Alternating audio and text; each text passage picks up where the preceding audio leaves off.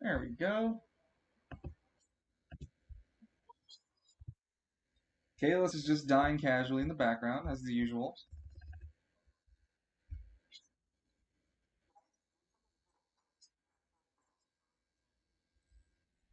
Yeah, of course you can do something before you know how we're gonna do it. This is the finale. We have to like amp it up.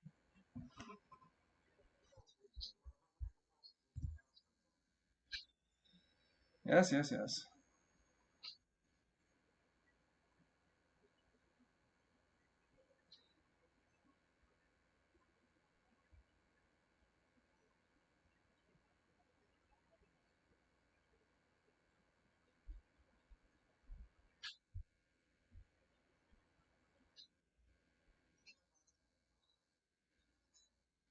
Jump, get on it, get on it. The way to feel it. All right. I updated the Twitch thing, and I'll update the Discord.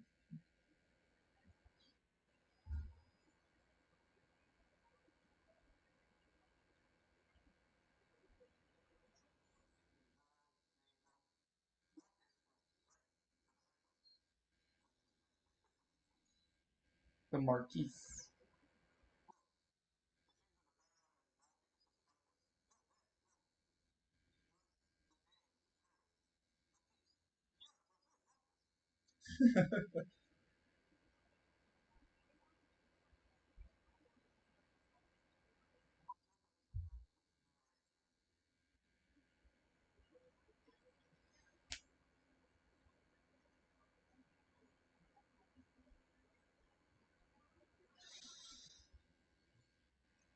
I'm just a little animal user.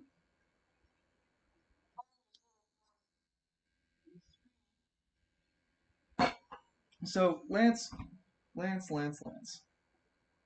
Lancelot McKinley.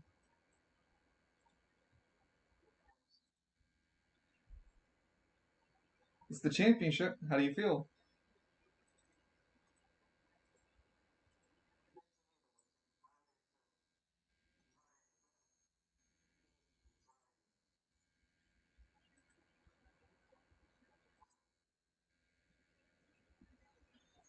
Do, do, do, do, do, do.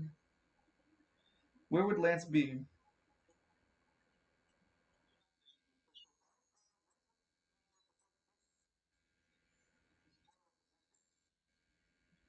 He's where? The front gate?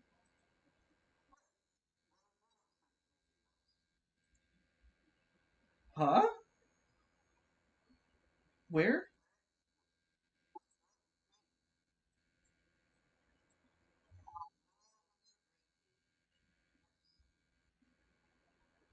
Oh, Green Tea, where he was passing around his tapes.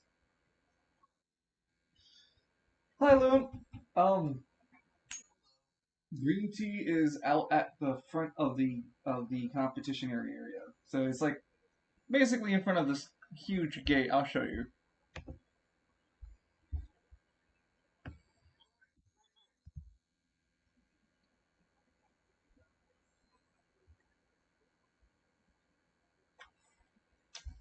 He'd be on the other side, but he'd be like facing on the outside of this gate. Huh? Oh, hey, it's Lance. I sold a couple of my CDs. I got 20 of them sold so far.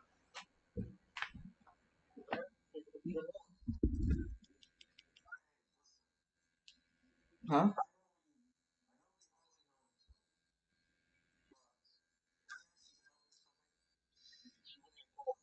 Oh, it depends on how you're gonna help me out. I'm not much of a money guy. I'm kind of a vagabond. Plus, I kind of made a lot of money right now just selling my CDs.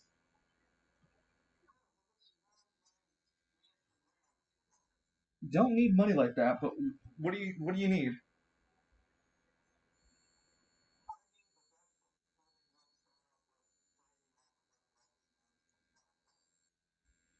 He smirks. You want a legendary guitarist to play you down, the owl. Yeah, sure, I can do that for you. You got a specific song you have in mind?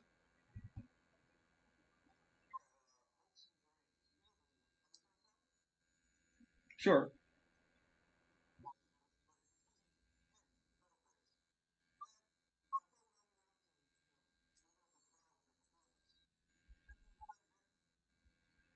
I can try, but it won't stick. It won't be a standing buff for you.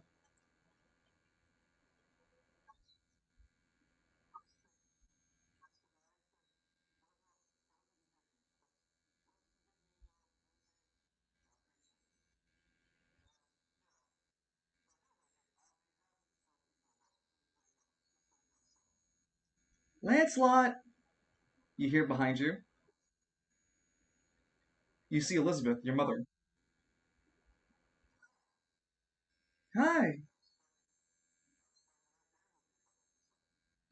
No, I don't know where he is. We haven't been talking much since he came back.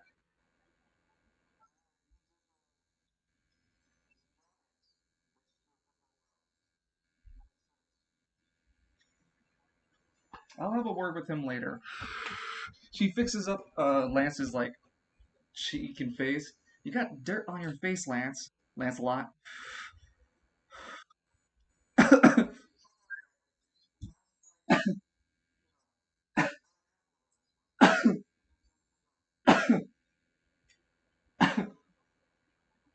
You're still my sweet boy, right? She looks at you with a smile.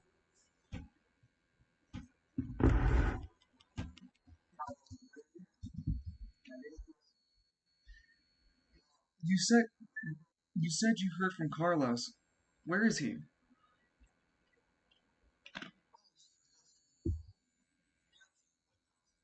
Why?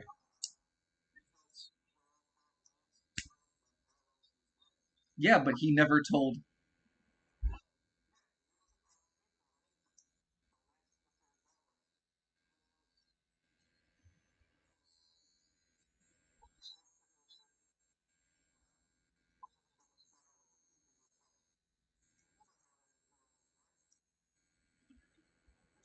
She looks at you. She looks at you for a bit, then smiles as she normally does.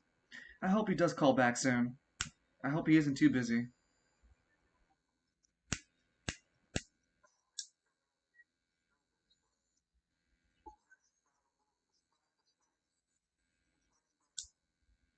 Well, it's the championship, so yeah, I can imagine it'll be a one. Her eyes kind of like look at you. She still has her smile on, like, huh? A death what? The smile fades. Lance, Lancelot, why? Resign from the fight immediately. I'm not gonna have you die. No more Ma's me. I'm not gonna lose another child. You just no, I'm not gonna lose a child. Oh, don't you call your mother Elizabeth. She glares at you.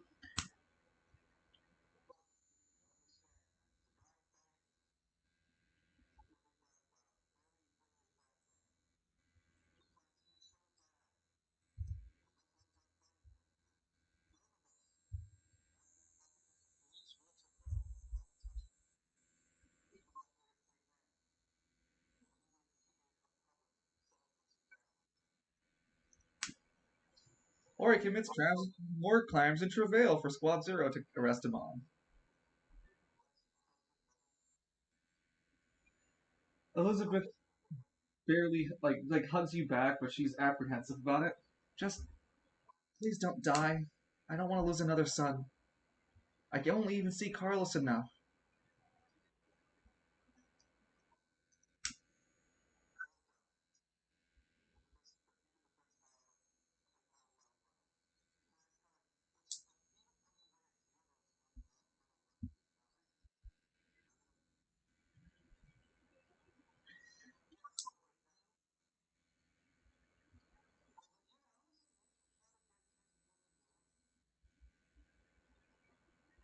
Yeah, it's the championship. We can have Lance running around a little bit more than everyone else was.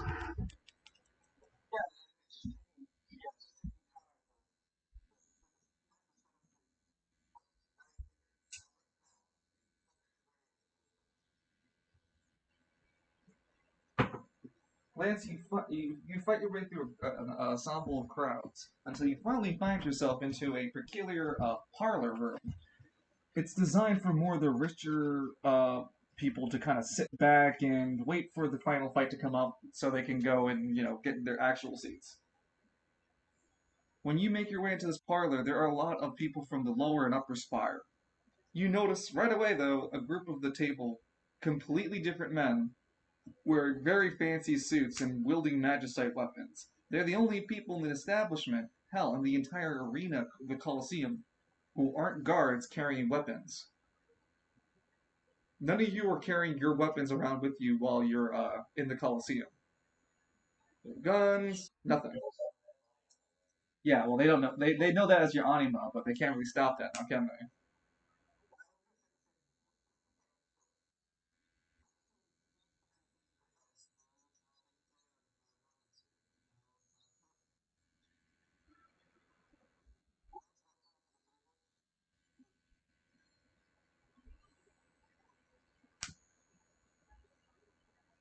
You walk over to Gwaine and he looks over at you. Lancelot. Versace and, shit. I got his name. Hold on. Napoli, thank you. Versace and Napoli look over at Lance. Oh, isn't that your kid? Oh, wait, didn't we fight your kid?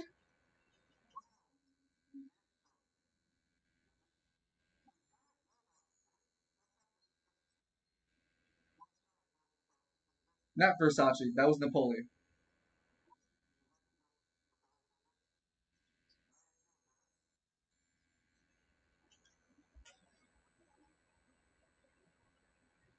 I'm just stunned.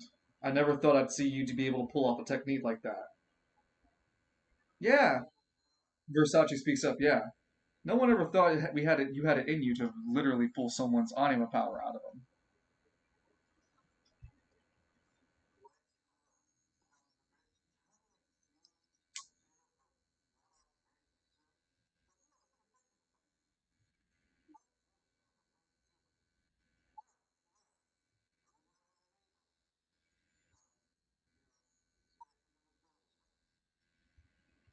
Speaking of moving forward, how will you adjust to your fighting style?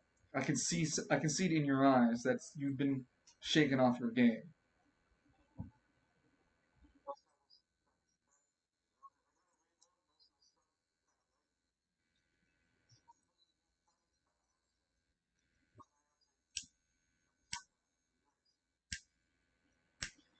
Gawain pulls out from his pocket a circular device that's pink.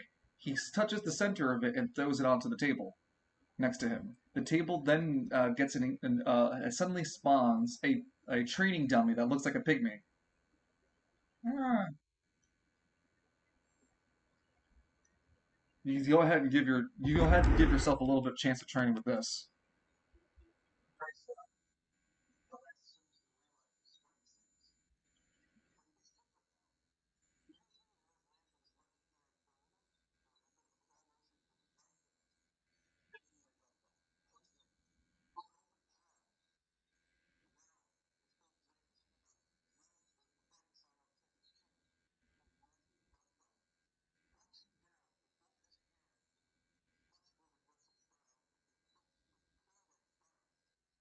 He's in a crab stance.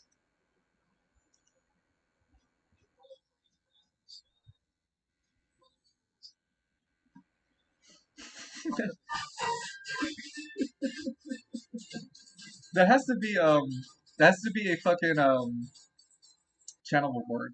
100,000 axe the sky crab for the wisdom. And anyway, Lance, when you take your new fighting style for the ley line fighting style, you find that while you have your mastery still at journeyman, you can't currently use your journeyman effect.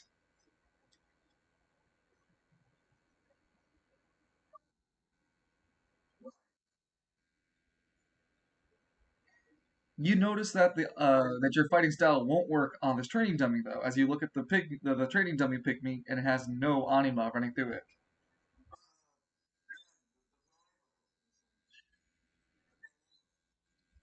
Well, you need an anima user. Well, we don't have an anima user just lying around.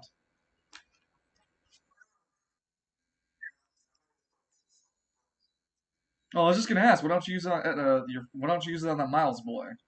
You know, get back some payback for your dope man. Your father did. Yeah.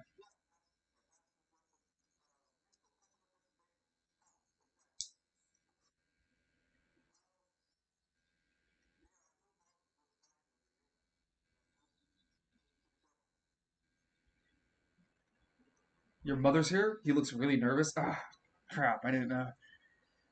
He takes out a packet of mints. He takes out a pack of mints and takes one.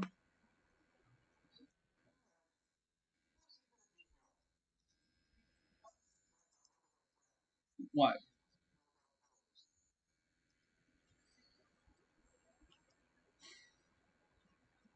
I'll keep it a secret, but you have to be the one to tell her.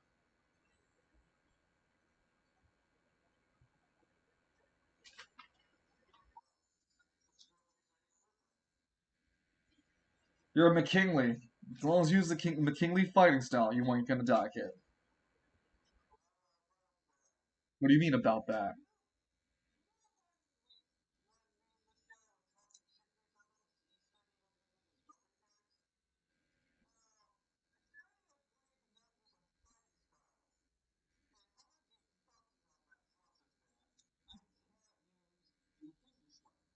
He glares at you. What kind of McKinley can't use the McKinley style? What kind of McKinley can't use a fighting style?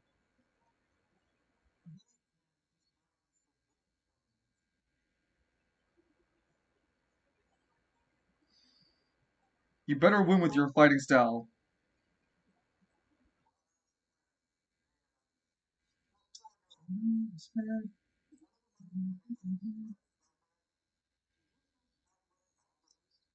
I'm not making money off of you fighting.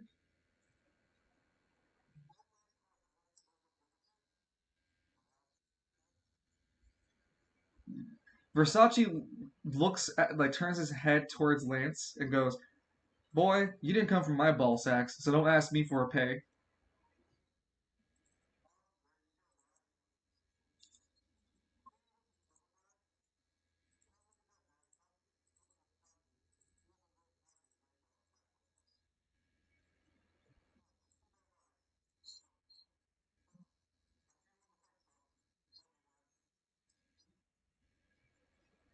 Gawain doesn't say anything back as you leave the room.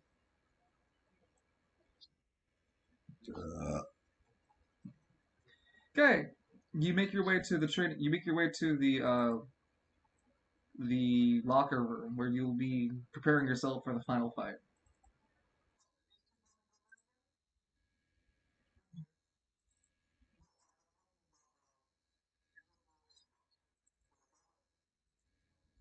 Where are they?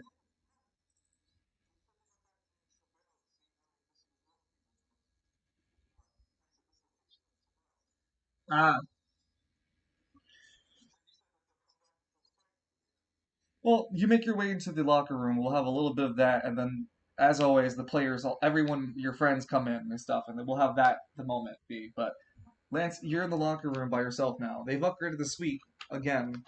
There's only a single locker with a huge amount of space, a whole designated area for you, and like a change area, and a whole set of like a whole built-in washroom in the area for you. It's very nice.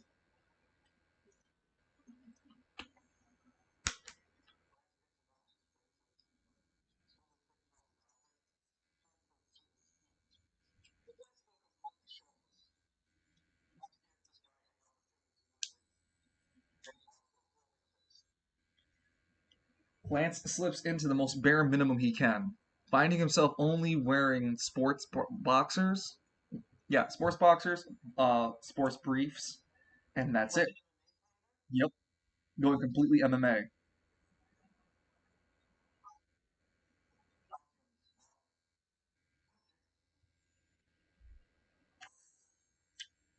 Now I need to hire Maven to get Lance's MMA fight outfit.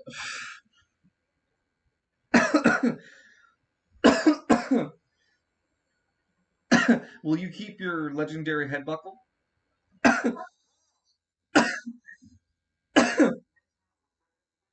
What does it say?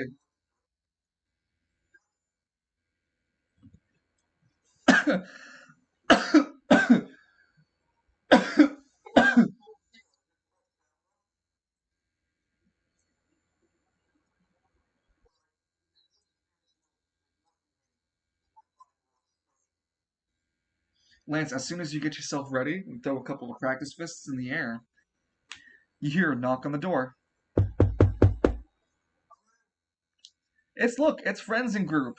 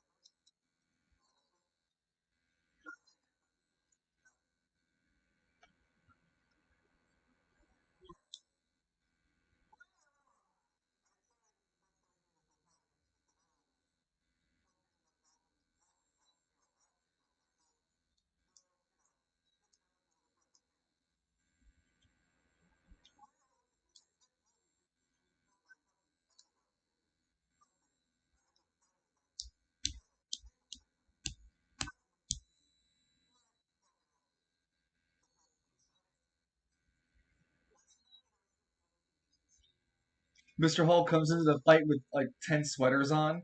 Come at me, Lance.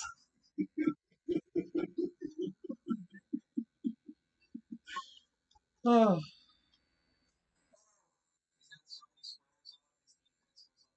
yep, just by one. Yep.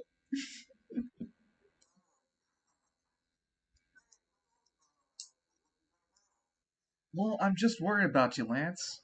You know, I've seen you through a lot of different type of like death moments and fights, but I think this might be the closest I've ever seen you actually be nervous about those.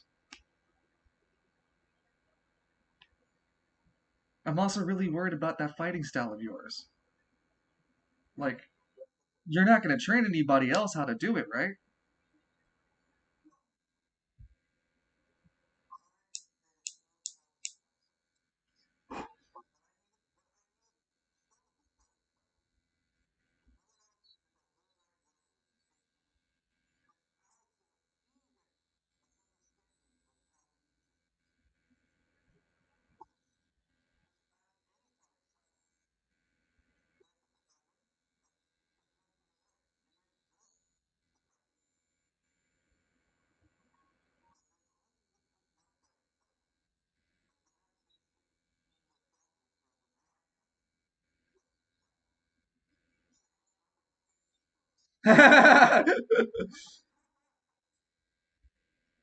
It is, in fact, that the water cooler was staring at Falcone as well.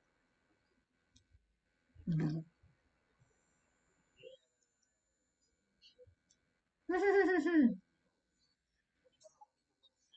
you call me a little shit?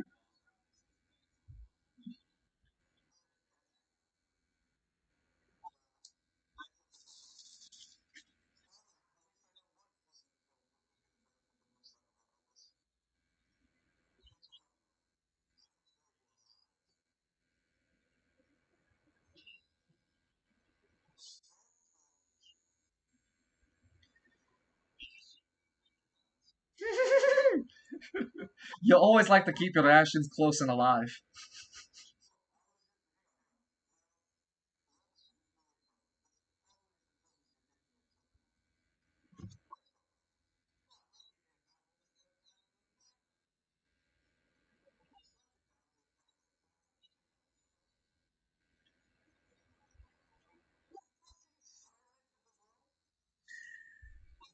The water cooler blubblers. Blub, blub.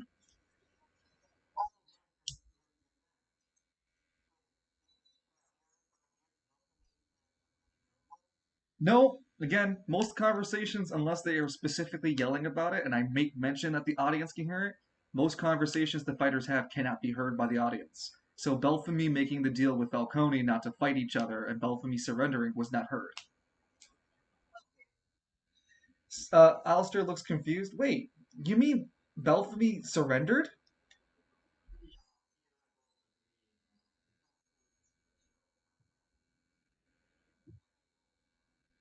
Uh, are you sure? Are you sure that was smart? I Isn't Belfamy like that guy from the Upper Spire?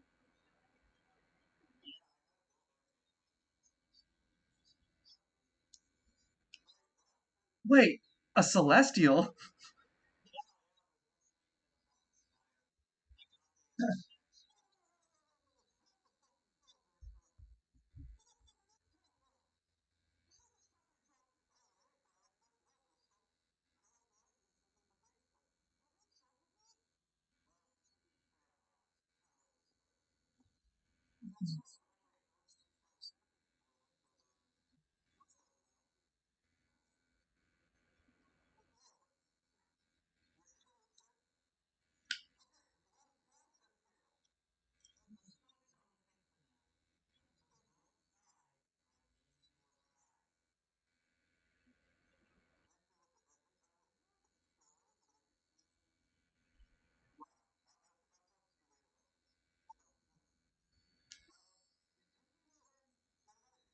Yes, Friends and Company is just going to be any NPCs that you need.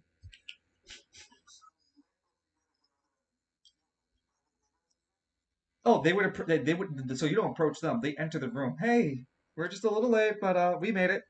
And well, Steiner, do you want to get the news? Lance, we have over 149 missing people's cases in Travail Bay.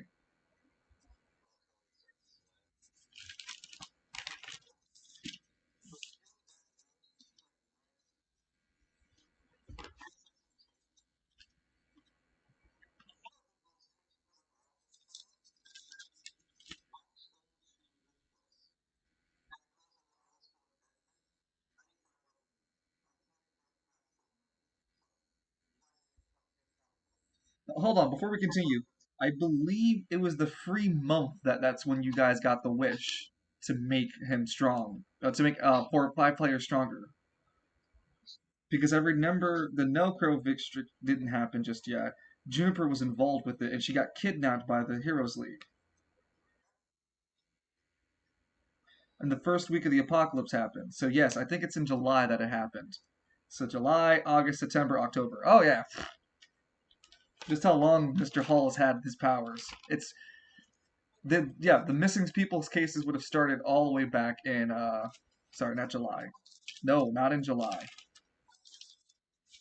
Probably August, but then they would start to atone that a lot of those missing peoples would have been just missing from the when this guy's brother rampaged through the city.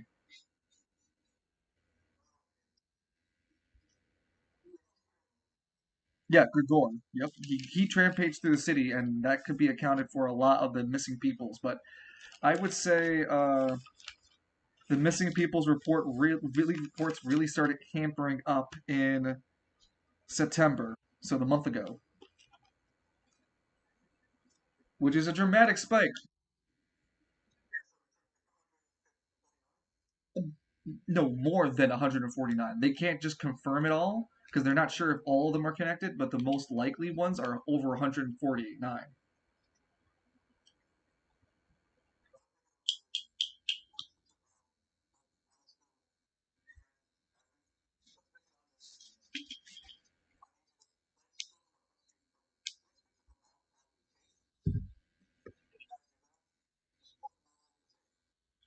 What do you want them to do?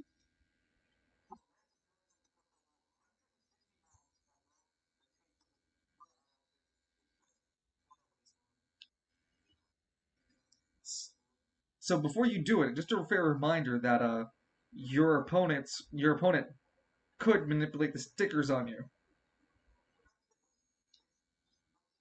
Yeah, one strap of tape. Yeah, that's all. Well, yeah, he'll point. He can point at the strap of tapes on you.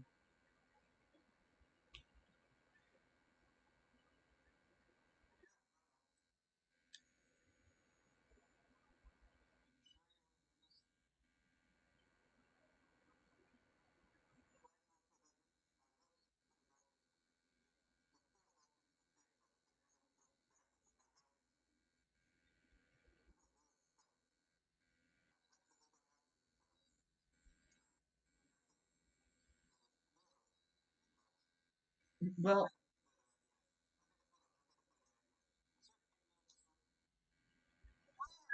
there's always a pygmy.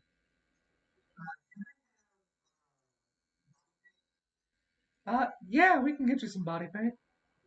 Another suggestion is why don't you just use ashen armor?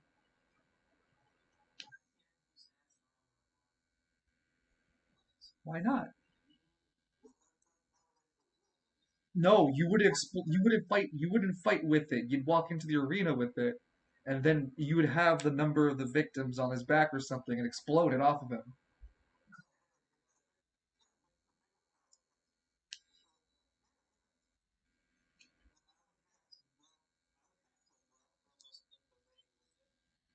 You have range far enough, but in any case, but yeah, Lance would want his like Lance is having people join him walk into the arena for the final match.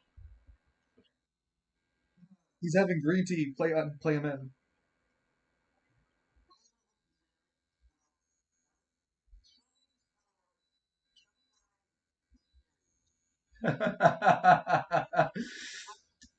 The one thing they fear is you starts to play loudly.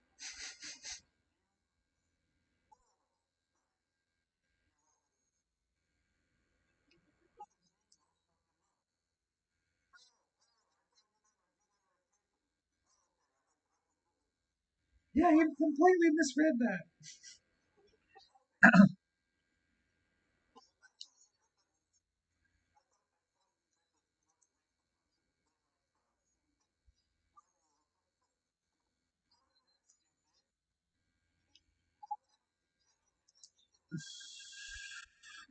Damn.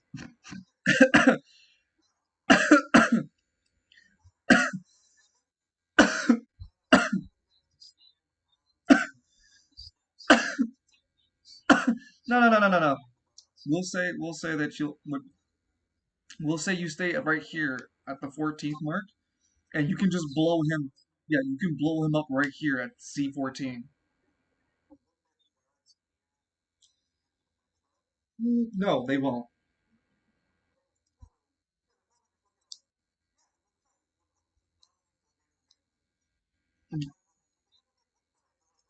It's just the gust.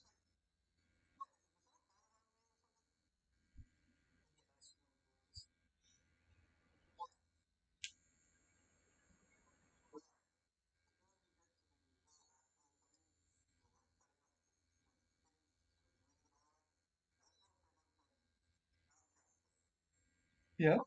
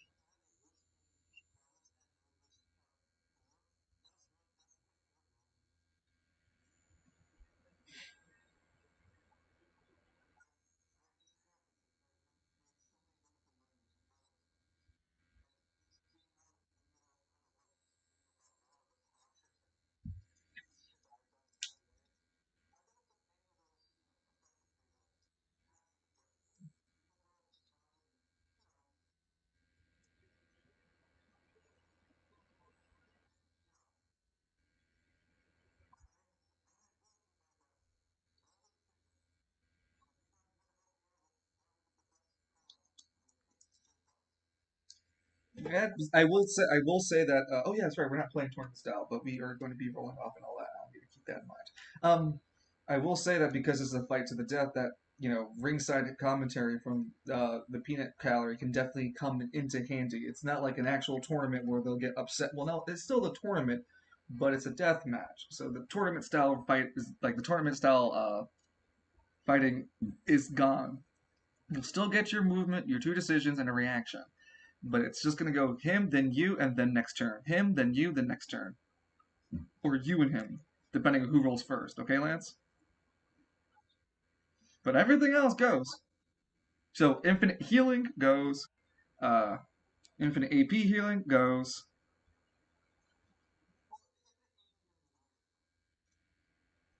Yeah, I was thinking about limit. They were thinking about limiting the AP recovery too.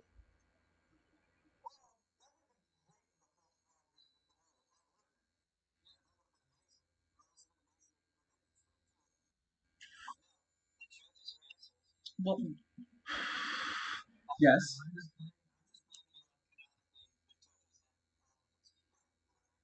that's that's fair, and no, it's also okay. And furthermore, it's no one really knew what Mr. Hall was doing for every single fight. He barely used most of his anima powers.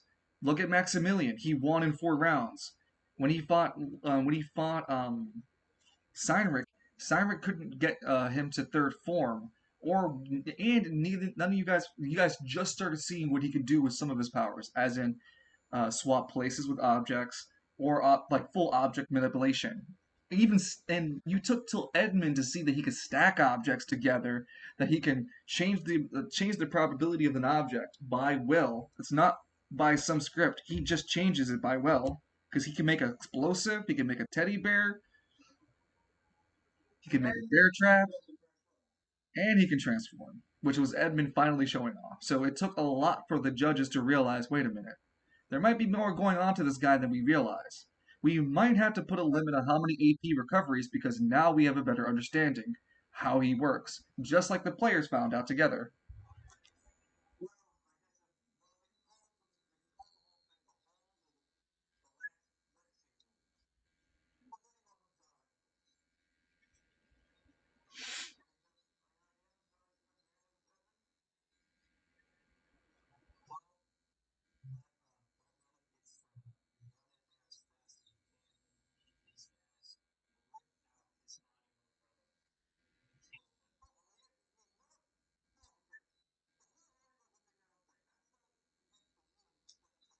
Nope, not against it, but you don't have access to it. And I claim that it's because of a mental trauma. That is the blocker. That is your journeyman. Hold on, that is your journeyman style that you can't reach yet. You have a mental block. Oh, use no. He still has access to his novice and intermediate. He can no longer siphon AP out of people. It's different.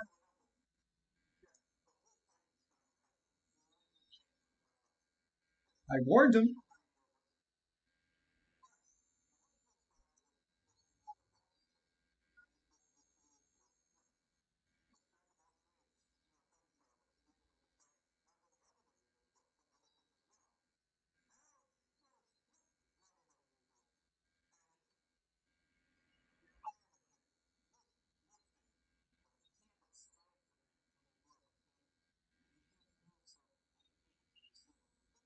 You'll see. That's all we have to tell you. Yep.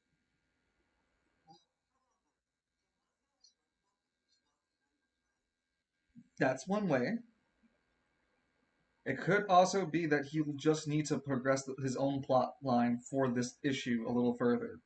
It's not something a permanent debuff on him, but rather something he'll just need to come to terms with.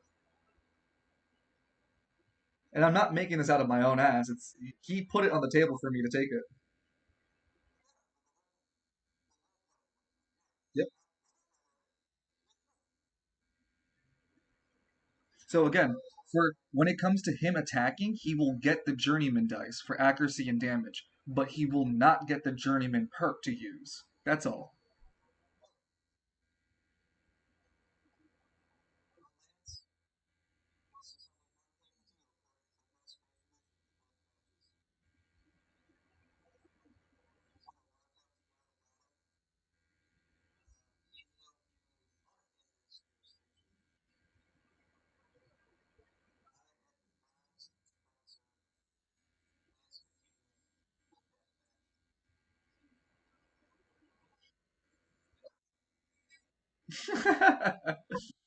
Steiner looks awkward.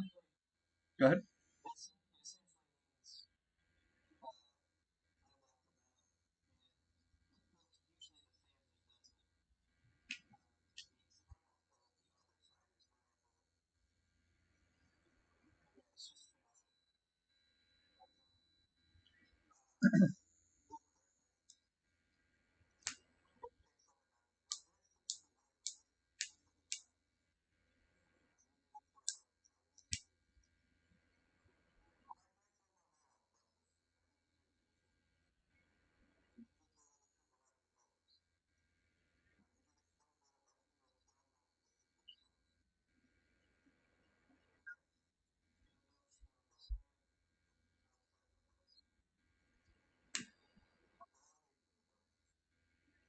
When you return back to the group, Steiner pulls out a cup next to the water cooler and tries to use it.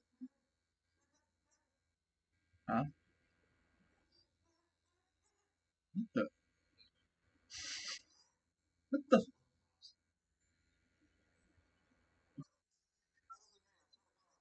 No, yeah, exactly. Steiner's like, I was just using the water cooler, but it doesn't seem like it's working in here. Huh. He keeps trying to activate the water lever, but it doesn't do anything. Ah, that sucks.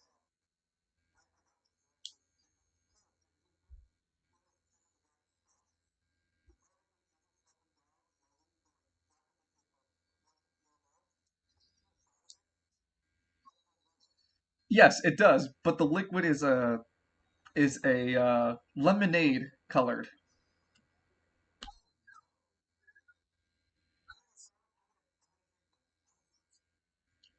Oh,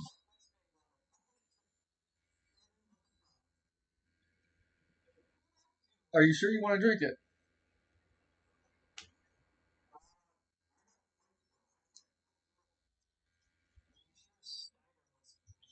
No, Steiner does not want to drink it any longer. He goes, that doesn't look right to me. It's it has a rather strong pungent smell. Furthermore, it doesn't look like anything like the water in the water cooler.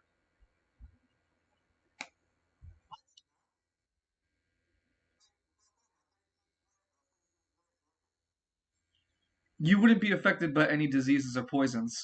Well, at least no, not talking to Falcone. As long as it's not like specifically demonic, but there's a very 0.0001 chance that this is demonic. No,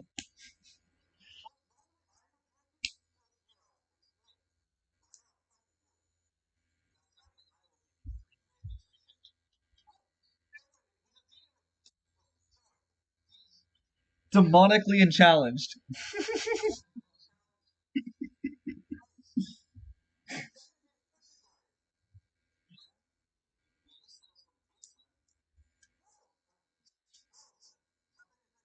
What? No, I'm not. That's disgusting. Come on, Lance. Everybody, let's just pour.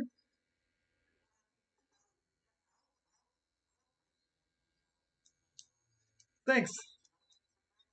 Pulls out a revolver faster than you can talk. Asks the final part of the question.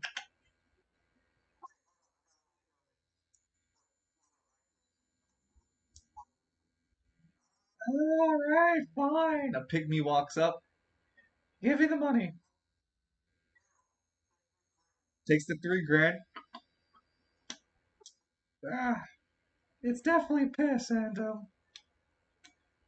whoever pisses it is, they're pregnant and or have gonorrhea.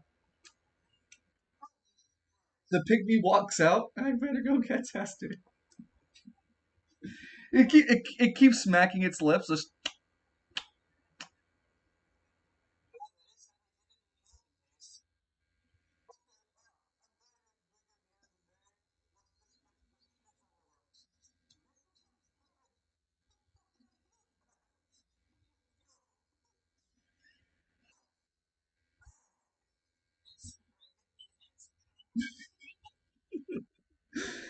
As Lance begins to make his way out of the locker room to get himself ready for the fight, your friends follow suit, and the door closes behind everybody, leaving the locker room alone. After a minute passes by, the water cooler turns into Novus. Ah!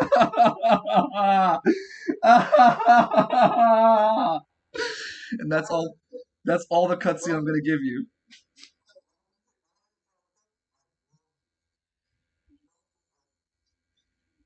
It was your fucking idea to turn it to the water cooler.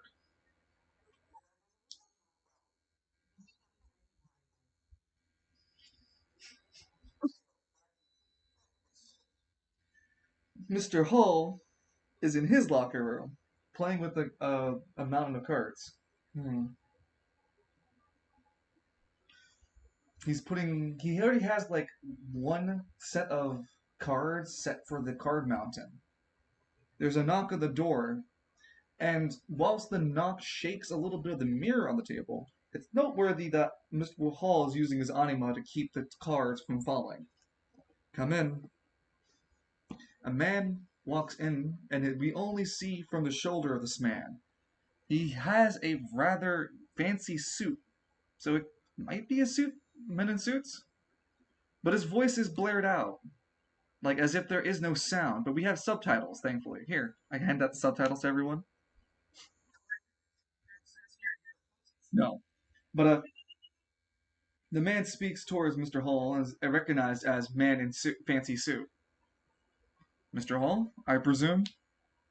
Mr. Hall looks up at the fancy suit guy. Again, the camera pointing from the shoulder of the fancy suit. So we'll never see what he looks like just yet.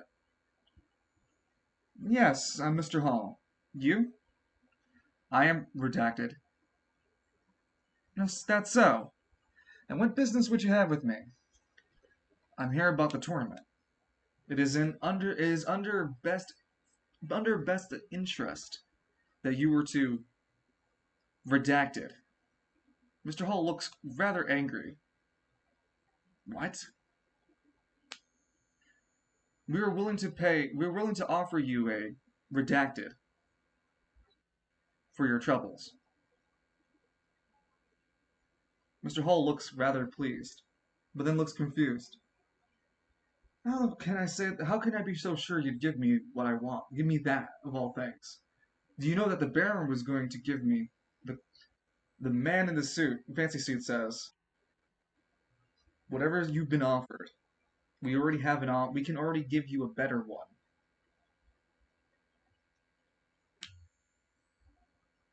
Mr. Hall looks begrudgingly. No. I don't know who you think you are. He stands up, but I will not be intimidated by some fancy suit asshole. Take your deal and shove it up your ass. His eyes flaring red. I will not be swayed from my fight.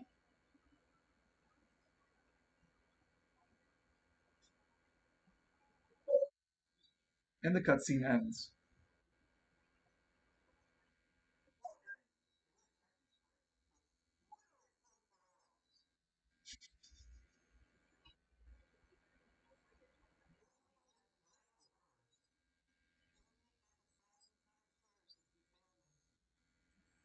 Welcome to my genjutsu. I had some popcorn ready, but it'll take a while to get there. Get it? Because it's genjutsu.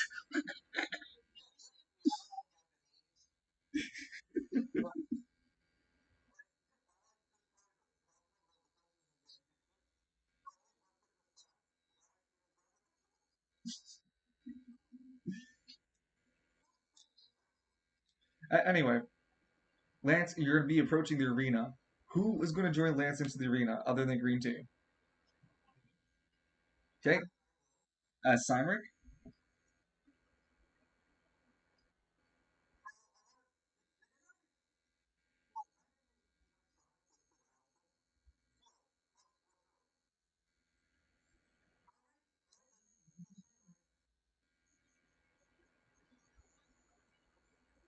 Okay. And just to make sure, Falcone, would you join in this walkthrough?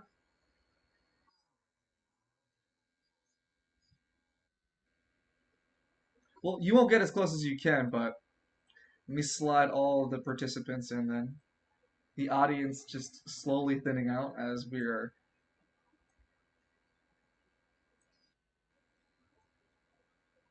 Okay. So you guys begin to get yourselves up to the podium where not the podium. You guys get yourselves up to the stage flaps. Right past the flaps, that's the arena, and that's where the fight will be. Like everything will begin. The group here is Green Tea, Falcone, Edmund, Alistair, and Seinrich. Cyrix smiles. So, it's so glad to see that you made it so far, Lance. Make sure you don't lose to Mr. Hall. You got it? I want to get a chance to fight you. Cyrix.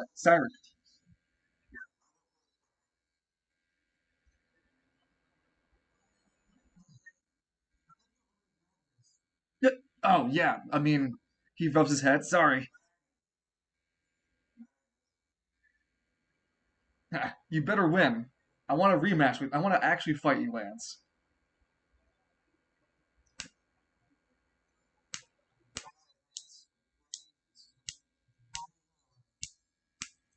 You feel the application of the first dust armor. No, wait, sorry, it's ashen armor. It feels very dry against your skin.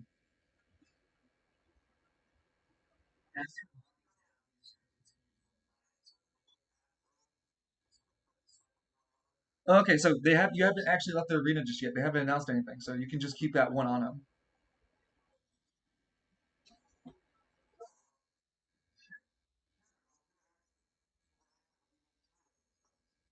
What is it?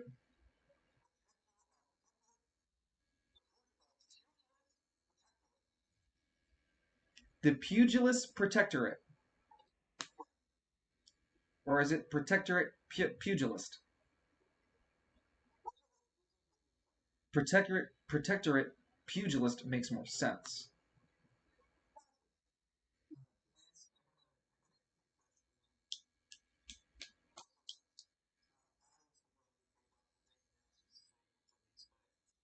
Green Tea laughs.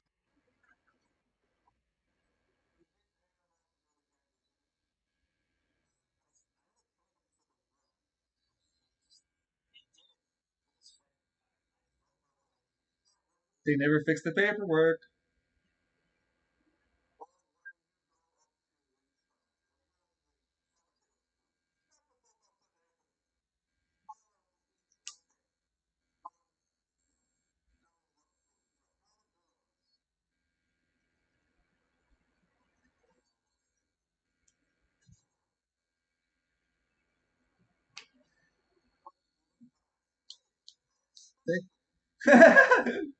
Thank you, Satan.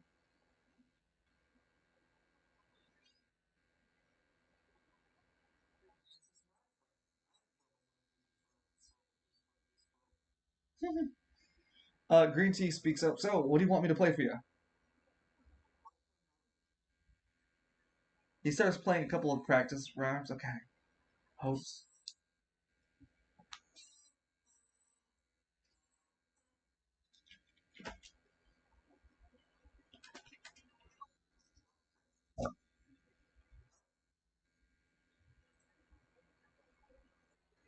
I'm playing. Okay, I'm having it ready to play. So, ladies and gentlemen, all viewers from across the Spire city and the Spire itself, we welcome your viewership to be part of the finale, the majestic ending of the Symphony of Animas. Our fights have brought us many amazing battles. This moment, we'd like to get a small recap, just a little bit of what we've currently gone through in terms of our fighters. We've had many amazing fights, like in the semifinals, where the Gridiron Bandit fought Mr. Halls in an astounding 3-fight, 23-round spectacular. Let's not forget how Cyric took on. Sorry, no, it's not Cyric. Magnus Maverick took on winning move in the very first fight, taking the fight to 3 fights and 18 rounds. Though the tournament has been amazing, there have been some casualties, and we do offer our condolences to the family and loved ones of Drex Martin, who took a fight against Rising Star.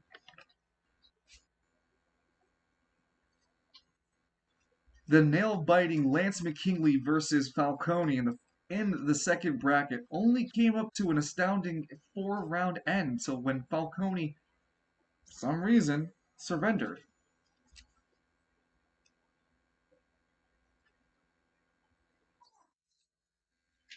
And the best grudge match in this tournament, Edmund Miles versus Rising Star, taking the fight. 3 fights in 15 rounds.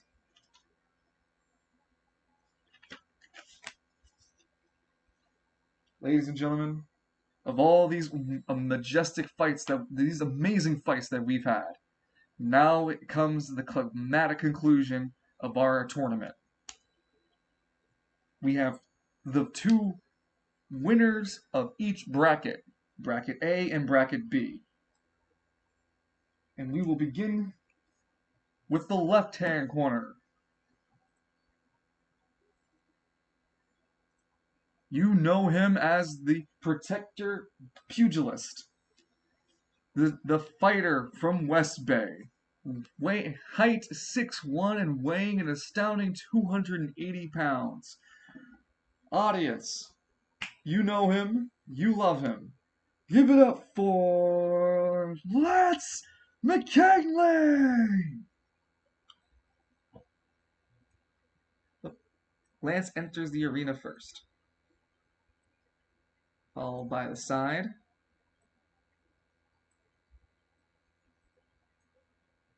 And then everyone else will come out once you move up a little further, Lance.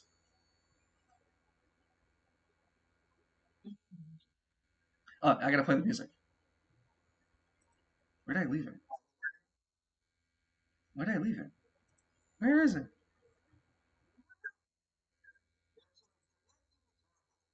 You are too many tabs open.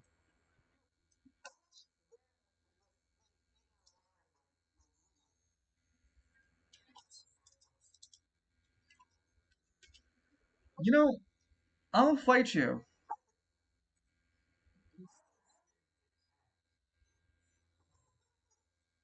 I bought 16 RAM, gigabytes of RAM. I want to use all of it.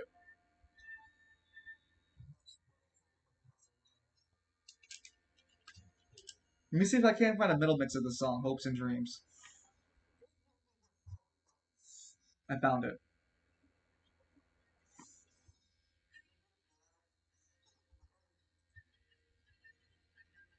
We did it last, the RAM is no more. So, Lance, you're being led into the arena. Edmund, you can keep up.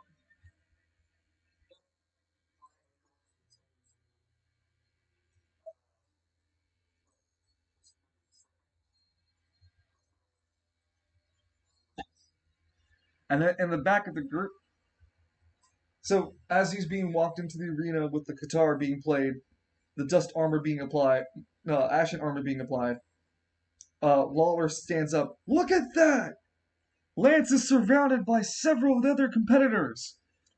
Look, Falcone, Bishop Father Falcone, Magnus Maverick, the Gridiron Bandit, and Green Tea are all there. There's also a little boy who seems lost. Someone may want to help that little boy get away from those ferocious fighters.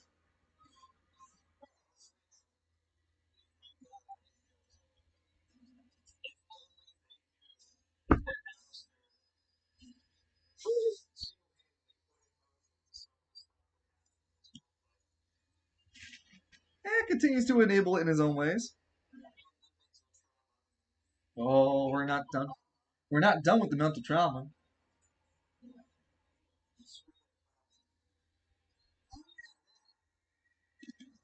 You launched guts into Lance's door, remember?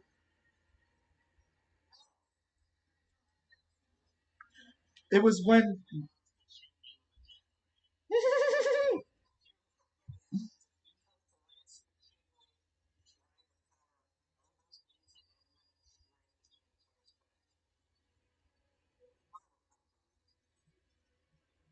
Zero Match is one hell of a drug.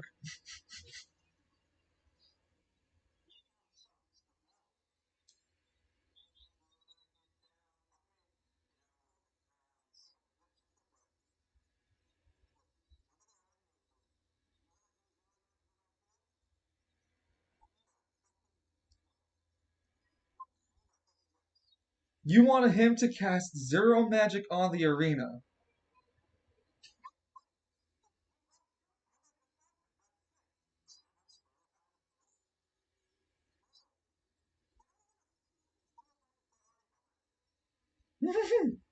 No, it's not.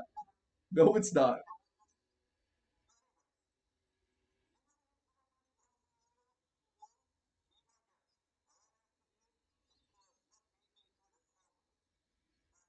No.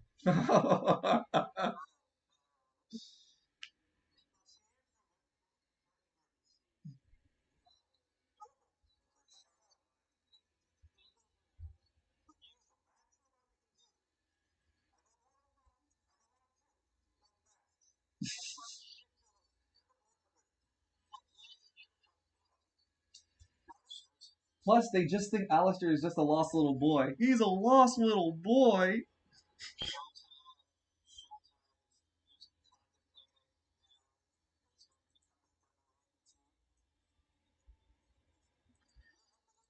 Cyric, Alistair, and Falcone all keep up with the main group. The audience is losing their shit to the heavy metal cover of Hopes and Dreams.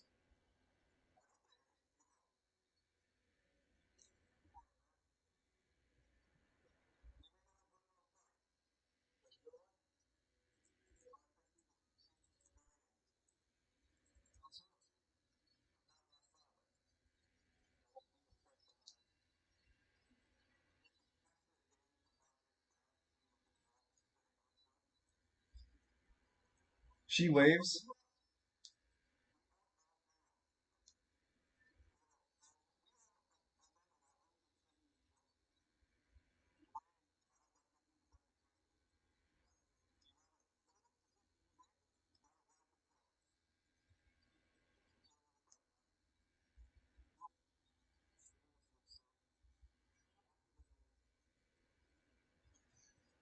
Cyric speaks up. Yeah, you better come back. But no one else does. Yeah, no one else does.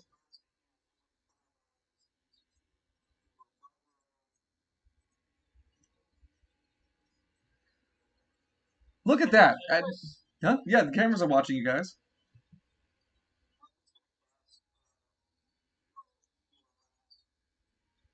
Lance, when you get the last piece of ashen armor, you get a full knight visage on you.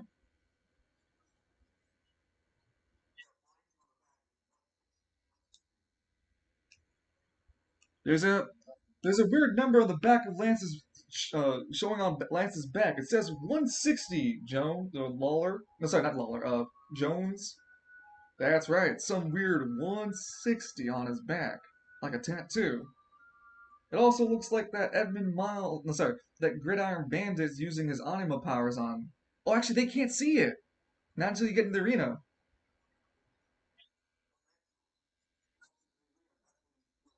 Yeah, it starts to take. Wait, so you haven't jumped in yet.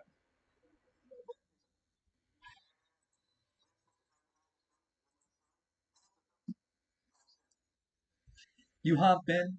Welcome back. You hop into the arena, Lance, and you take on the Knight Ashen look.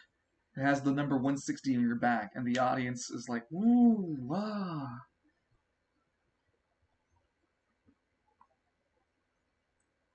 And in the right corner, hailing from Travail, known as the hot dog vendor to eat in Travail Bay, he stands in an impressive 5'11", weighing 205 pounds.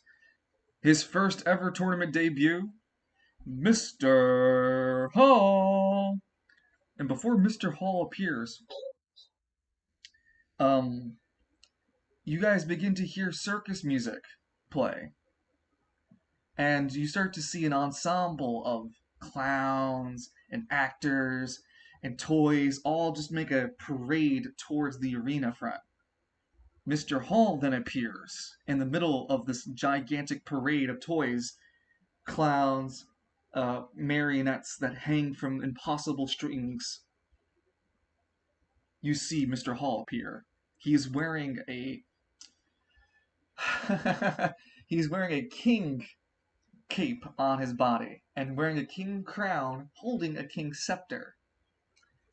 He is wearing his usual outfit: brown khakis, white dress shirt, got a wristwatch. He has both of his shoes on with socks, and he's also wearing white gloves. He smiles with his eyes closed, waving at everyone. There are little toy planes that fly past that read, "Mr. Hall rules, ruler of everything." What's it called? Buy Travail hot dog.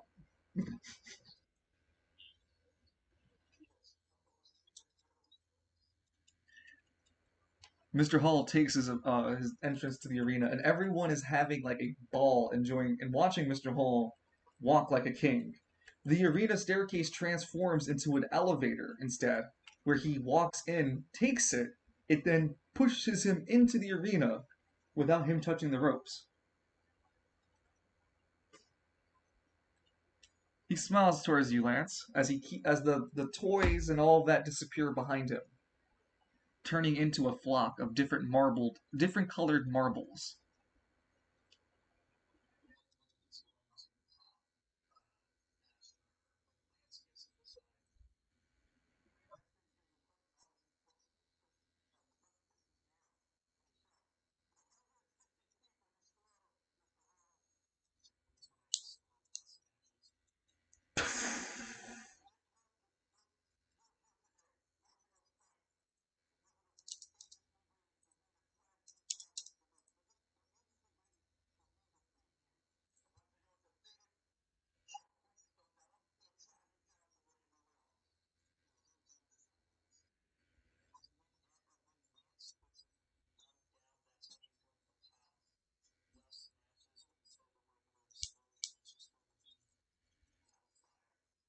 You can't summon Hellfire, but you get as close as you can.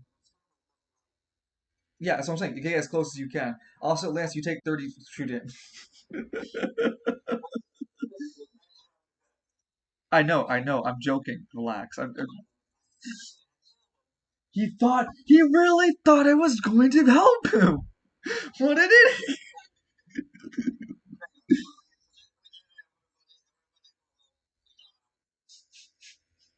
No, no, Daddy, you didn't take 30 true damage. It's okay.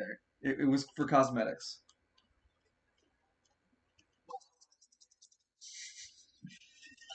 Mr. Hall would glare. You stole my cow!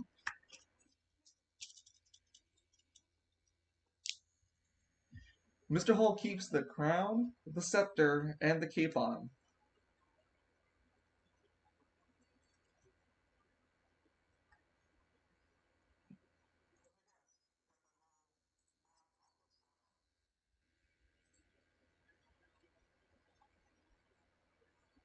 Ah, you mean like this? Sorry, like that?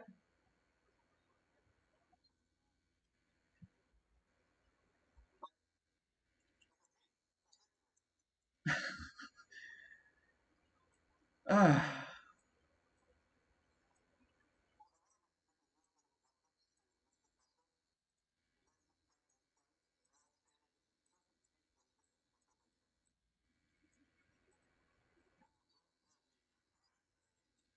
He already said don't lie.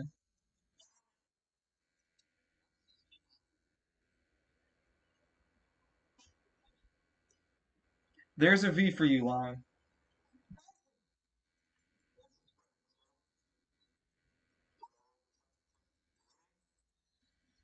I'm only ready to take you out.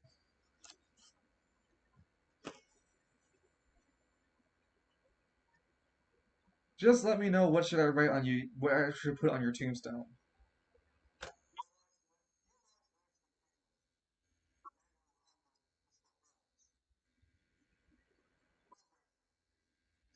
You'll have to, you'll have to, you'll have to actually humble me.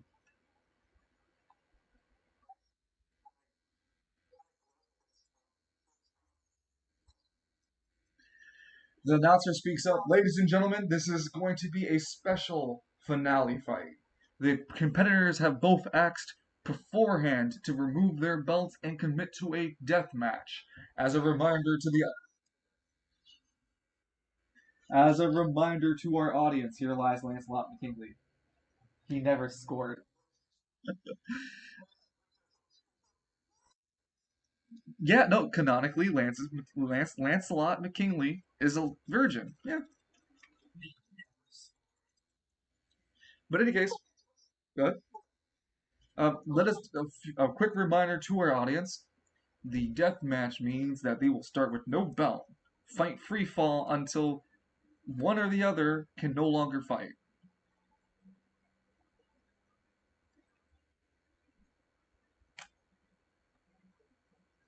Anything goes. Free healing, free AP, healing. The true question is, will Lance be able to handle Mr. Hall in this new adjusted rule format?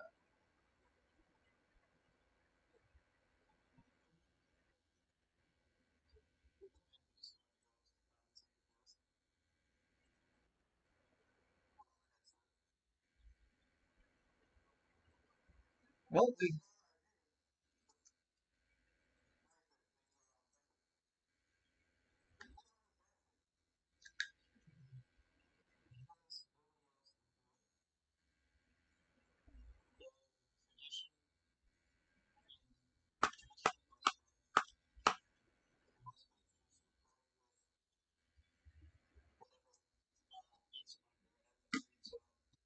it's a street law.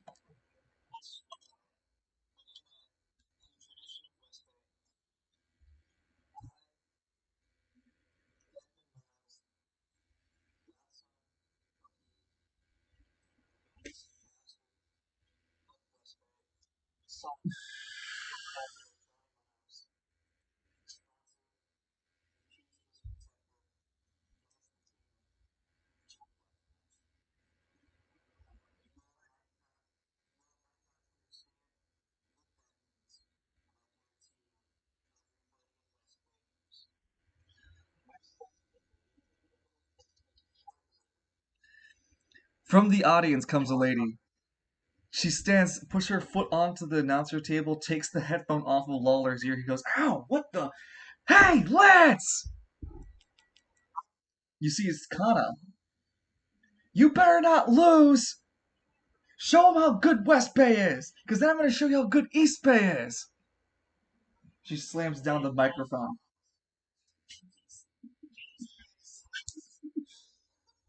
Who said that?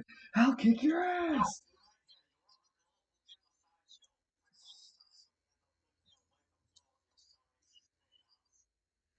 I don't.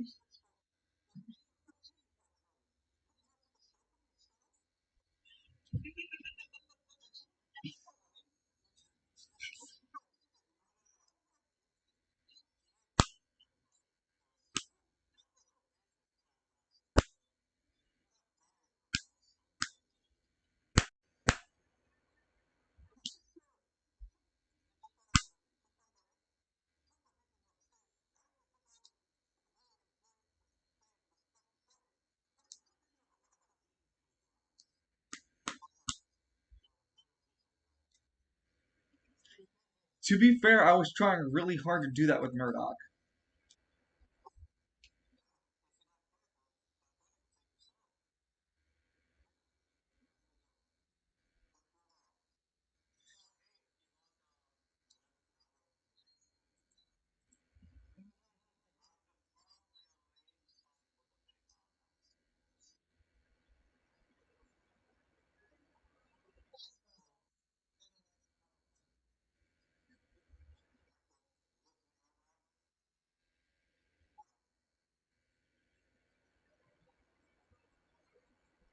13.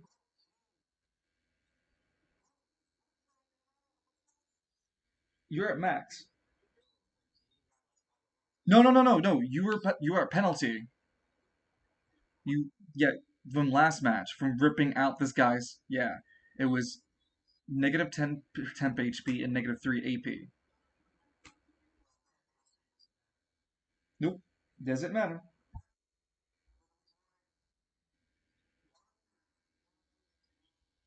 Yeah, Lance goes first.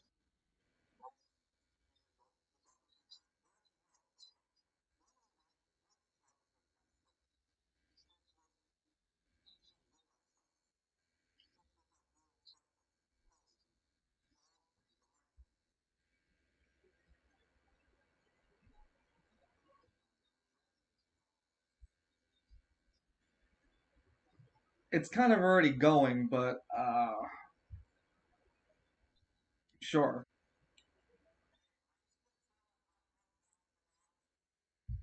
Why, yes. I will.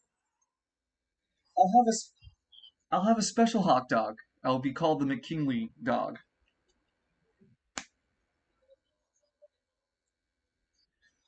But it's high in fats and protein.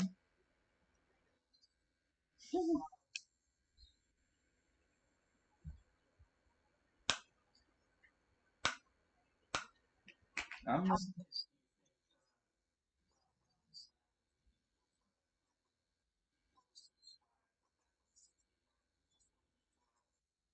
no, they would understand it based on like you asking for the missing people's report.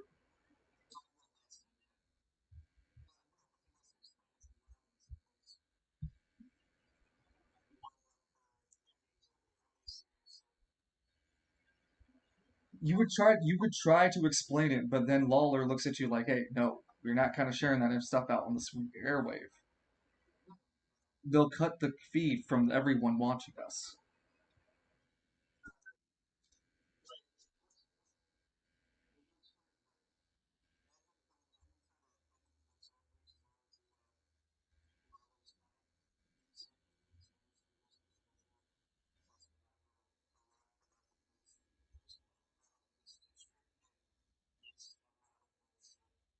He turns the mic back on. Yeah, he turns the mic back on though and continues saying, "Oh, but we had a little bit of a technical difficulty there." He looks at you pleadingly, like, "Please, let's not fuck around." Lance, you made a move and a decision.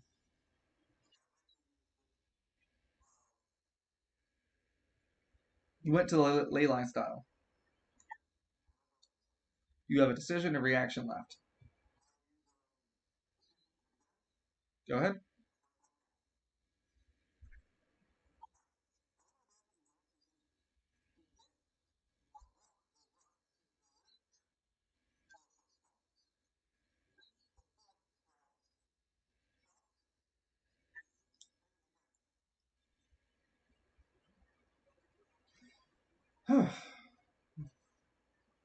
Mr. Halls spends a decision and spends a lot of AP, a massive amount of AP. And you see Lance, the large sign appears in the air. With defense values like that, reduce it to half. The next incoming attacks from Mr. Hall, Lance, you have to reduce your not incoming, like the next turn, any attacks that come from Mr. Hall, you have to reduce your attack by your defense when you get hit. He's only re- he's reducing it by half.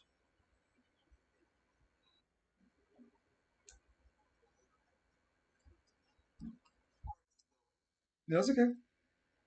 Spends this massive amount of AP, spends a movement walking around wielding his cane with a smile. His scepter.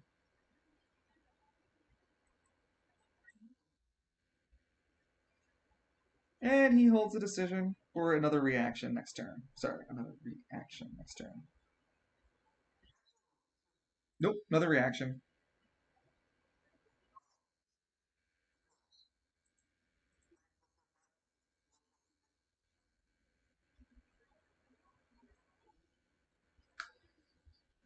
14. The dice are favoring you right now.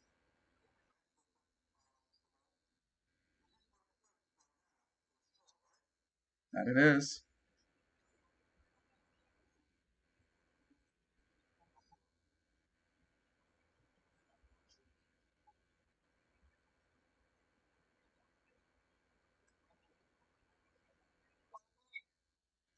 Wait. Yeah, you could move and then dash. Yes. Well, it's because we're not fighting in tournament style, but yes. So you spend a movement, and then you spend a decision to dash, and then you spend your last decision, which is your second one, to attack.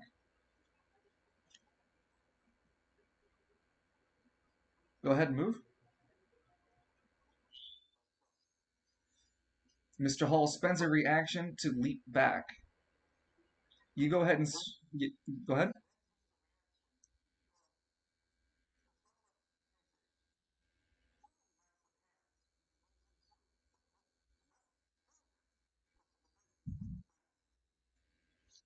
So you spend a reaction on his reaction. Okay. All right. So Mr. Hall is attempting to flee backwards using his reaction. He's going to add a dexterity to his current score, and then you're going to try to hit him at the new modified one, which is 14 now.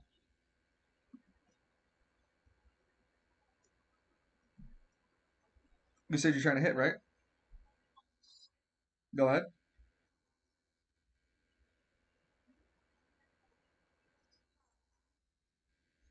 19 hits, and he's prevented from moving. He spends another reaction to throw the scepter into Lance's attack. He uses some AP, no, little AP, to create a puck disc that Lance's fists are magnetized towards.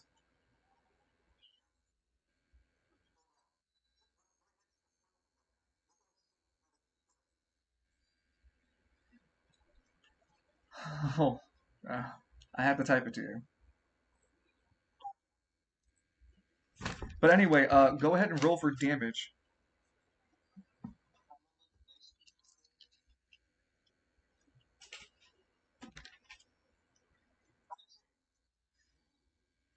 You feel your fist break the newly formed puck, but there are no effects afterward.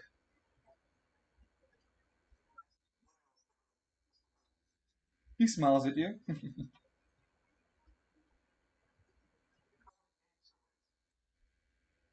Huh?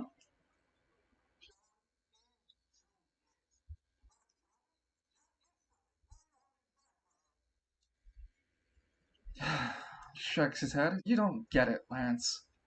It ain't about if I wanted to use it or not. I would.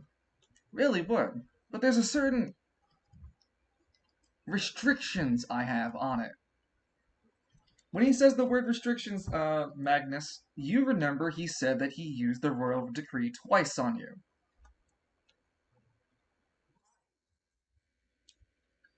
Then the flashback goes back to Edmund's fight. The royal decree was used twice.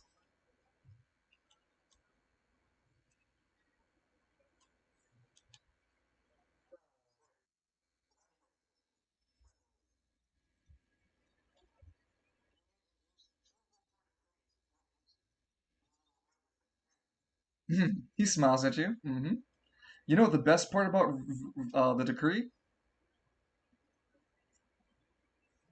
I'll give you a hint, Lance. You see, when it says that my attack has to be done. No, it says that when you take an attack from me, the damage must be halved. You have to take a hit from me at least once. But what if I just stood here and did nothing?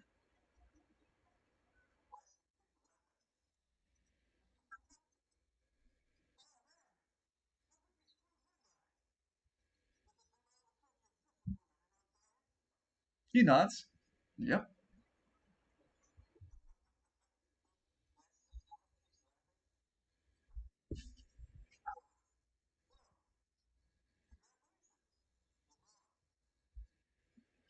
You're gonna surrender?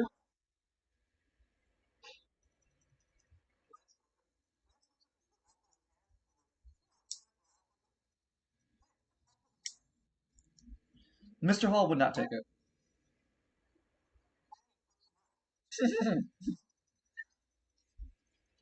Mr. Hall would shrug, but he does spend a decision on his turn to take his crown off and turn it into a saber. He then spends a decision in order to attack you, regardless of what he just said. Finish saying.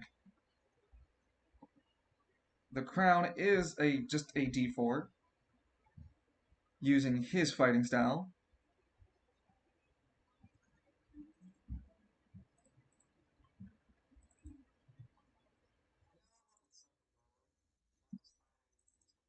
What's that?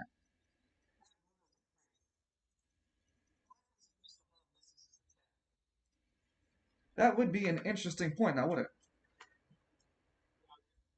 16.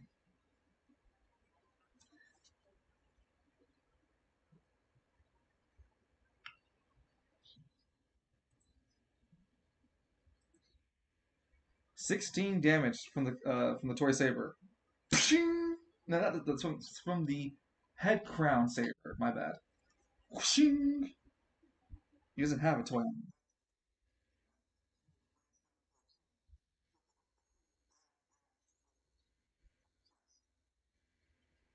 Careful! You're raining red over there. You're bleeding red over there. Oops. Let me take a step away. Let me take a step back from you.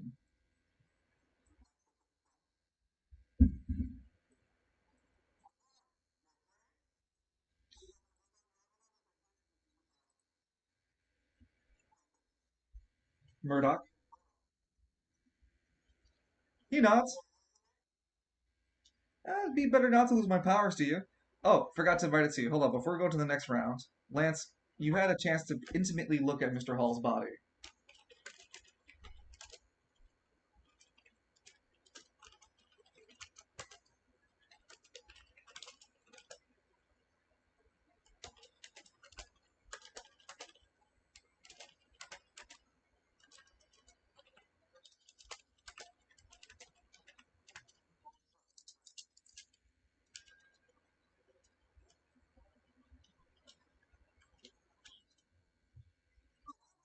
Stage for thermal vision.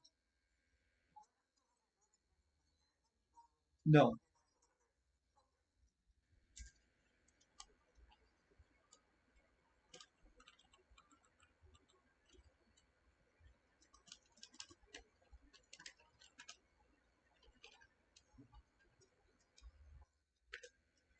Nope.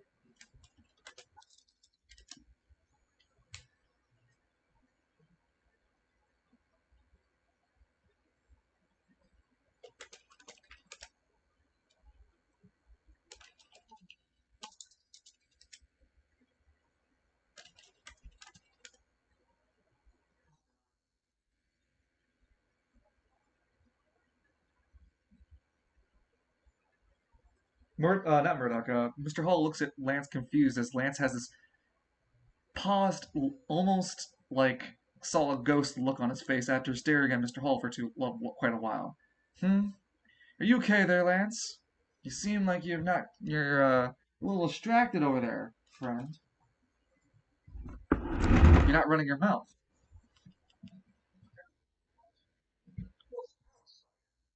huh? I'm not following you, Lance. Are you just trying to insult me?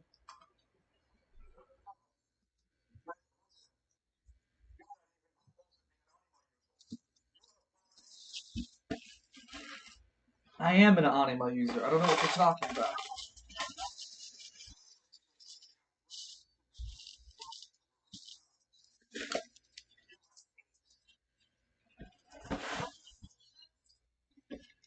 The audience murmurs. Novice, huh? Anima users only have one. Mr. Hall has eight. Takes notes. Interesting.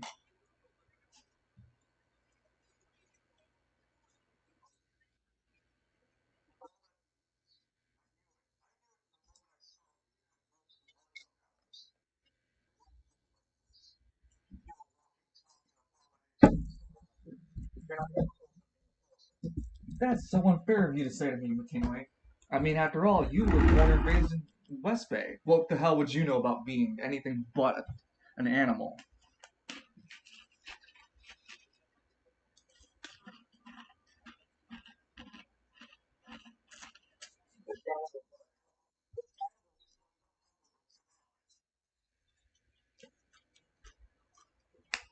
The next turn goes. Before you roll, the roll decree to pass passes. You get 3 AP back.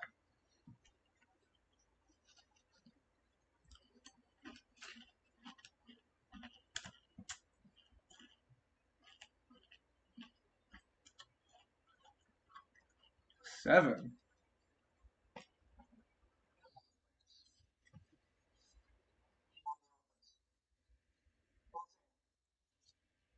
Another 14.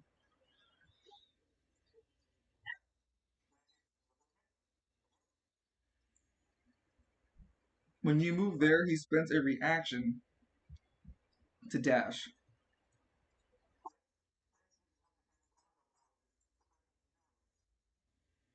Well, it's not guaranteed. He moves here. You're gonna roll a dexterity speed check. No, you're gonna roll to try to grab him using your anima powers. He's using a dexterity speed check to make your DC 14. Use your anima powers to try to hit that. Nope. He slips away.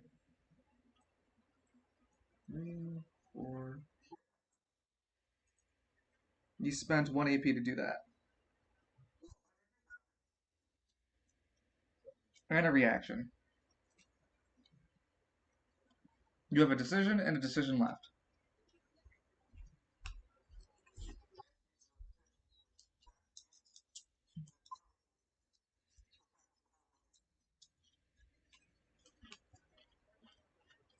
Go ahead. You don't have anything.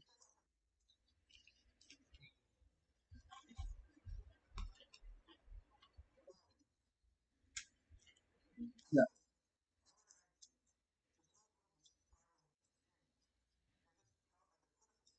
Nope. No fighting style can crit.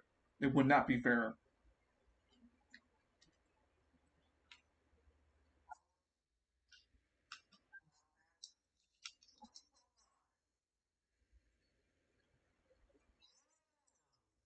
You don't roll damage for this new style. Not that way, at least. Hold on. Lance, you lower yourself into the ground. You see the multiple organs that you were talking about. You take a 1d4 to do anima bleeding.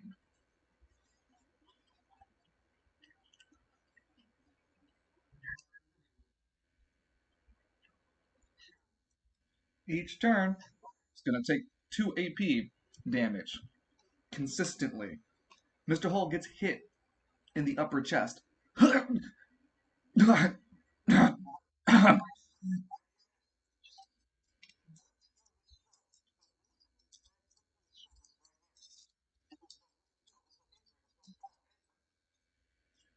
Mr. Hall's coughing up water. What the hell did you do to me?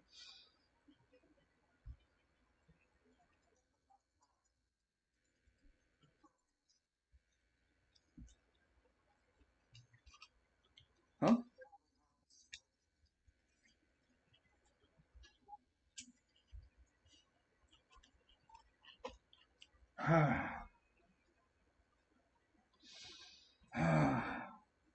He's breathing deeply as he spends 2 AP involuntarily.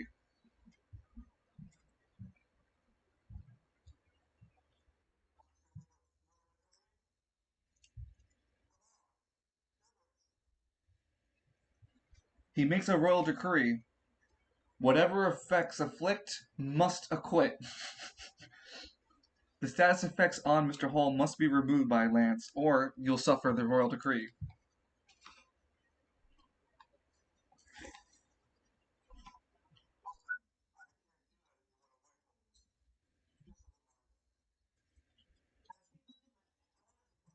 Hmm.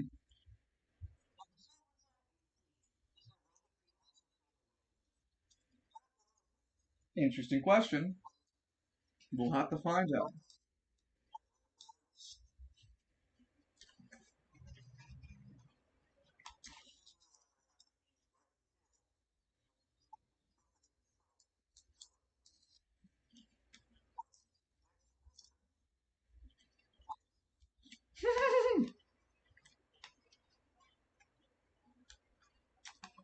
He ends his turn. He does not move.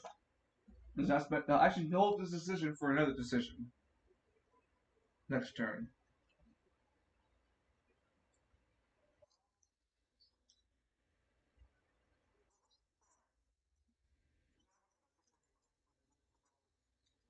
Yeah, but roll it again.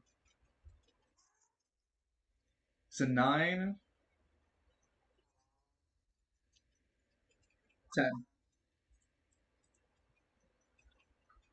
That is a 13. The first time he's beaten you in a roll off, but you go first because he will let you.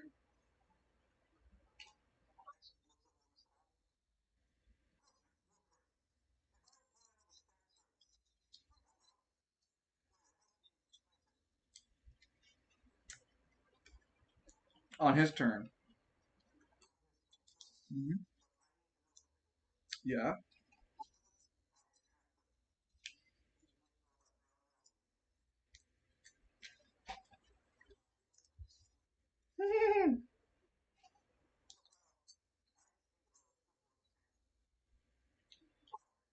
Of, of what?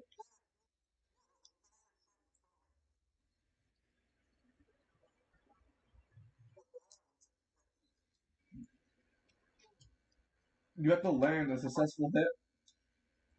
Plus, the difficulties increase based on the amount of AP he still has.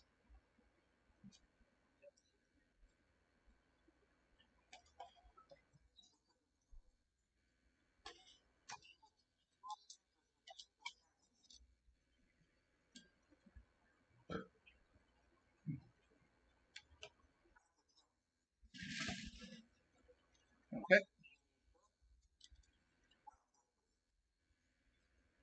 He looks at you confused. What? You're adding more of it on me.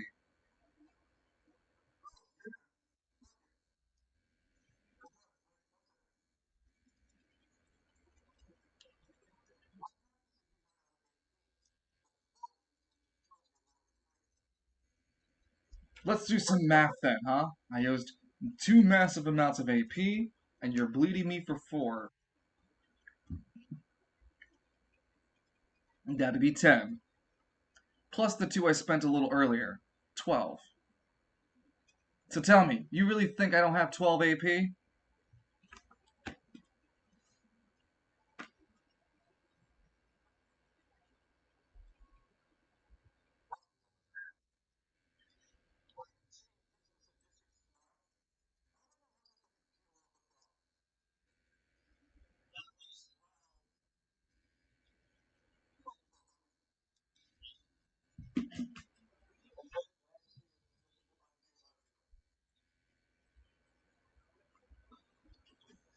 You spend a decision in order to remove the afflictions you've placed. Mhm.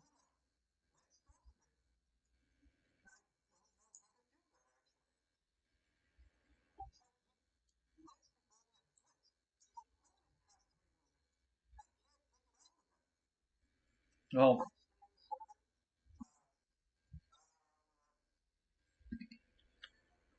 we'll take this as one of the opportunities that Lance learns a way for him to remove the affliction by simply rubbing dirt into the wound. It's a tiny old tactic of rubbing. How the only thing is, it can only heal half of the affliction, just as if someone else was being afflicted.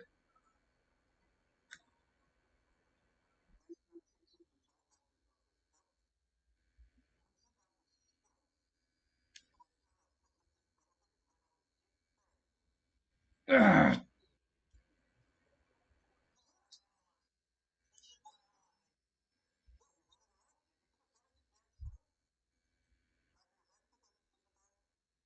You nope, you said it. You blurted it.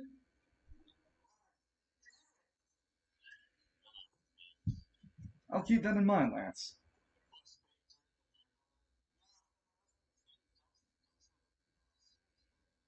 Nice and fertile soil afterward. Mr. Halls. So Lance does 2 decisions. You still have a movement and a reaction. Mr. Halls goes. The royal decree is passed. You did remove one of his afflictions, but you didn't remove all of them. But that's not you to do. It was only set at affliction. That's to be acquitted. So you gain back 3 AP.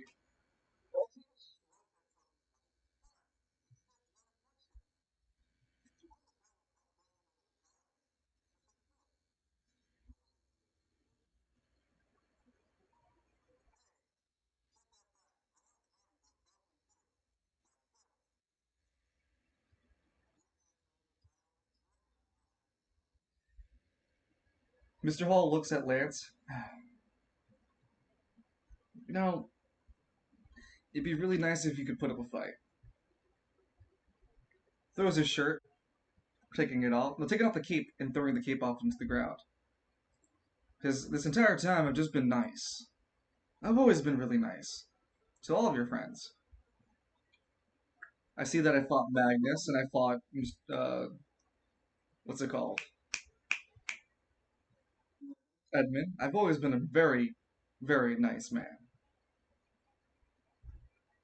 He throws the scepter, the saber he made, onto the ground too. They're both his decisions. Yep.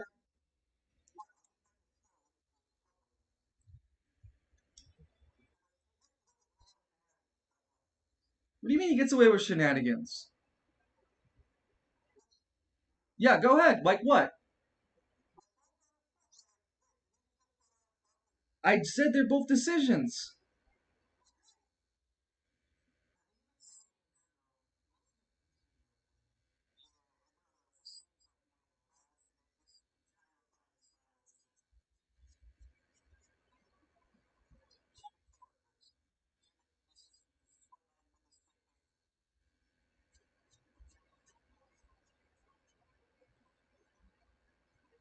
Spends a movement.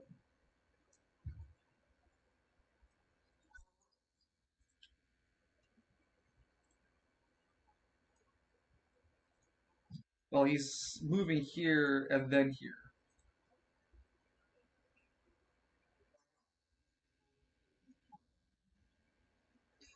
And he spends his last decision in order to. Hmm.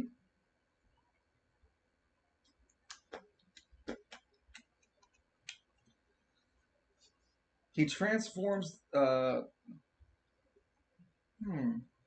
thinking what I want to do with my last decision with Mr. Hall. Actually, he'll hold the decision to make a reaction. No. Cool idea, but no. He holds his decision for a reaction next turn. Hey, he gets the celestial moment.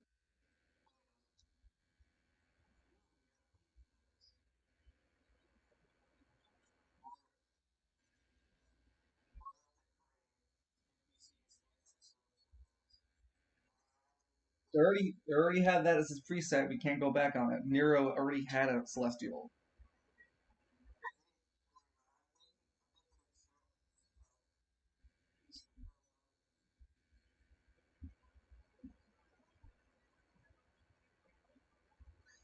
Mr. Hall. Mr. Hall goes first. But he elects for you to go first, Lance. Go on, Lance. Take your turn. Take all the chances you need.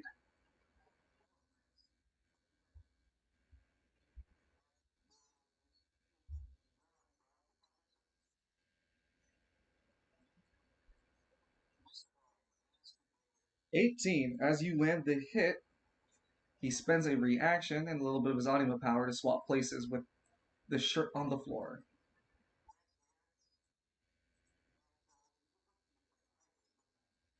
You can follow with him, but you still landed the hit on the other attack. Roll your damage on the thrown object. Yeah, it's just a yeah. So if you're not even destroying it because your style can't actually inflict destruction. Yeah, it can't inflict a. No, it's not. He swapped into an anima construct. No, he manipulated the object and threw it. But your fighting style can only manipulate anima force within an anima user.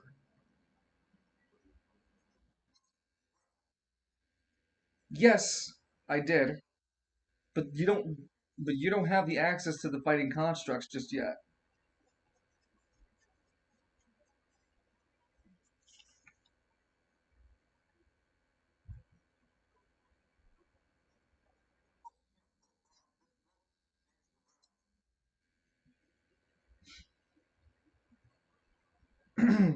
I have to keep you on your toes, Lance McKinley. You're quite the brawler. You threaten to beat me really badly as I spend another reaction. And some more AP. As he again throws himself around.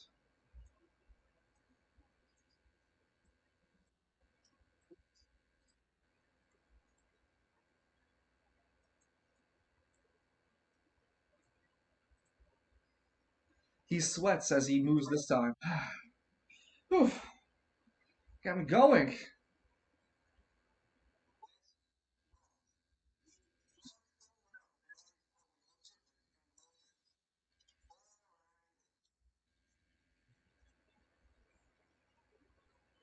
Are you done with your turn? You have a movement left.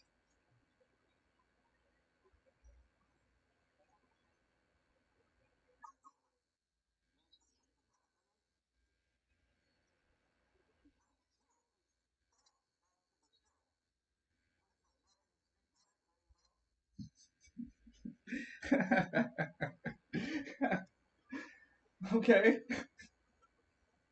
Mr. Hall smiles as you step on it. Lance, did you not have a leg injury missing before?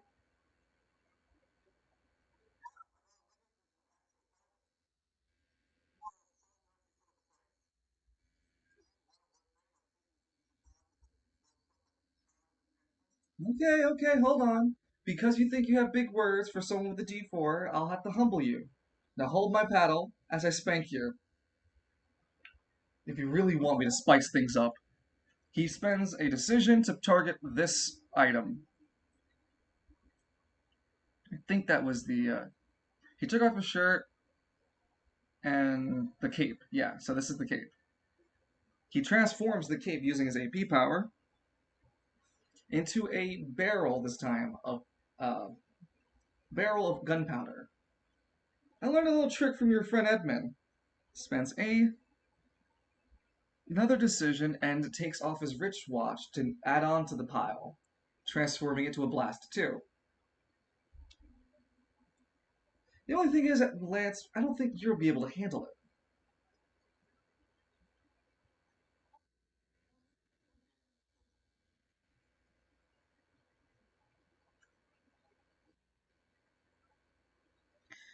Going on to the next round, as he does not have anything else. 12.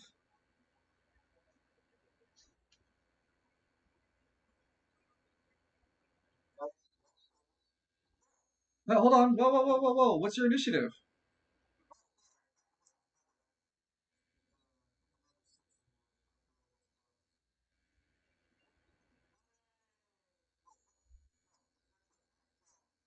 Yeah, you already rolled the d12. You already rolled the d12. Yeah, you rolled a 3. No, that's fine. Mr. Halls goes first, spends a decision and some AP, looks at Lance and goes, "It's been a nice blast. But now it's time for the fall," and clacks and explodes his item. The combination of two of his items and makes a blast 2 explosion. He rolls to hit you, Lance, with his anima power. Not hitting. Wait, actually, he hits you on a 12. Yeah, because you roll a 3. You take 15 true damage. Yep. Actually, sorry. Return my statement. It's article of clothing, not dust and ashes blowing up. You take 2 true damage. My bad.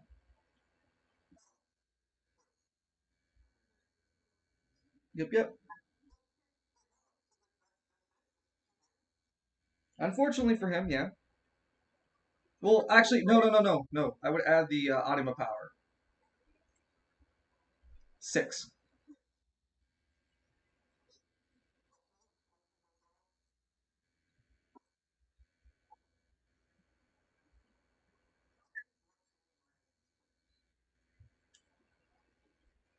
8.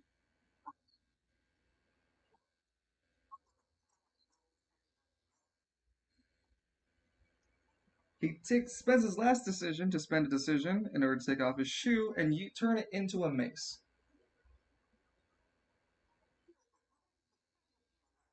2.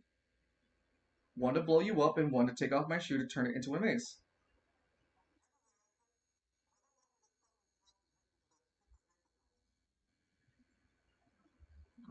I might have a reaction, so what beats to you? You have a reaction too.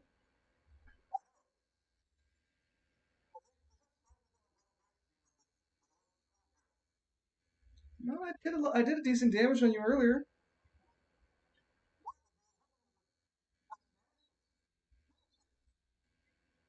Yes.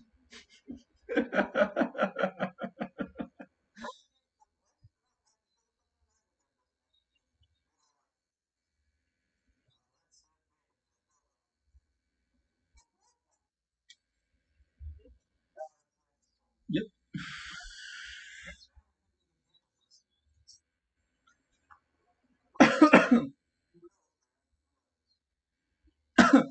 Oh, when the object blew up, by the way, yeah, that's a 13.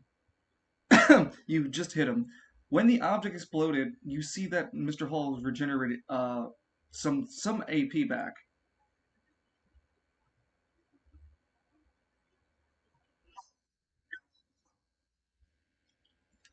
When you land the hit, Mr. Hall spends a reaction. Lance, I told you once that you told me multiple times I ain't fighting you just right. You told me multiple times I'm holding my fist back. Lance McKinley, I ain't holding back no more with you. Uses a reaction to transform into ruler of everything.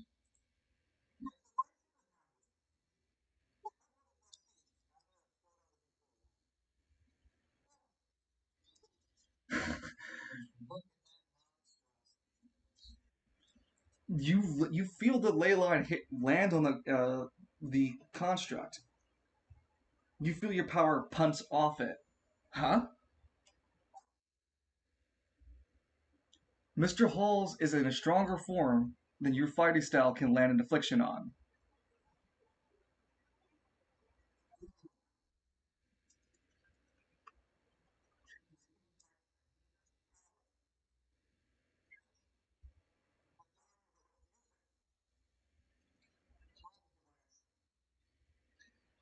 It's no, Lance. When you stare at this construct of a new create like a new figure, it's not human anymore. It is literally a floating mass of different objects. Each object has their own anima organ in it, or the representation of what would look like for you.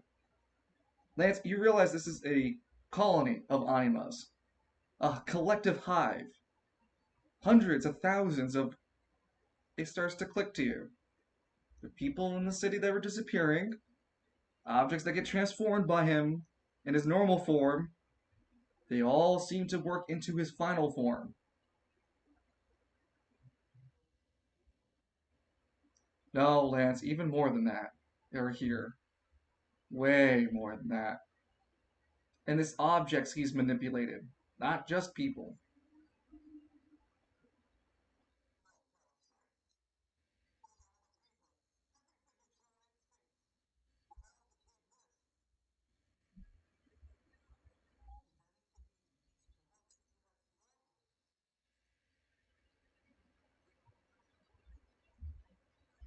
Lance, there's one last discovery you make.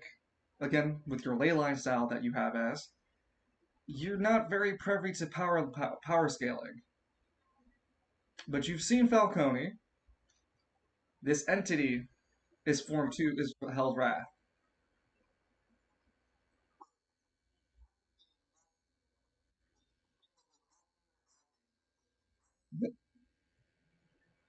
Yep, normal. We aren't therapists.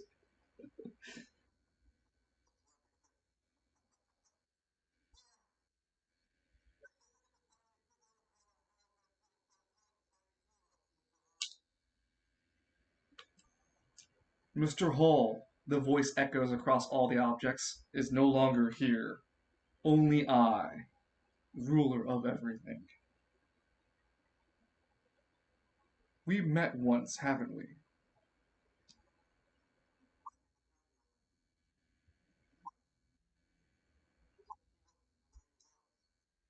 Unlocked to the limitless potential that is my anima power. When you first met us, he was disconnected from me. Would you believe it that a flying space crab had appeared, sky crab had appeared, and had granted my anima user the power to connect and bridge his consciousness with mine?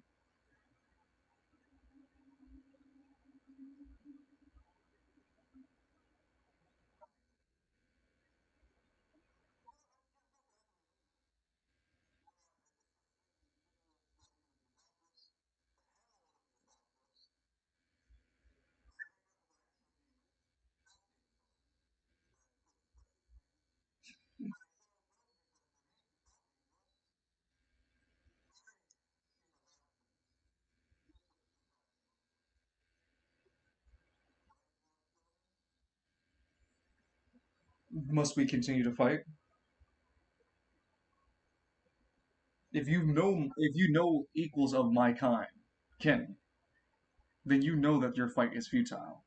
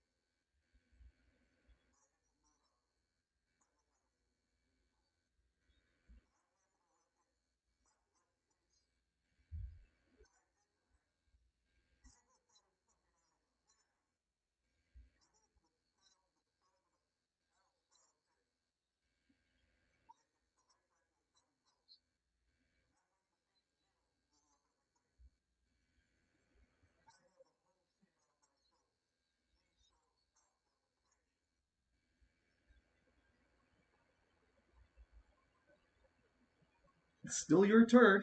Reaction, decision, and movement.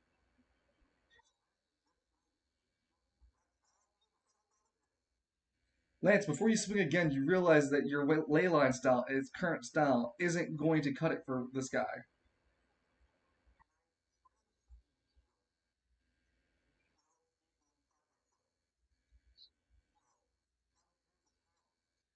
Now is not the you hear Professor Oak speak in your head. Now is not the not time to use that key item yet. Yep.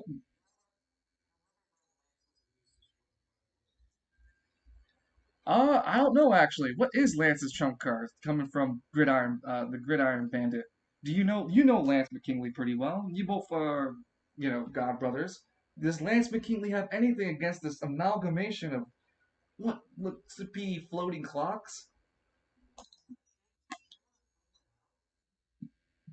I want to point it out even more that Lance McKinley and the Gridiron Bandit are, what's it called? God brothers.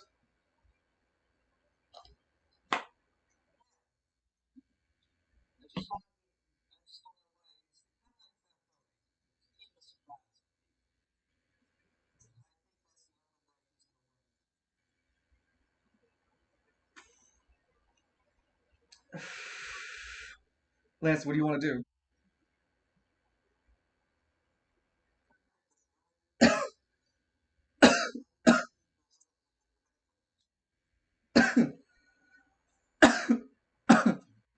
Okay. No movement?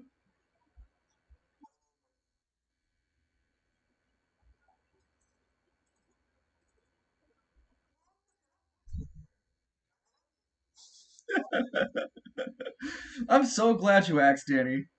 I love you as a twin. You know that?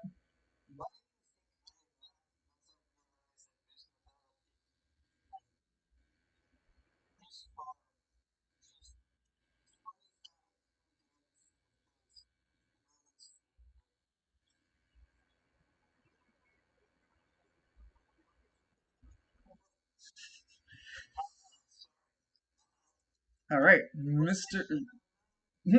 Ruler of everything rolls initiative.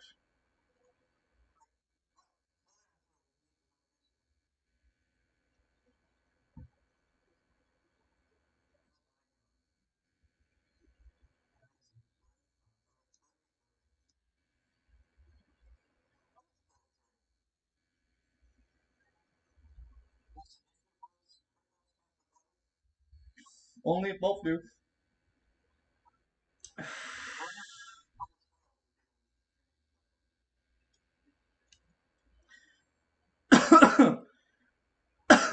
Well, you're gonna shift line.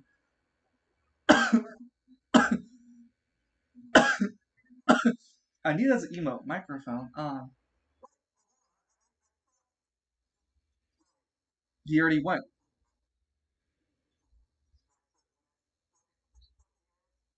You rolled a 17.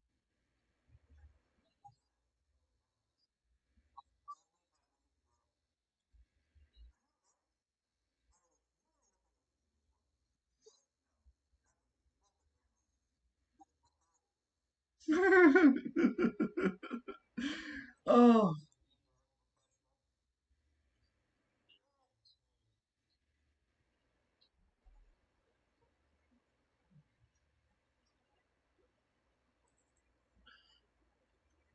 sorry. There's one more thing I need to do. So, okay, yeah, well. So, Mr. Hall spends a decision and a massive amount of AP. Sorry, not Mr. Hall. Ruler of everything. And above the arena, high above, I would say like 200 feet in the sky, begins to form a large rock.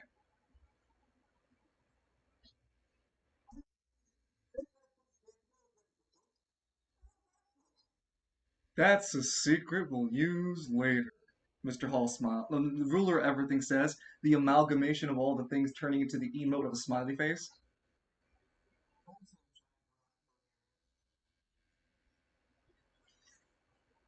Mr. Hall spends another decision in order to whiplash Lance using its body at all the objects, whirling at it, rolling to hit Lance with its anima power and its mastery. God damn.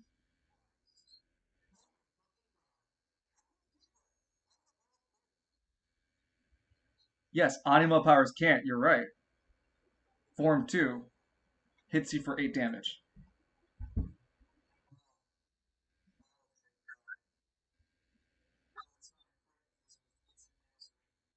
Exactly. Exactly why those never count for crits.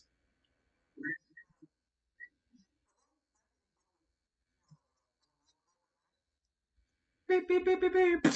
It breaks in Lance's face like I've broken plenty of those in my face before.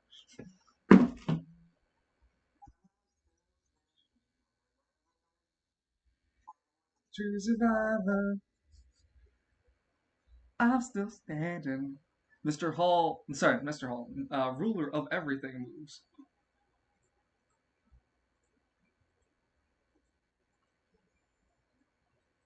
Whoops, wrong spot.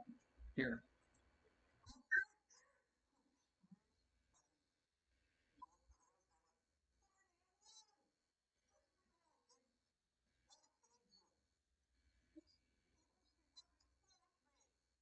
I have plans for you, McKinley.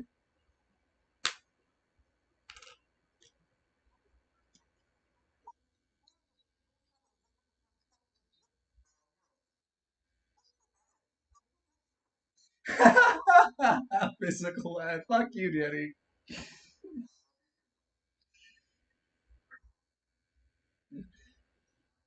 Yep, you'll have your movement.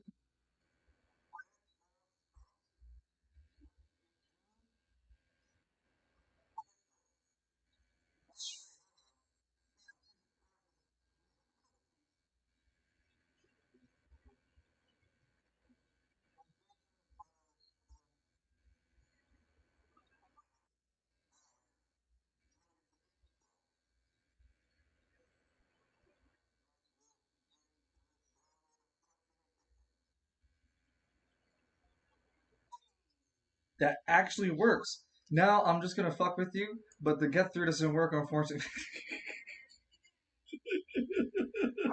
I'm just fucking with you. I'm just fucking.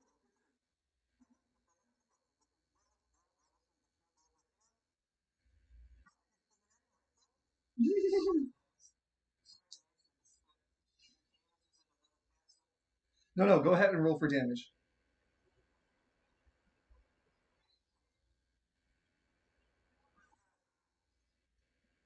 You break a wardrobe. It does taunt you, but it's still around, floating somewhere. But yeah, you do break a wardrobe.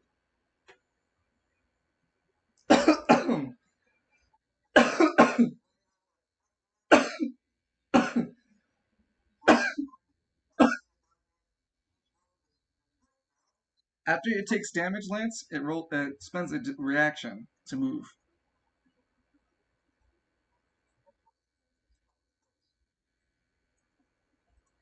As a reaction movement.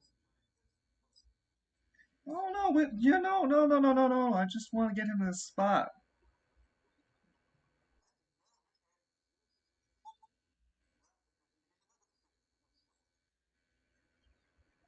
You already spent both your decisions this turn. Oh, that's right. So what do you want to use the decision for? Nope, you can't do that. Yeah, because when you hold a decision for a decision, you have to wait a full turn, and then the next turn after, like the turn after.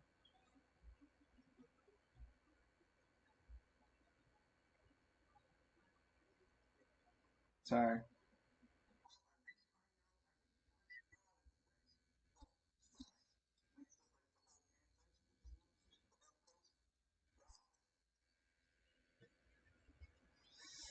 Okay, rolling for initiative. 15. He's still standing. Yeah, yeah, yeah.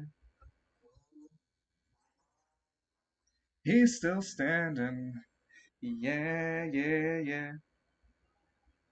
Ruler of everything removes a little bit of itself, sending some of those objects of his body into the sky, making a larger rock appear.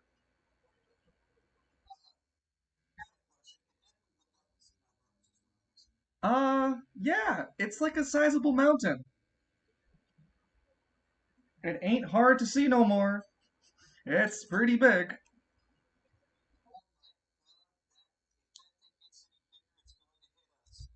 Hmm, I don't know, boss. Novus looks. I've seen bigger. Oh yeah, oh, I sorry.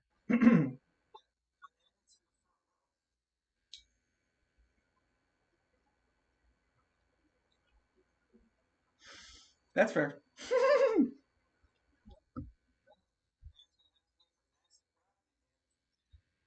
The ruler of everything spends another decision and fires a projectile out of its arm. Lance puts his arms up defensively, but when he lowers them, he wasn't hit.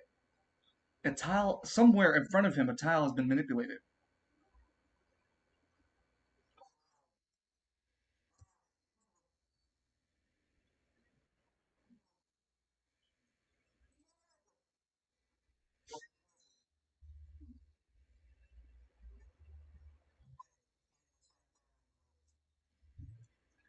And he ends his turn with that.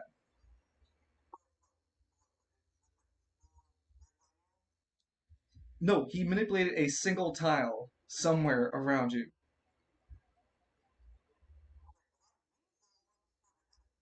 Can't tell you. Oh, remind yourself, Lance, overconfidence is a slow and insidious killer.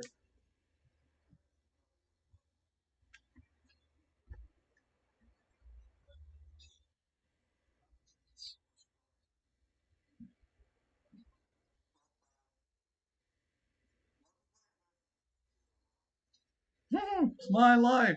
It's my life. And it's now or never.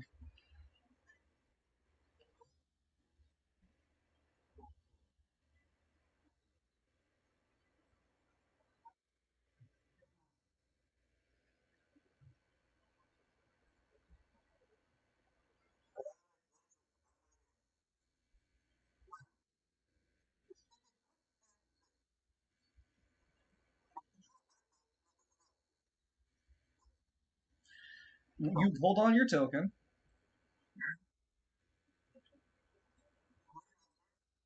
and then you're going to.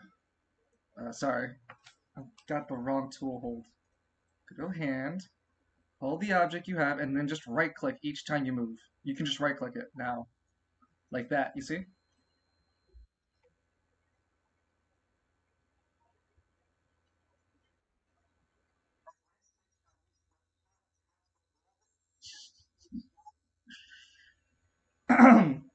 That is a interesting style of movement Lance got over there. It looks like he's taking a real cautious approach to the arena. I wonder what's wrong with him. As you make your way there, ruler of everything spends a reaction and moves.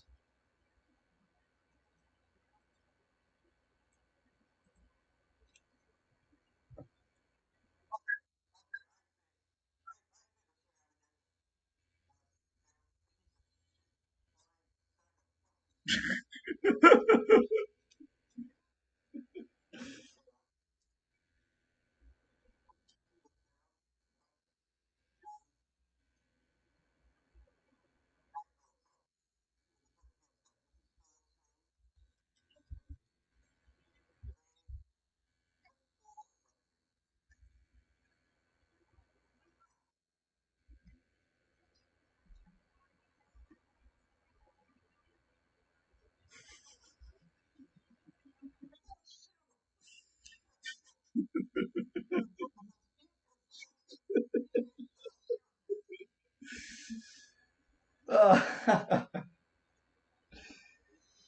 so you spent two decisions. You only have a reaction left, so we go on to the next turn. So we're currently in round one, two, three, four, sorry, four, five, six, seven, eight. Round nine.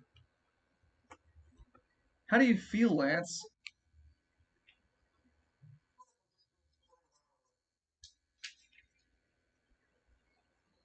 You don't think Mr. Hall's taking you, Mr. Ruler, everything's taking you seriously?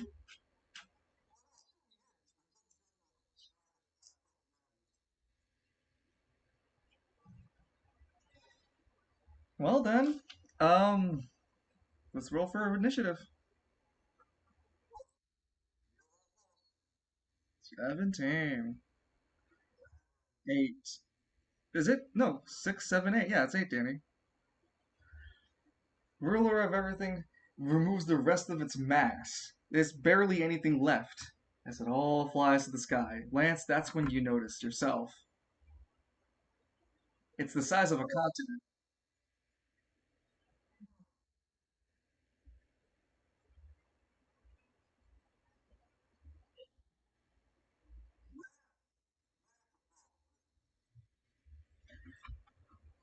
The object that he manipulated on the field is just gone.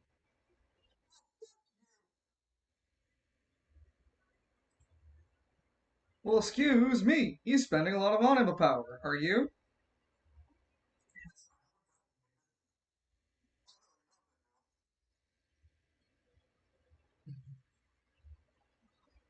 Mr. Hall spends his turn to hold up action for another decision and ends his turn. You better watch out. You better not cry.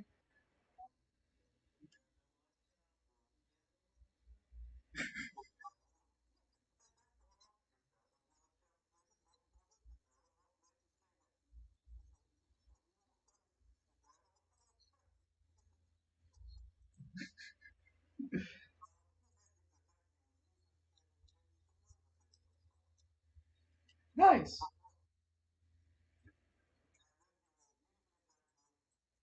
And he will immediately back up.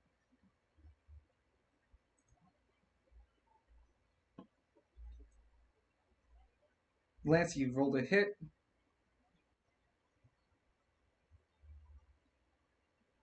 With the disadvantage, that's a 18. Still lands the hit on him. You can't continue your combo, but you are stopped at combo 1. Roll for the damage at a modification of 2d to 8.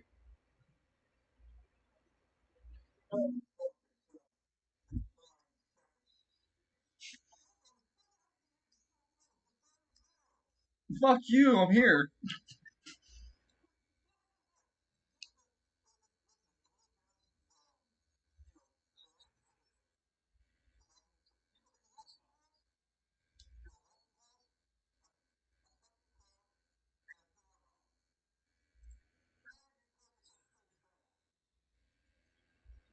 Round 10. Mr. Hull looks like might be ending it for this round. This might be the last round, ladies and gentlemen. I thought you sent it to me. I thought I read it. Oh, no. No. No. Everyone can take the guess and gander, but it's a rather massive arena, too.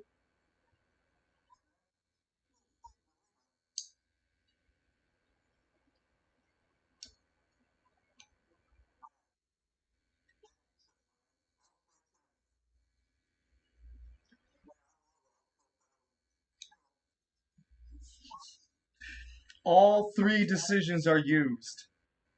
It moves its massive hand down from the sky and brings down the meteor onto Lance. Lance, the air starts to move around, pushing itself, crushing you under its weight as you feel it coming at you. You have a reaction still.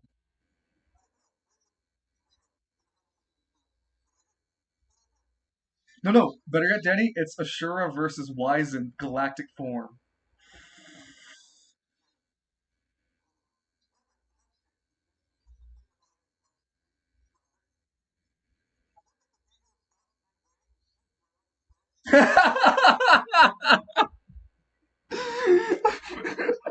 It just stops in the air. It lands like, huh? It opens like a little notch, and it shoots a fucking revolver. No, no, no. They wouldn't do that. Oh, you still have a reaction. Do you want to do anything as this giant meteor is coming to crash on top of you?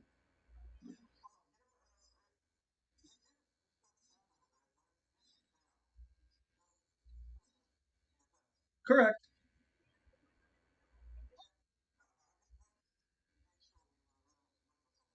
No, I'm aware of it.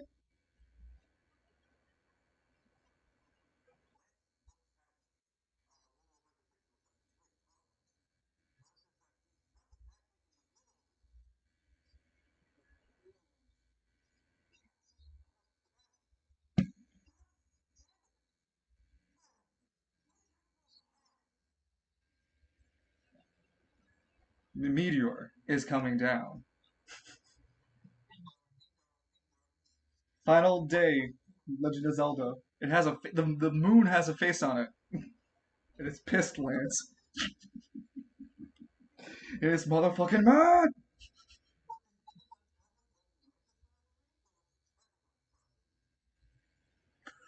Yes.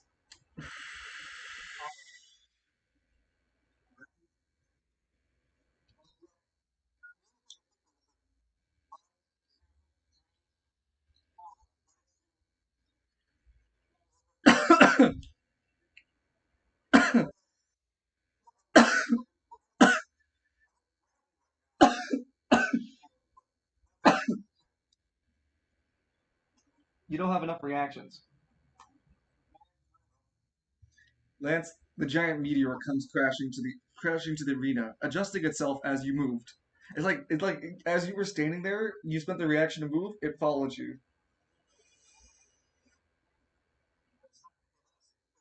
No. Lance moved. Yes.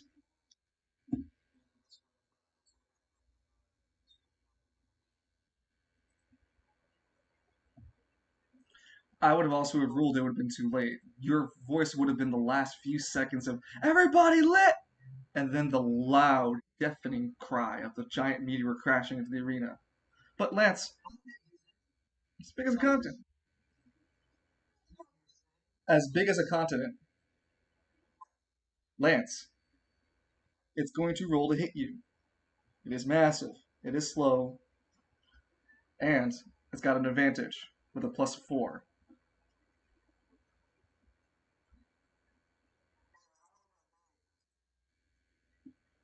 14.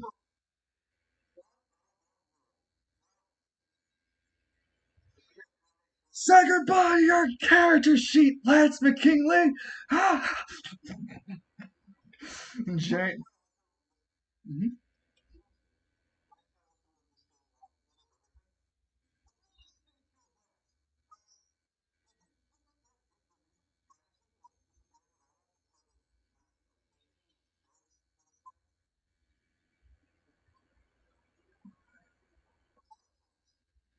I'll get to that as soon as after we role play like what goes on with you. 1, 2, 3, 4, 5, 6.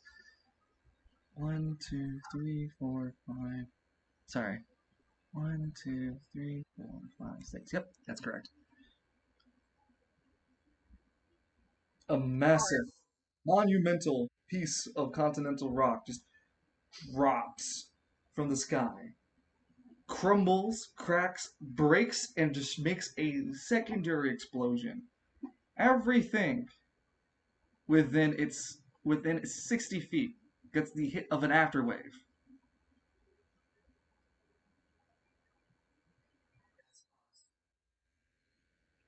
The barriers on the mirrors hold up the magicite. The magicite barriers hold up, and the attack is breaks several portions of the magicite barrier, but it does not harm the audience. The massive cataclysmic blow deals 60 true damage to Lance.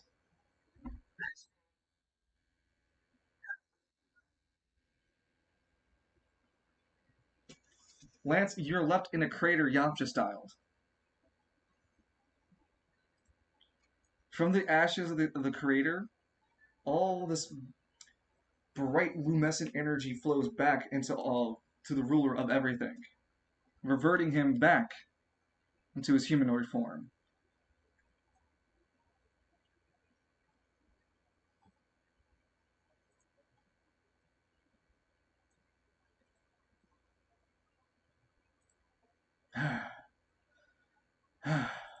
He breathes heavily. Stay dead. Damn it. He walks over. Huh? No, because Lance, you're considered dead right now.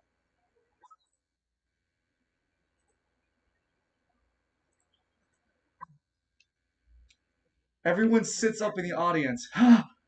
Lance! Lance's mother stands up. Lance alive!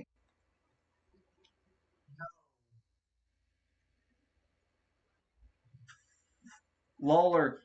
Wow. What a devastating final move. Mr. Hall seems to have been able to finish the fight with a massive explosion. It nearly destroyed the Magstite barrier. It's left catastrophically it has catastrophically destroyed most parts of the entire arena's integrity. The fight really can't continue much longer after this.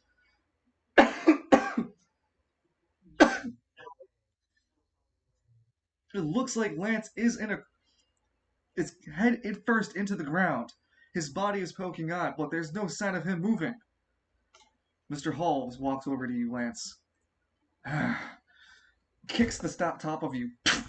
Just stops again. Steady. Stops again. Dead.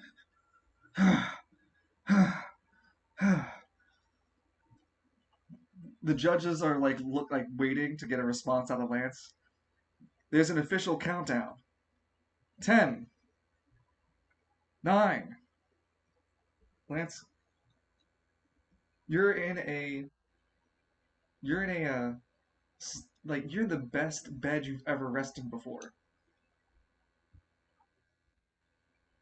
You just settled yourself up for a nice warm cup of hot milk chocolate, and you're gonna get ready to tune into your favorite TV show, Extremis XLRs.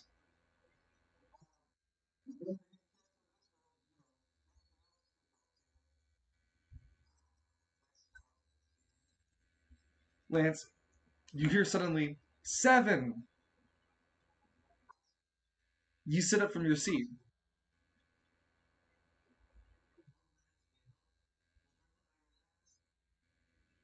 6. When you when you hear the number 6, the door opens to your room. Falcone is approaching you.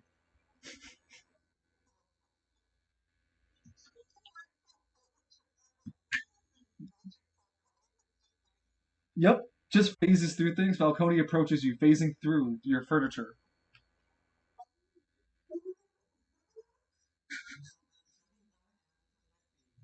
Well, no, we're talking about Falcone. Do you have something to say to Lance?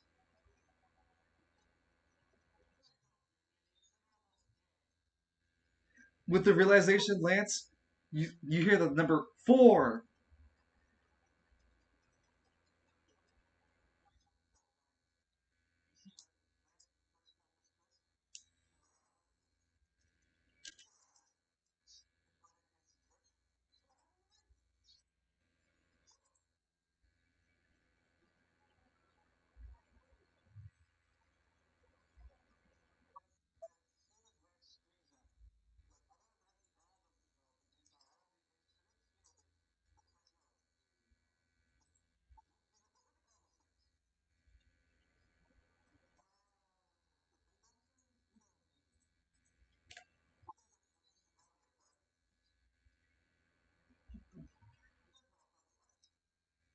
The sound buffers, the big boom boxes that produce the sound floor stuff like basses and stuff.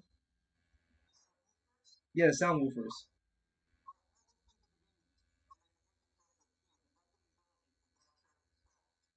And I'll play it in the background.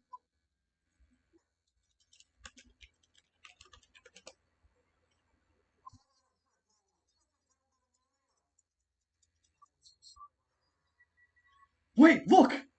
The large pillar of silver light breaks from the sky, slamming into the ground as Lance levitates from his body. His skin begins to be peeled away by the silver light, and he transforms into the four-armed avatar. God, shattering. And all four of his fists clash together as the text words pop up in front of him. God, shattering star.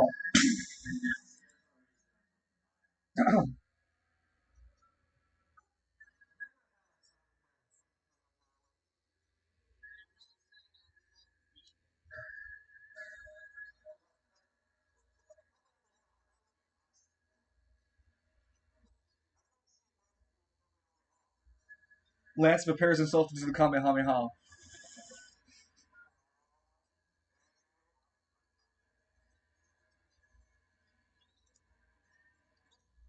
Technically, this would be the second fight now. Mr. Hall looks terrified. Huh, what are you? Hold on, I want to say this for Lance. Sorry. You're a scumbag of the universe, and I'm sick and tired of it. I'm Son Goku!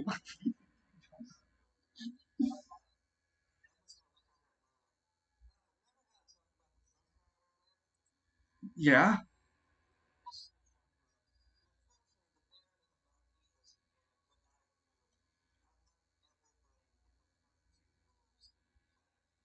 No one obliges you.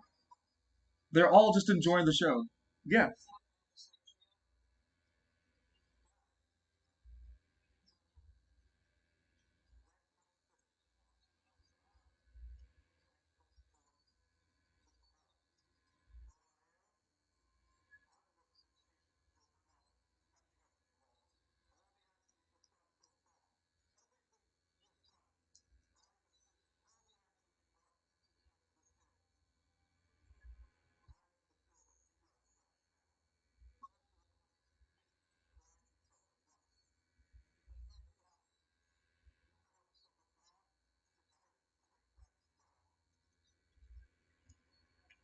Punch him in the dick!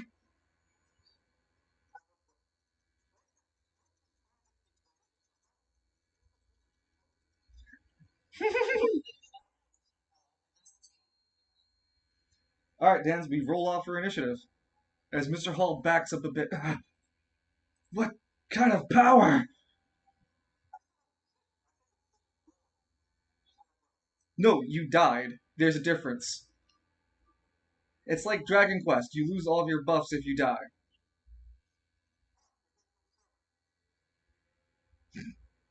Then it's tournament style to the end, Lance.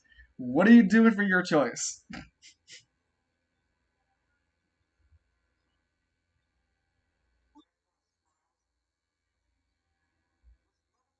You have you have 4 decisions with each of your arms. The reminder.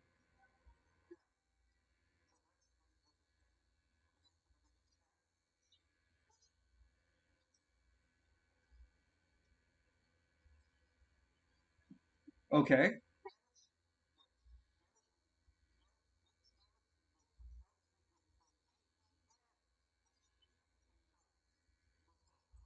Tag duality.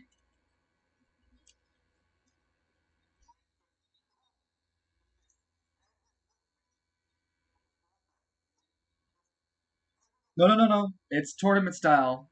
You both had the same amount of decision. You both had the same initiative, 7. You both rolled it. So you spent a decision to make the new tag. Duality. Duality, check. Mr. Hall fucking runs. Ha, ha, ha, ha. Shit, shit, shit.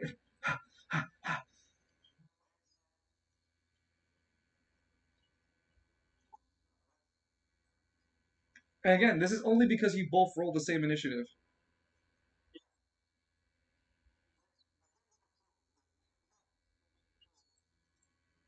No, it's too powerful for you.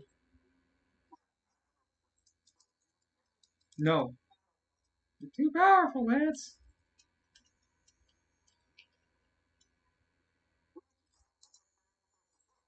Mm-hmm. Including your range.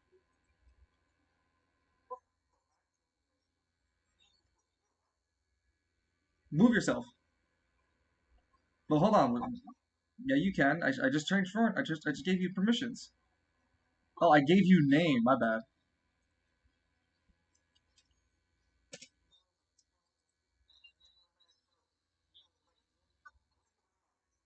That's too far.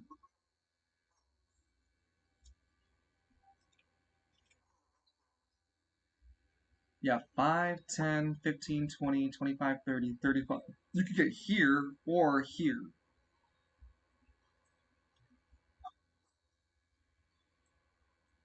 Huh? The fuck did I remember? Oh, I did. What the fuck? Here, I'll move you. Yeah. You can get there. So you spend yourself a movement, he spends a decision. He spends a decision and creates a first aid kit next to him. Ha! He looks at you as you approach. Damn it!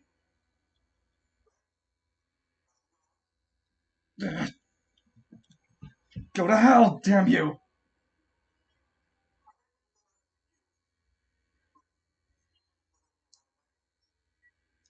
So reminder, you're still in the sensational, stylish skirmishing. It's now rolling with mastery,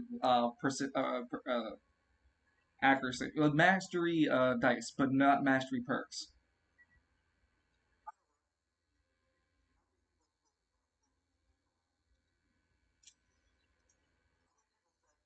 None of them did, you dumbass. None of them knew they died. Do you know how easy it is to turn a human into an anima, into a fucking hot dog when you have an anima power like mine? You simpleton.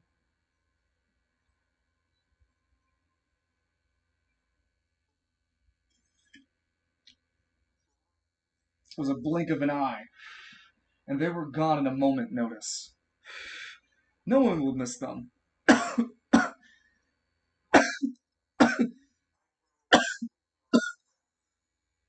The number 160 glows. Despite dust and ashes already exploding, you create the light on your back.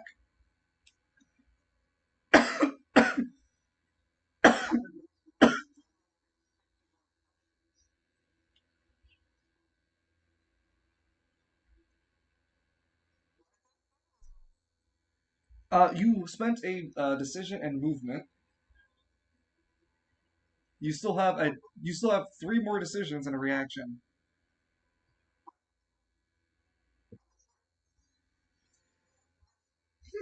Mr. Hall spends a decision as well, so both of you have to make a roll off. Woo!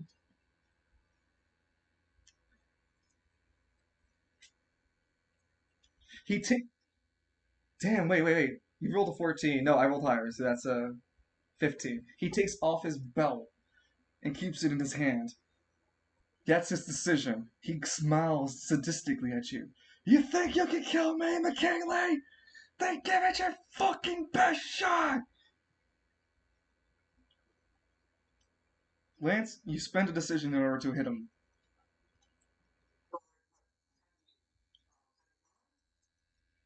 No, it's not a 10d5. What? read it. It's there. I wrote it for a reason. And the skills and proficiencies, the very bottom.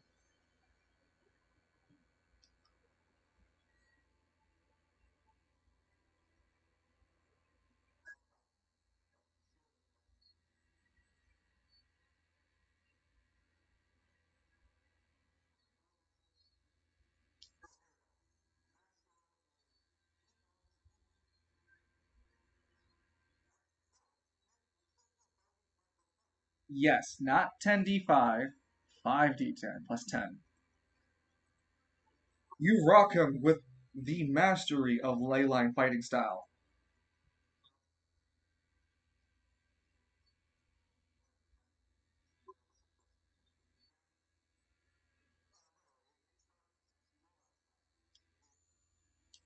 It's considered the mastery of the stylish, sensational, stylish way. You land your first combo. He gets hit hard.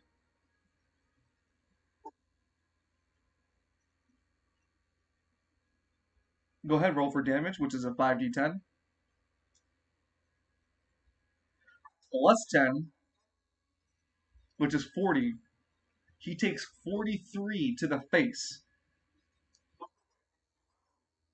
His anima power immediately gets zapped to 1. You cannot put a value of anima lower than 1 unless you specifically do it. You crack his jaw across his vision. Sorry, I'm gonna keep looping God Shattering Star. His vision is fading just a bit, but he spends his last reaction, his last ounce of power, sends it into his belt, and tosses it next to the medkit to make an explosive healing. And he tries to heal himself for 6 HP. He gets hit hard. I'm still standing.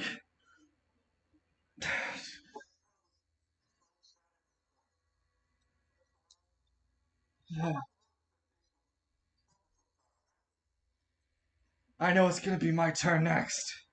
And combo? He looks up dramatically and he sees that there's a combo number 2 on his head. As the audience and the home hasn't been keeping up, he's Lance. No, actually, Lance, this is combo number 1. You'd never land a hit. He goes, yeah, combo 1. He looks back at Lance.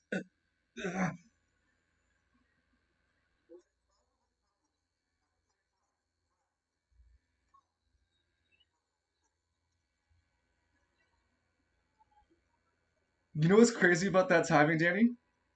That is just when the song starts singing God Shattering Star with the male voice. I was like, oh, that's sick.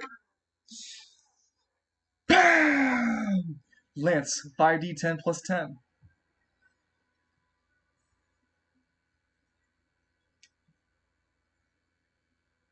23.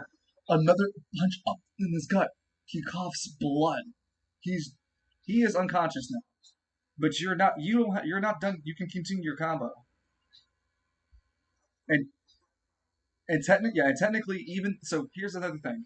Even if it wasn't a death battle and you did this to him, and the fight was still legal, you would still not be penalized because just like Rising Star, he did not get the chance to surrender before the combo.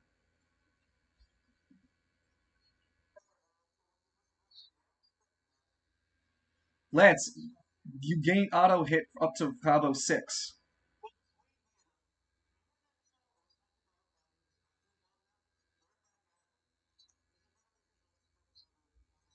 Every combo, Denny, talk shit, and I'll count out your free hit combos.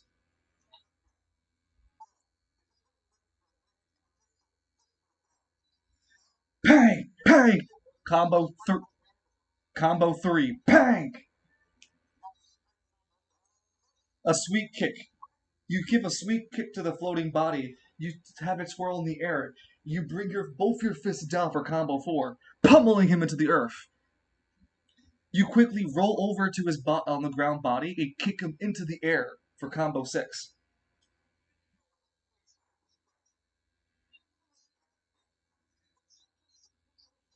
Lance, you charge all 4 of your fists. Toomph, toomph, toomph, toomph, toomph. You feel the number 160 burn on your back. You face the audience, and Mr. Hall's body's falling towards you with the audience facing it. You're gonna hit combo 7. You have to beat a DC 28.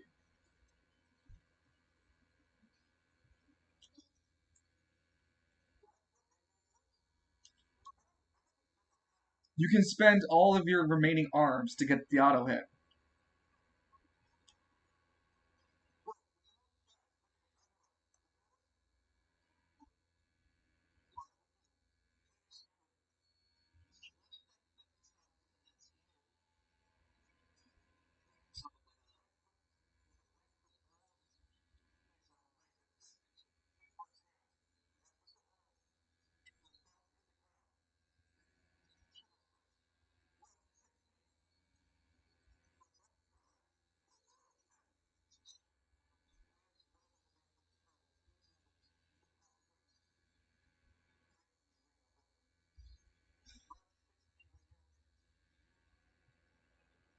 Go ahead and roll your accuracy and yeah, your it's combo 7, not the auto hits.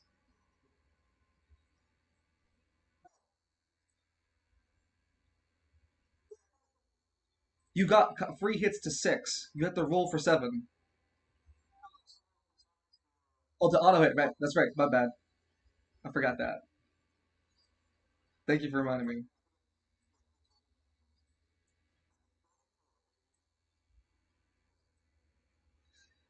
The arena shakes, shatters, crumbles, falls apart into its epicenter, but Lance manages to stand in the air, still hovering over it. His left hand, the remaining arm, as the 24 gets multiplied by 3.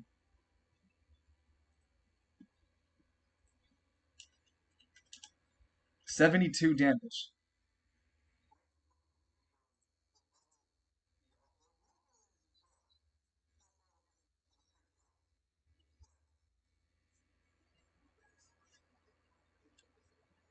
Lance, you feel your energy fading as you float yourself away from the epicenter.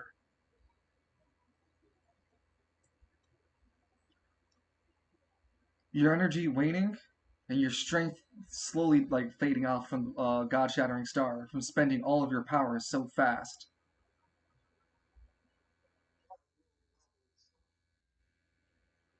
I gotta lay off the juice. Lance, you reverted back to the form you once were, dead on the ground.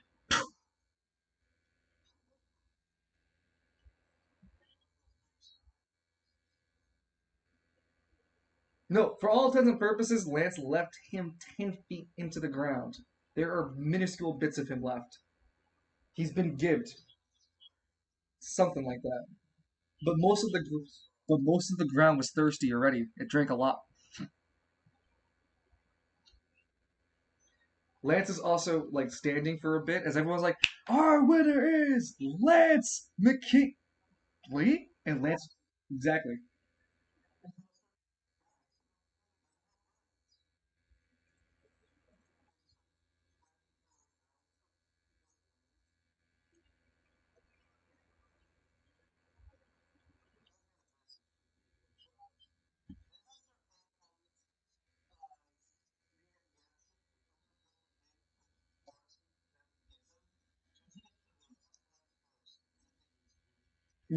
Yeah, there's not a speed in life that you can do that. I'm sorry. They are very fast. Yeah, they are very fast. Yeah. Yeah, money. They both look at each other. 500. That's each. Okay, okay, okay. And it looks like the pygmies have rescued Lance McKinley, but ladies and gentlemen, after a spectacular fight, Lance McKinley from West Bay is our champion.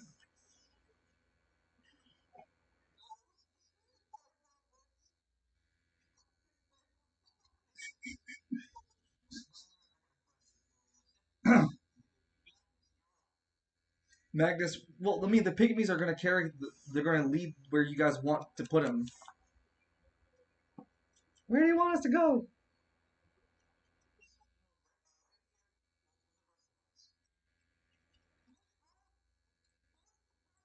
You know, we do have good doctors. Yeah, he looks kind of cadaverific. The pygmy, this pygmy right here grabs Lance's neck. You see? Just moves on its own. Kind of not right. We are legion. We are many.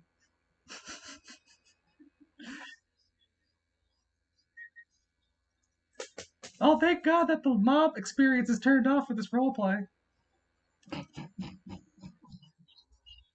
Oh my God. Anyway, Magnus, you go ahead and spend 2 AP. You find it that the silver magic gives you the equivalent of Zing for Dragon Quest. So you have to roll a d20 to see if you bring him. No, not d20, d10 to see if you res him. Your failure is on a three. You need to roll three up. So any number higher than three is a success. Two or a one is a failure. Lance, Lance, you fart, you breathe, and you come back once again. Lance, you do that. You do the thing from regular show where Rigby came back from to life when he was the werewolf.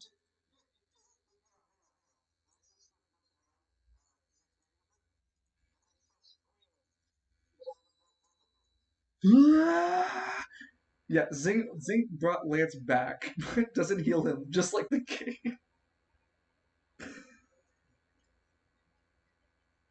The pygmies look at Edmund, no, not Edmund, at us, Magnus.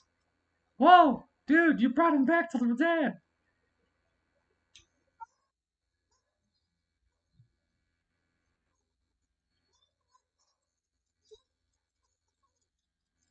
Do you want us to bring him to the medical bay?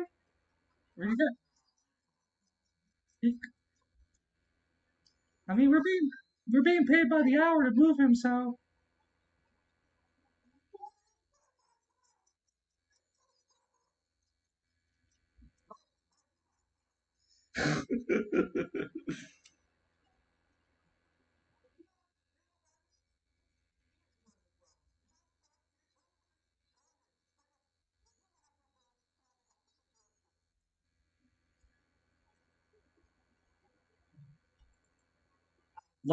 Lancelot, Lancelot.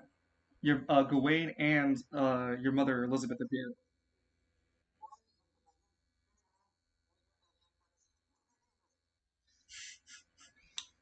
Get him to the medical bay.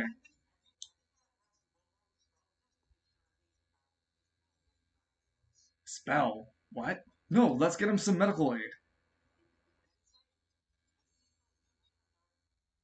You spend you spend two more AP to spend silver magic to heal Lance. It's a D12. If you're, it's a D12. No, that's not D12. It's a 12 automatically plus your intelligence and mastery in silver.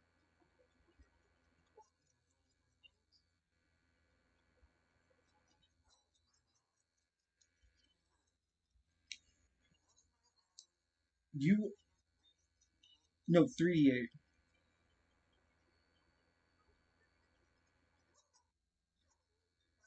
Yeah, Lance, you feel minty fresh.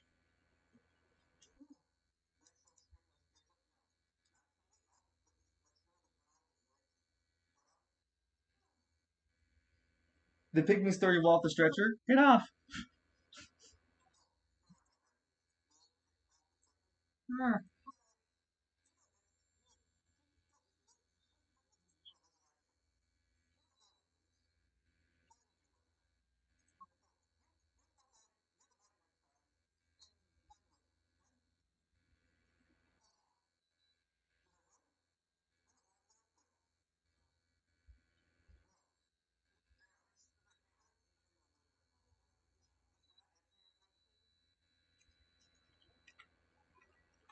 Alistair runs up to Lance. Lance, you alive?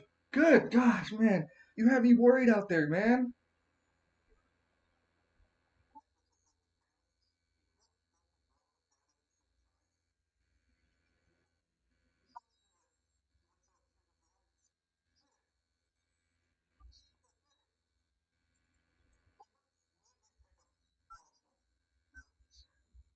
Hey, champion, you have to do the interview.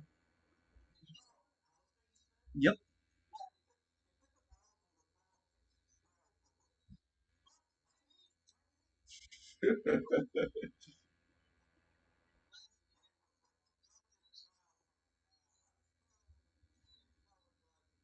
Everyone's laughing. Everyone's having a good time. Wait, everyone's laughing. Everyone's having a good time, and then Mr. Hall gets out the crater and goes, "No, bitch, psych!" and shoots a death beam at Alistair's chest. No, it's just a joke. It's just teasing to Dragon Ball Z.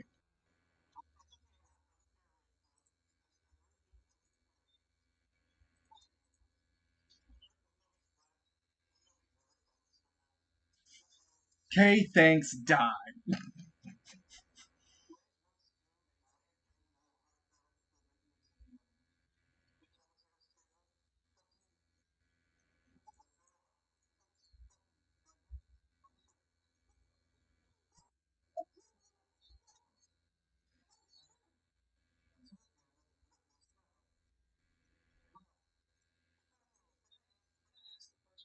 Before you do that, when you pass over Richard Turkey and Condor, Conrad, you don't high five him. You give Alora a high five. Alora looks confused because they don't know why they just did it, but they gave you the high five. And you gave Richard Turkey a high five, who gives it back. Each of the security guards you give a high five to take it in response. Versace gives you a high five. Napoli doesn't give you a high five. Kana gives you a middle finger.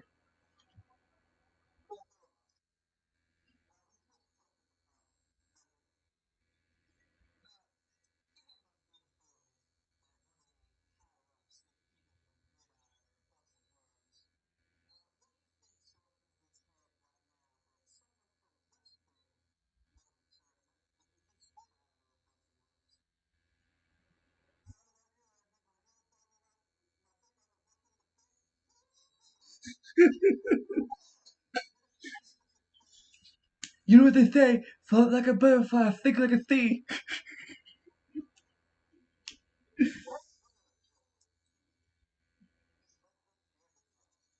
Lance McKinley, do you know your prize?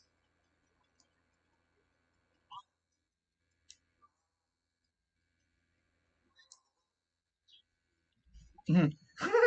Well, you get marketing, of course, exposure. We're paying you an exposure.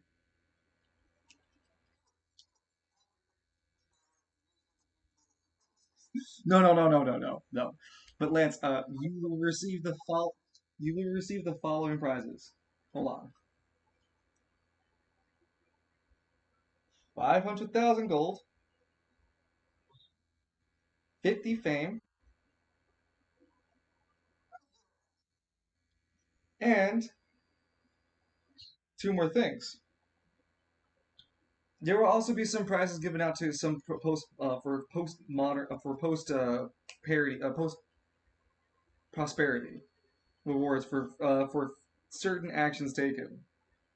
But for Lance, Lance, you won 500,000, 50 fame. Your belt, the belt that you're given, it goes from the challenger belt, yeah, the competitor belt, to the champion's belt. 75 temp HP, and it resists well, no, before it couldn't resist Celestial. It was only artifacts and relics. That's what the Challenger belt is resistant to. So whenever a relic, artifact, anima power would hit the belt, it can resist it. But the champion belt can resist Celestial power. So anything at a form 2, it can resist. Anything stronger than that, though, your belt will break. So it'll break through your belt like as if there was no temp HP.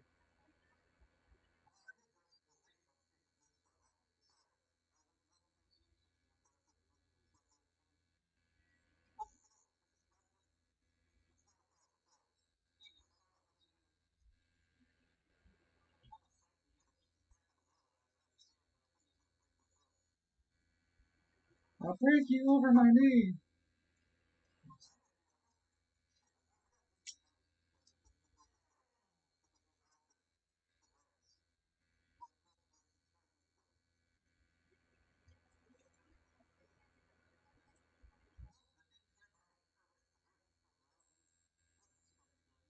And last but not least, 75 temp HP. So you get that as the belt, the celestial belt, and you get your visit and meet with the Baron for your personal prize.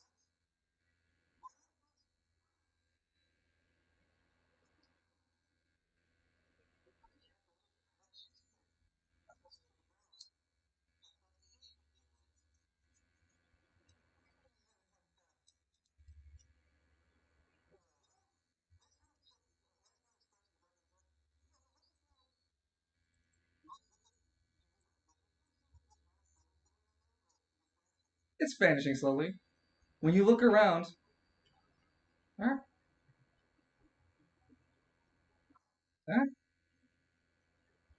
Huh? Huh?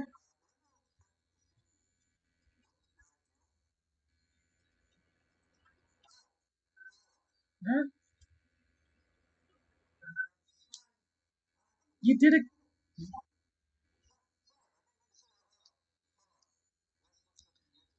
No, you already said all eyes, Danny. You know how it works. I was gonna go to my seat. I was gonna have a good time. I just picked up something really interesting. But now I gotta walk over here. Get over here. Hops onto Lance's shoulder. And wish the champion a congratulations for his victory. How do you feel, Mr. Champion? You can smell the smell the you can smell blood and iron in his breath.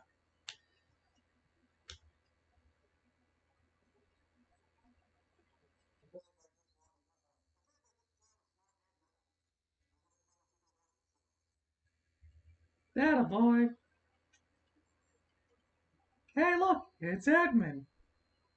The announcers look confused. The announcers look confused. Don't you mean the gridiron? Yeah, you need your gridiron. Shut up! Look at this. Yeah. Oh, I really wish you didn't say that. Nope. Sorry. Nope. Nah.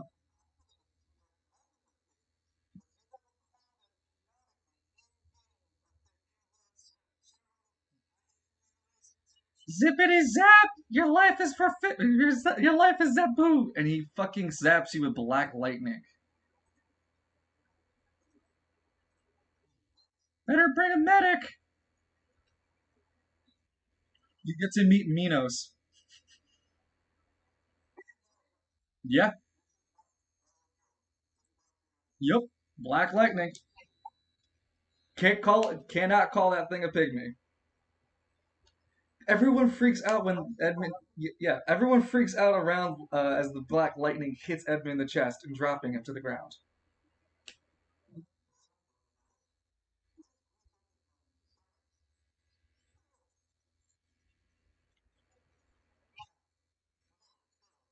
The group makes their way over to the arena side. Hey, step on me, a pygmy says. No, it's Cynric. The pygmy's looking at. Look, Cynric, step on me. Sorry, Magnus. Magnus, step on me. The pygmy. It doesn't. It just blinks. Ah.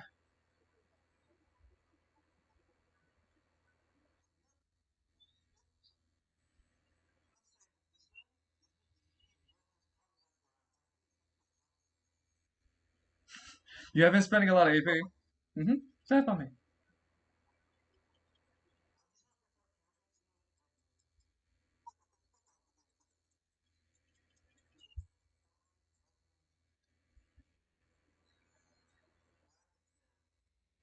You're right next to Edmund, as it takes you immediately next to him. Ah.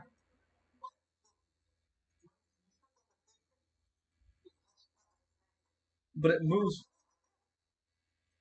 it steps like a pancake, but it moves faster than it can you can blink.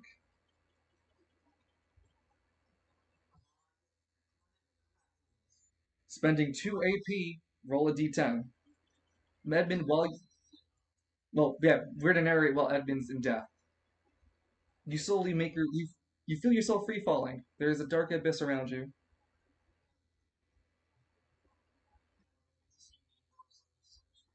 Nope, no, you're floating down to meet those. He's waving at you.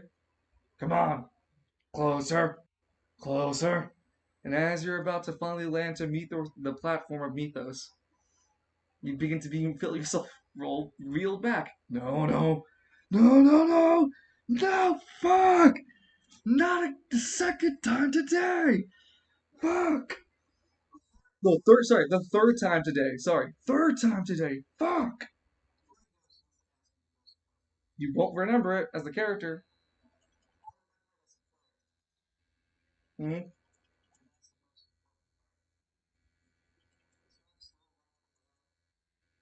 I don't fucking know. You still have your life to live. You can change it. You get pulled out. Hmm?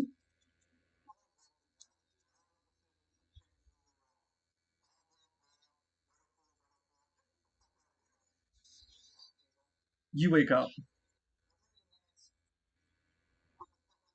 That's a fucking lie. We know it. Hey, look, the guy. He's alive. And the pygmy scurries off.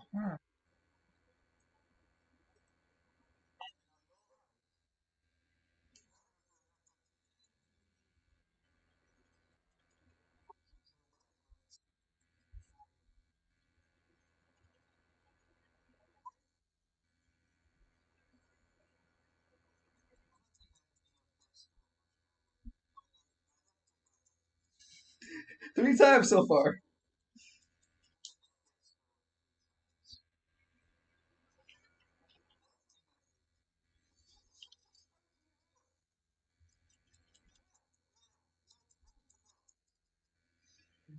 For the semifinal fight for holding contest the longest in the tournament. Edmund, you were okay because Mr. Hall's like dead in the arena. You also gain another 10,000 gold pieces. And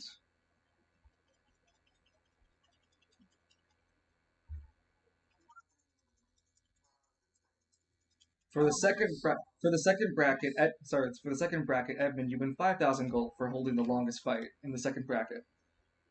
Third fight, 15 rounds. And in the very first fight, Maverick, you win 1,000 gold for holding 3 fights in 18 rounds.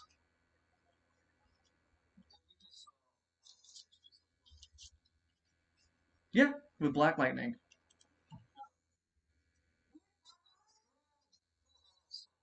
There was only Lance who really saw it.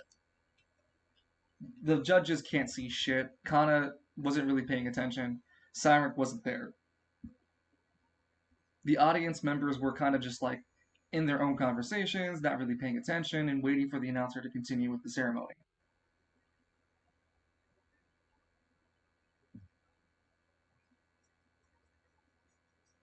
But yeah, Lance would have definitely heard, oh, you should have said that.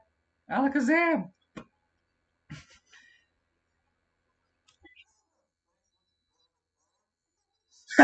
he giggles.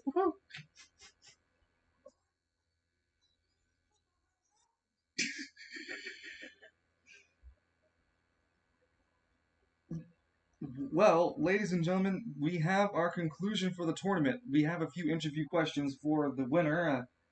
The sudden passing and then revival of our current co-host, the Gridiron Bandit, Lance. Not Lance. Gridiron Bandit. You said you had a question before we began.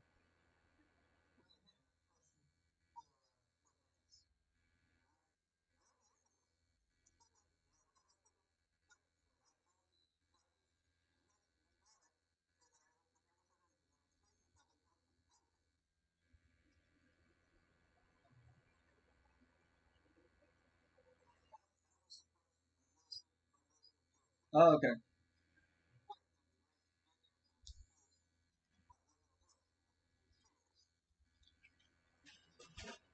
Well, then, ladies and gentlemen, we have just gone on to our interviewee questions. Lance, how long have you been practicing to train?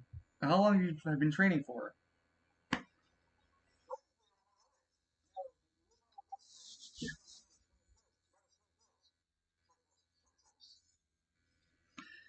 And do you think that has impacted you in your living in any sort of way?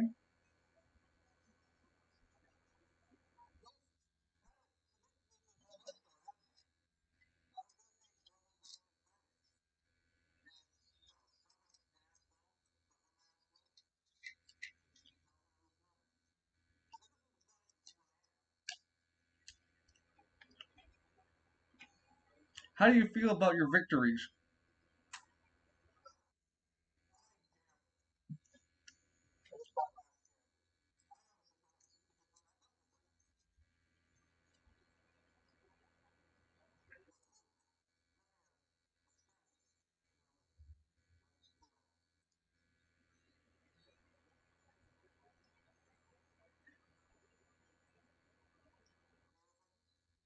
Who was your hardest fight? Mm-hmm.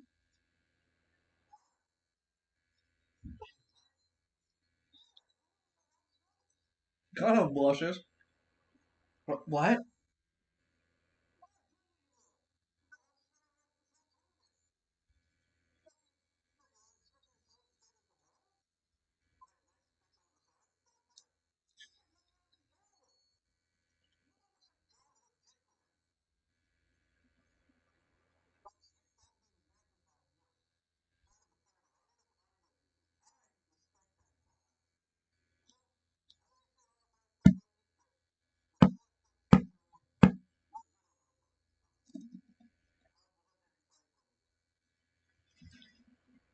Kana turns Pete red and runs off.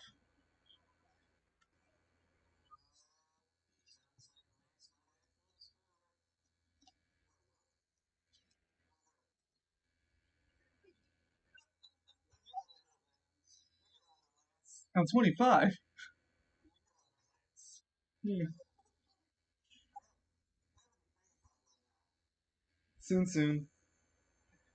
Yeah, well, we'll deal with the 70 fame when you get there.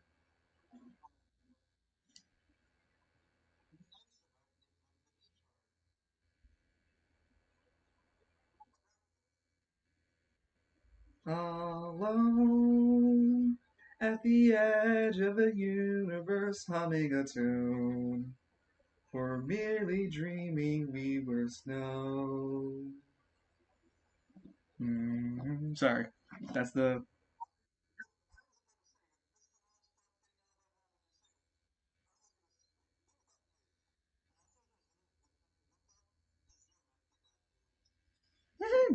So, Lance and team, you guys get to celebrate and enjoy the championship uh, party and banquet. They'll be playing drinking.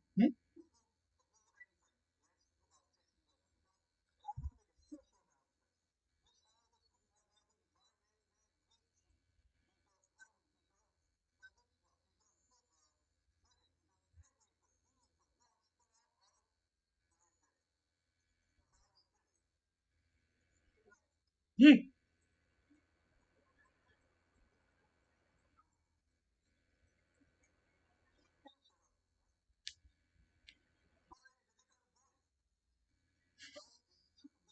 Yep. It's not the full body anyway. It's just like they're both carrying a large black, like several large bags. They have had to shove pieces of full stone into it. How badly you give them into it.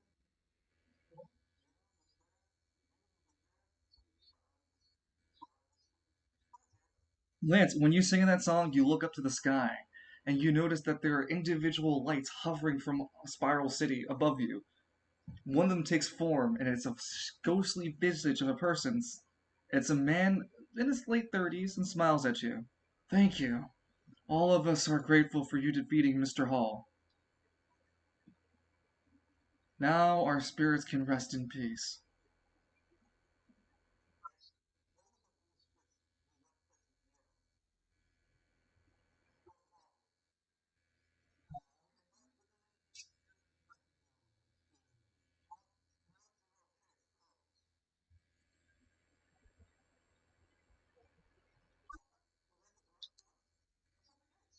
Then suddenly the text just hits Lance in the face. Boom! Case closed. He falls on his feet.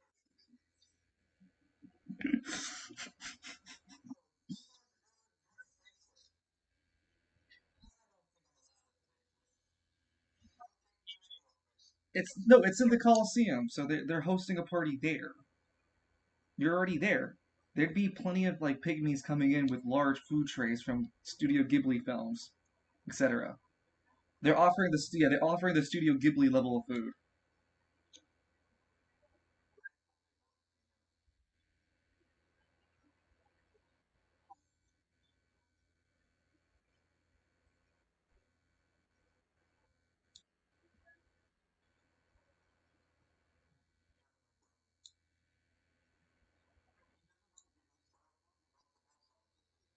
The what?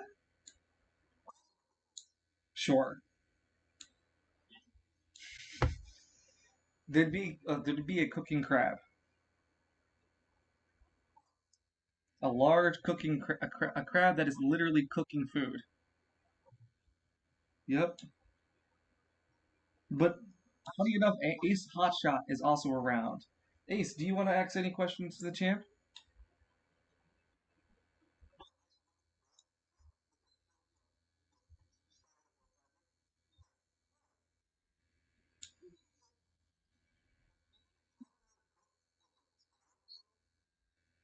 It wears a little sushi chef hat. What in the what in the world was that Silverman form? Ace Hotshot asks you.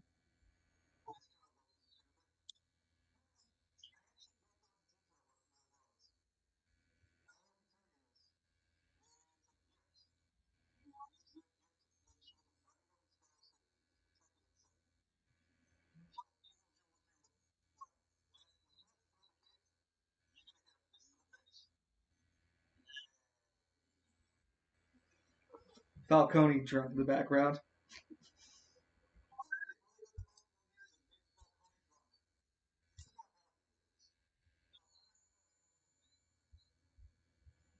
No.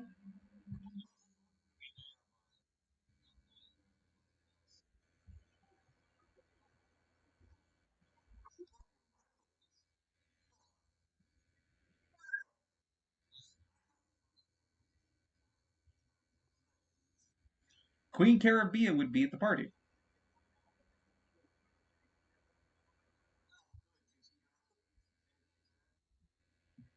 No. I don't have gold for exchange for tokens on me. But it was a pleasure to see you fight, Bishop Father Falcone. I do know the last name. How is the Don Falcone doing these days?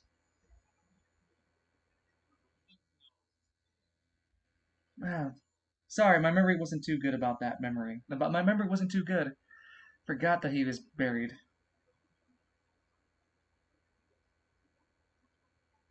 Well, I'll see you in Caribbean. I might even give you an extra 1,000 just for your participation in the tournament. You did a rather good job.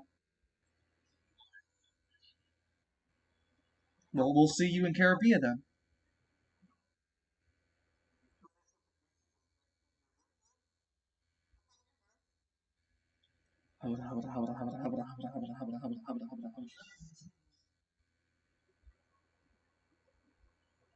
She's always surrounded by the four guys, though. I'm so intimidated. Well, at least talk to her.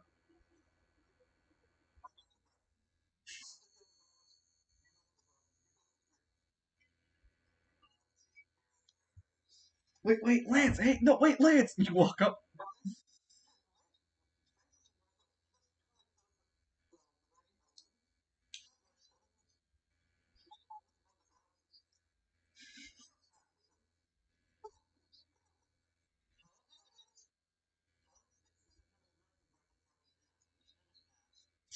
The party starts immediately, so it's like 20 to 30 minutes since the end of the tournament.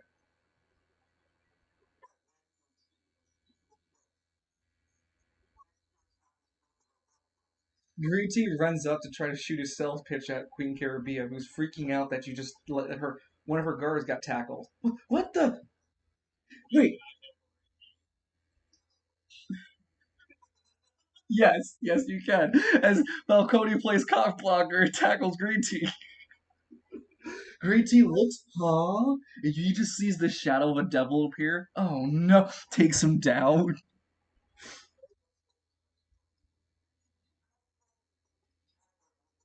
Yep, the rest of the guards. You see Queen Caribbean raise both her hands, and she slams two augmented hands above her. Argus! And hits Lance over the head twice, knocking Lance out.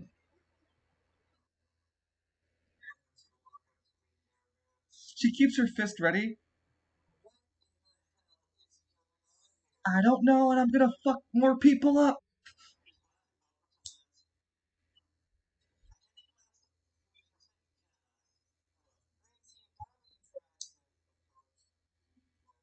I, he just turns red and can't explain himself. He gets too nervous.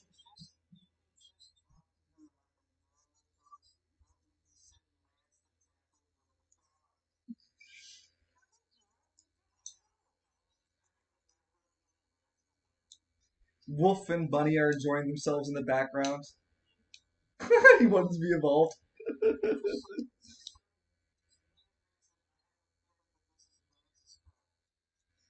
Wolf and Bunny are enjoying themselves by the concession. Squad Sad would be gone. They would leave since there's no more fighting.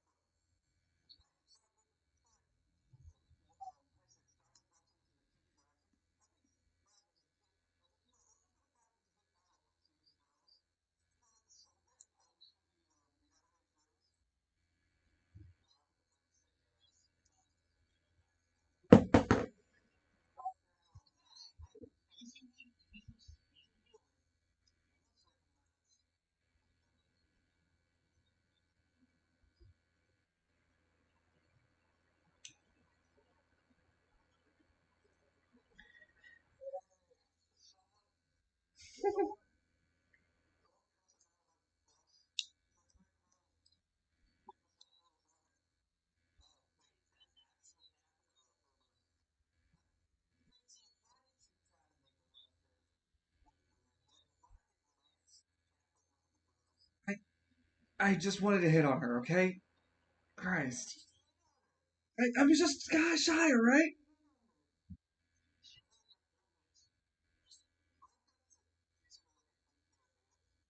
No, well, they walked away from the area, that's why. But no, the party would continue as normal and just leave off with you guys enjoying the festivities. The final cutscenes of the roleplay would be one of which with the Marquise speaking with a man in a wheelchair. The man in the wheelchair has a prismatic uh, blanket covering over his legs, but the camera doesn't can't reveal the upper torso of the man in the wheelchair. The man in the wheelchair goes, "So we have a champion then." It's Spencer. Marquise bows to the man in the wheelchair. Yes, my baron. Lance McKinley was the victor. Oh, McKinley. Isn't that? Yes. The same McKinley. Hmm. Clever how fate works. Has he been given the rewards? Yes. Good. You can be. He can be. You tell. You can. Hmm? Of course, the wheelchair is evil. Bring him to my court. Bring. Yeah, bring him to me as soon as possible. I wish to have the meeting done and continue my other business affairs. At once, Baron. And the scene ends with the Baron rolling away, looking over to the Colosseum entrance, over the Colosseum. to watch over and see Lance and the group partying. McKinley, huh?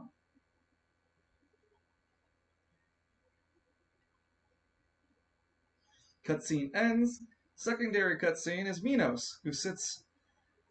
This is the first time that Minos saw Soul come to him. He goes over to the edge of his platform, watches it float down, which is Edmund. Then it gets yanked back up because Edmund didn't die that day. Son of a bitch. Then Lance's body falls. Come on, come on. Lance is in that state where he was dreaming about being lost in his room. Snap out of him. Motherfucker! Mr. Hall falls right through the platform and hits it. Mino sits up immediately. Holy shit! Huh? He sits up from his mahogany table and this minotaur-like creature walks over to the platform. Huh? Oh, hey, you're a soul. He pulls out a book. Matthew Hall. Minos. And you are in the plane before you are in the plane of a you're in the plane in between. It's limbo basically. Mm, it says it says here the book says you were killed by Lance McKinley. He did 72 damage to you. He landed 7 combos. He got an S rank on your body. It's impressive. This is probably the most stylish way of someone coming down to meet me. Kind of 420 dabbed on you, 360 no scoped. Mr. Hall looks like defeated. I'm dead. Am my anima's gone? Yeah, afraid so. Disappears with the power with death, you know. Ruler of everything. Ah, he drops to his knees. I really am dead. And let's open your book. Whoa, holy shit! Your book is filled with. Yeah, the first part of your life is pretty upstanding. As soon as you got your anima unlocked by a flying sky crab,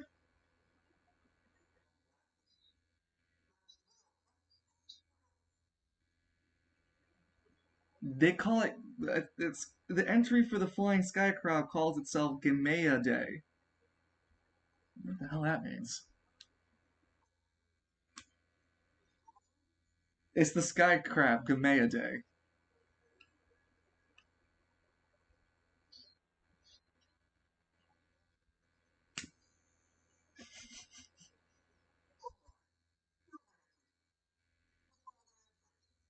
Um, you've killed over 400 different sentient souls, animals, people.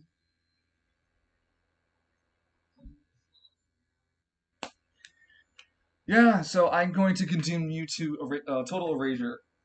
Matthew Hall looks terrified. Total erasure? What do you mean? Well, I mean, you're such a terrible sinned and sainted soul that there is no true redemption for you.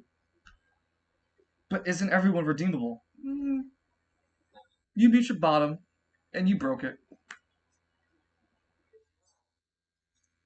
So, Mr. Hall, you're being condemned. Any last? I got a last word for you. This is when All Eyes stepped on top of the corpse. How's it going? Nino's my favorite friend. Guess what I got? He pulls out a coin and flips it over towards Minos, who takes it into his hand. He looks at it and is astonished. You stole another redacted coin? Yep.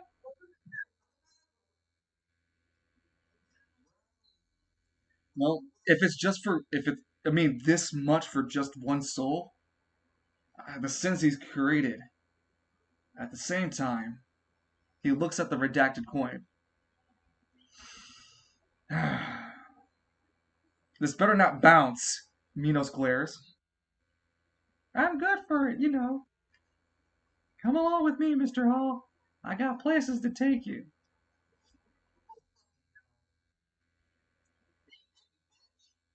Mr. Hall falls into a pool of darkness as All Eyes slips with him. Say bye.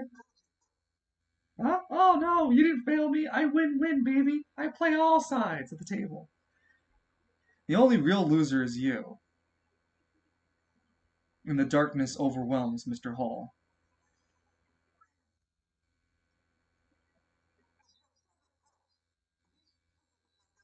Yep. Mino sits back on his table, looking at the redacted coin. It, in fact, does not bounce. Fuck yeah. Gonna get me that new vacation home that I wanted. The camera fades to black as you read the subtitles. Minos would get that vacation home, but it would keep suffering several seasonal weather devastations, ruining him financially.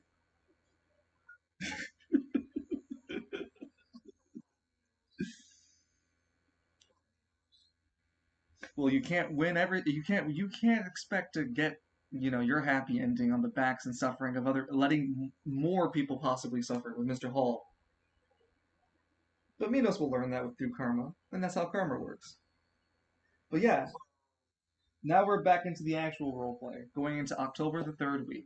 Lance, you're giving your invite to meet with no, sorry, with the Baron next week, the third week of October.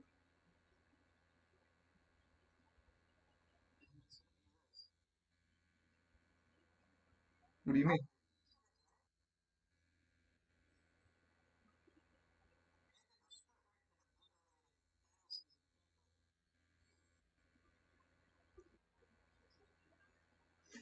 Well, yeah, then just keep working on, making up for it. You'll just keep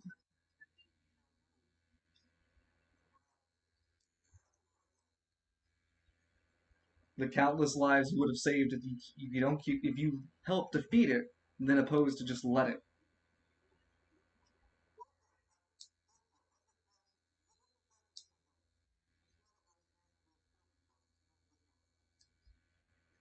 That's true too. But yeah, we will actually pick up a session on Thursday, which will continue plot stuff. Oh, there's one more cutscene with All Eyes as he would break back into real space. It's been a great time since we were enjoying that tournament, right? Right, Elvis? Elvis? He starts bothering Elvis. Elvis?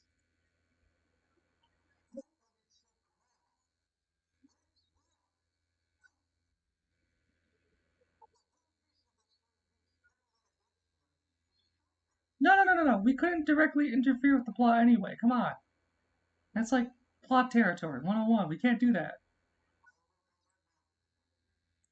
You call it nonsense. I call it playing by the rules so well that the players get mad at me.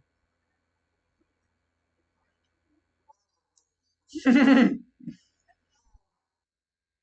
got a cool trick. Check this one out. All Eyes waddles over to a console, starts tapping on it a bit, releases a test tube. I've been making myself an artificial body. It's nearing completion.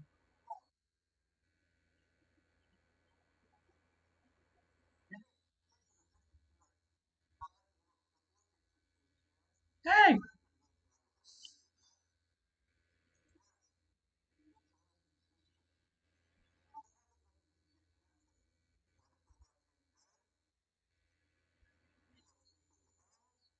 Yes.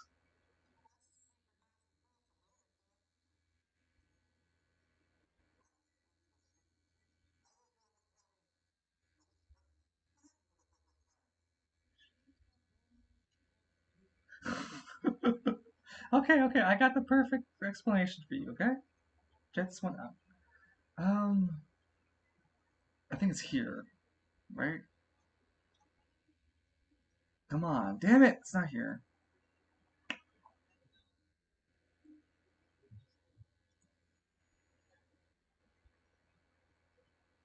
Sorry, I'm looking for something.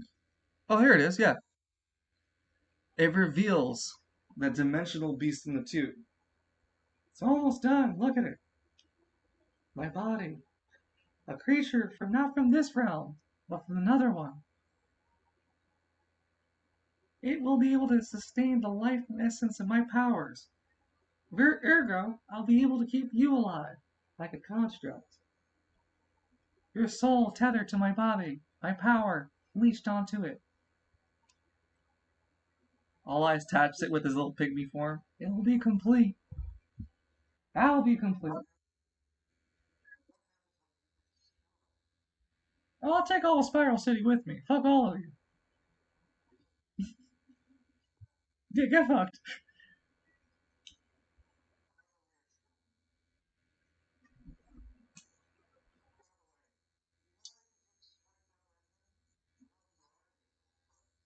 Call me a pygmy.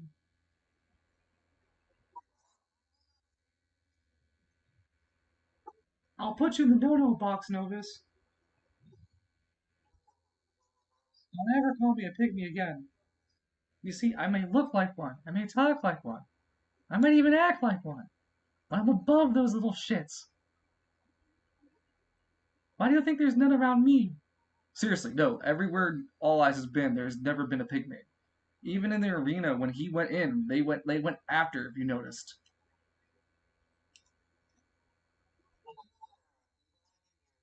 mm-mm. They know better not to fuck around and find out. See, I got this nifty chart. He pulls it out from it's. All Eyes pulls it from the shadows. See, this chart says you fuck around down here and you find out up here.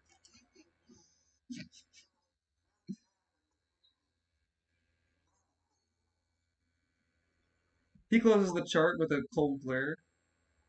They might have an inkling.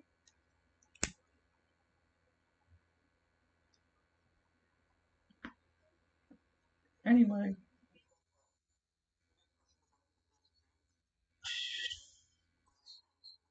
yes, about a month or two from now, they'll be at its full glory. There's no way that it'll be any longer than a month or two. I'm not like Frieza. I can count. Yeah. Huh?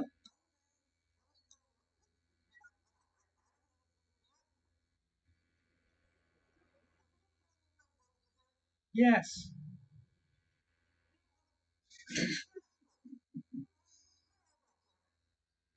Oh come on. You've been living with me for what? 3, 4 months now? You really thought there was someone else doing that shit, really? You offend me, sir. Good day. He drops dead. Ah, shit. Wait, I need to boost him back to life.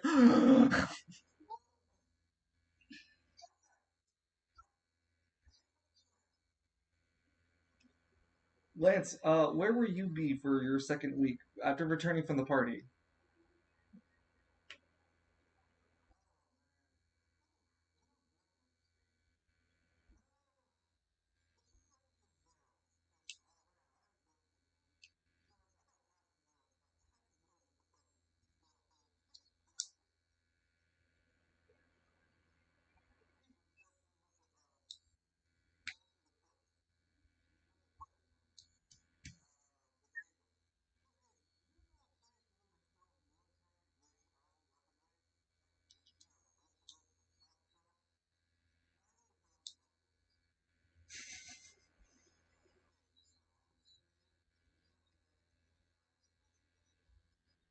I like to modify my already military APC a little bit more.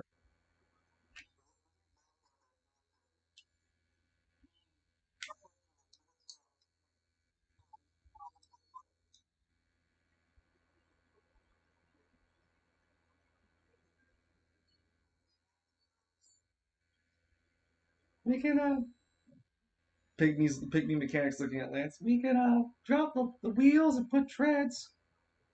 Put an interchangeable barrel so you can shoot a 10 millimeter howitzer shell into somebody. No, it's interchangeable, so we can switch between the howitzer round and the minigun.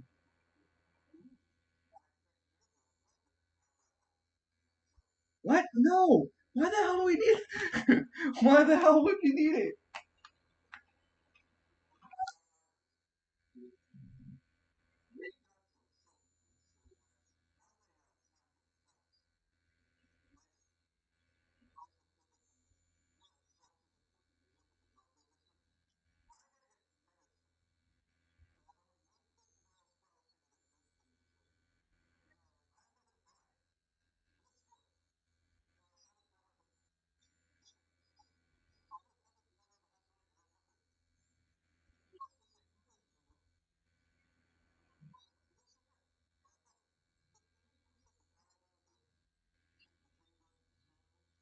Well, no, no, we're doing that in the session.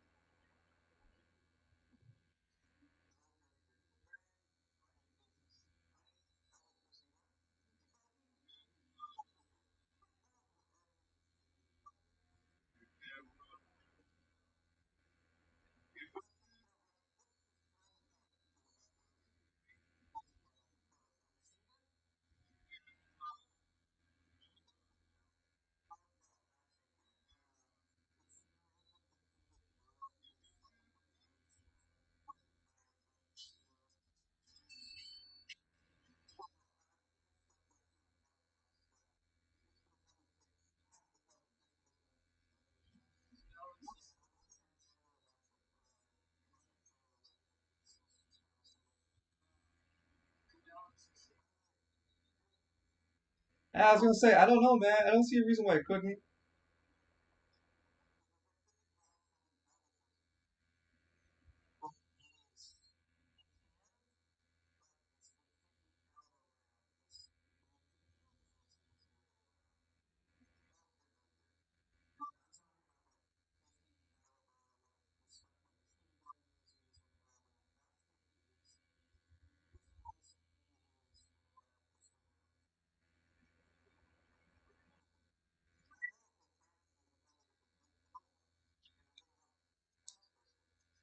Moments like these are the reason I'm grateful that I don't calculate property damage. Did you say you wanted white phosphorus rounds?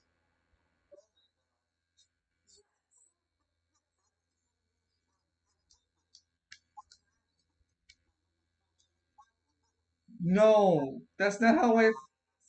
That's not how I. Oh God.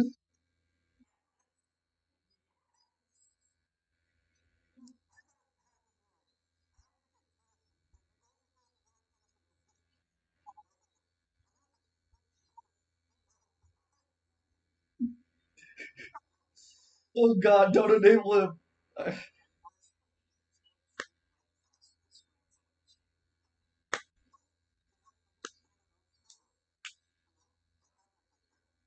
Well, I'm offering that as an upgrade you can buy, but it'd be expensive.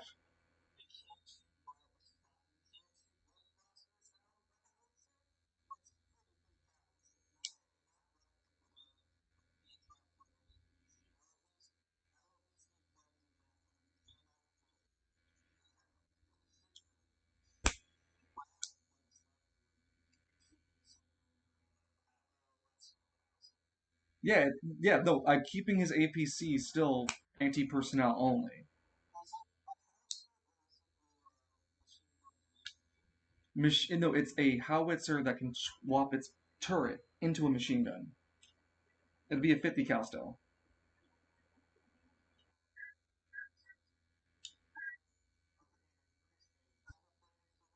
And if there's not a real life variant of it, it's just video game style.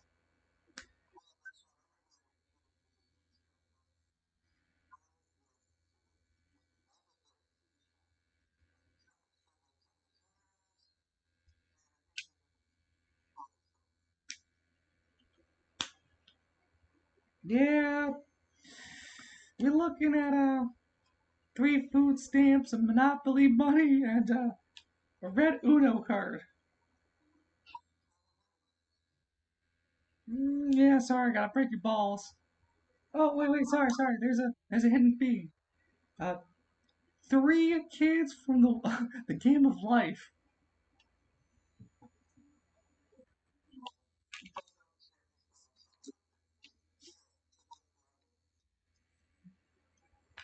Thank you for your patronage. I'll promise I won't take the lint from the side of your car door. And I got the pennies from your dish drawer. There's 3.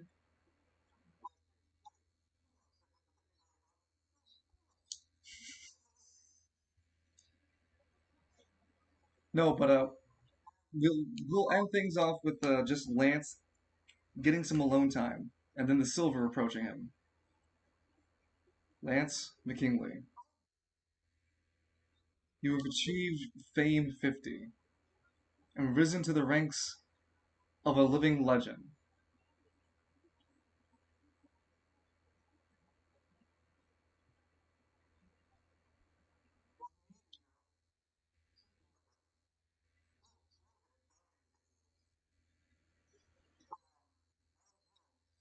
When you receive the living legend perk, you get D12 to all of your stats.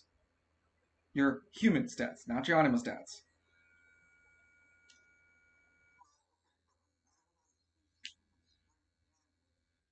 You get a +2 to those. The +2 to those do not count towards initiative, but only for checks.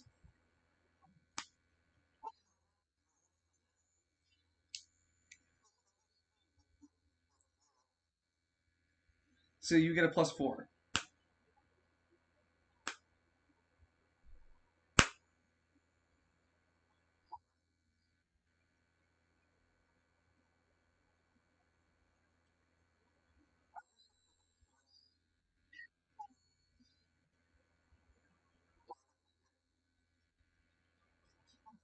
Smart.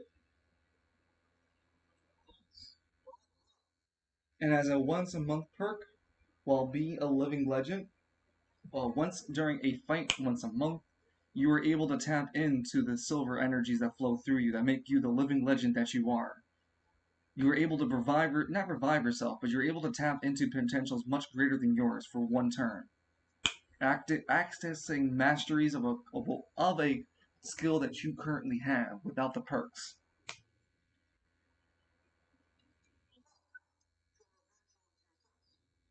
Yep,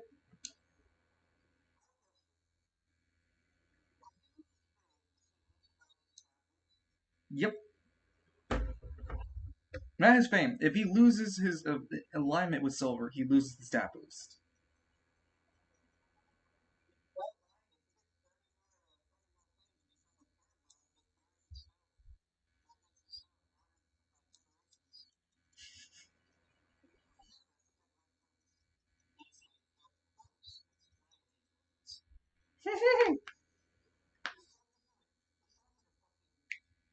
This is North Star.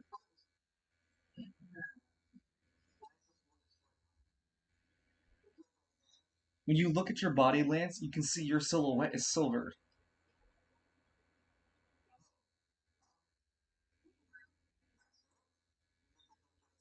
You take a look at a mirror and you see that your eyes, the irises of them, are now silver.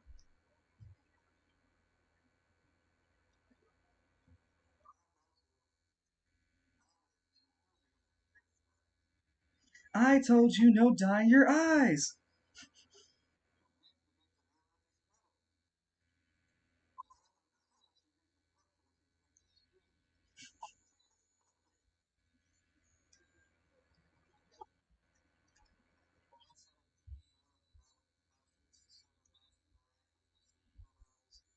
I like to I like to believe the diagram looks like the following. There's a monkey popping air into a air balloon bubble, and the bubble looks like it says Lance's brain. It starts very inflated, deflated, and it starts to inflate.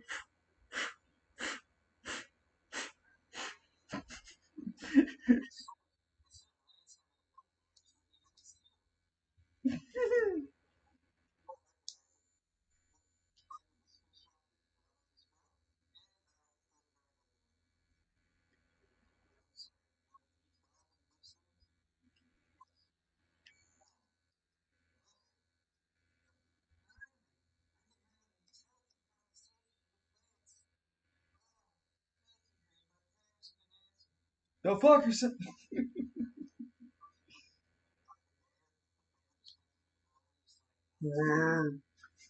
No, it has a plate of your cookies. It's just eating your Oreos.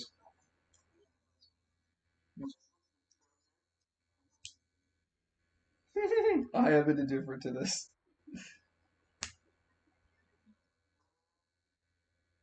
Oh, sorry.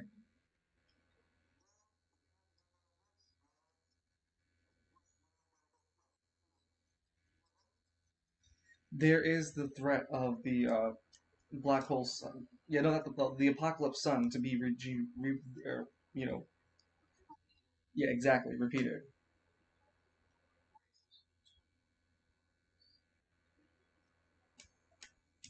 Your journey brings you to the lower spire.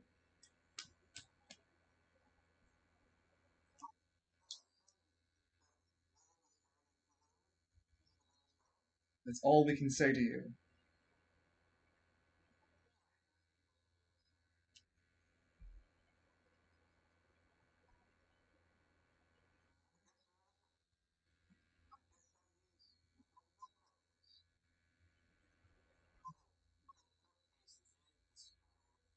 Yeah.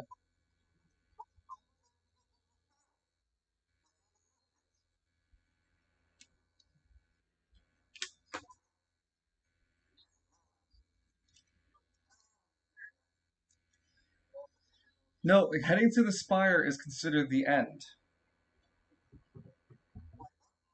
Yep. Heading to the spire is considered the end. No, it's the end.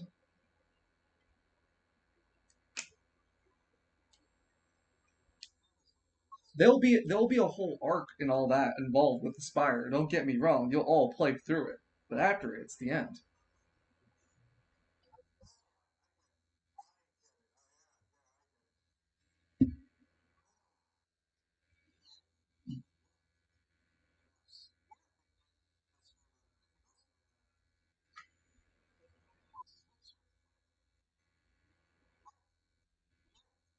However you want to interpret that, but once you go through the spire, start the court case. That is the end. That is going to be the end of everything.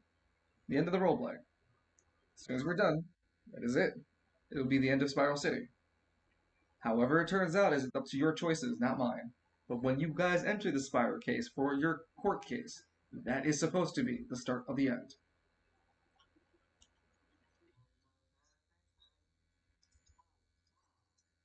Yep.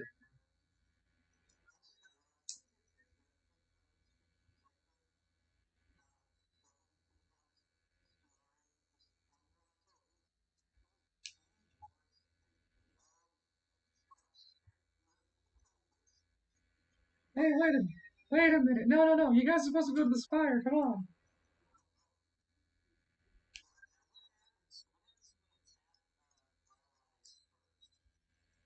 I don't know. What do you think will happen? I don't know. What do you think will happen?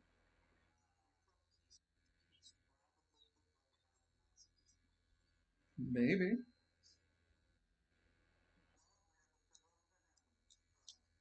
Gonna be a tough raid boss.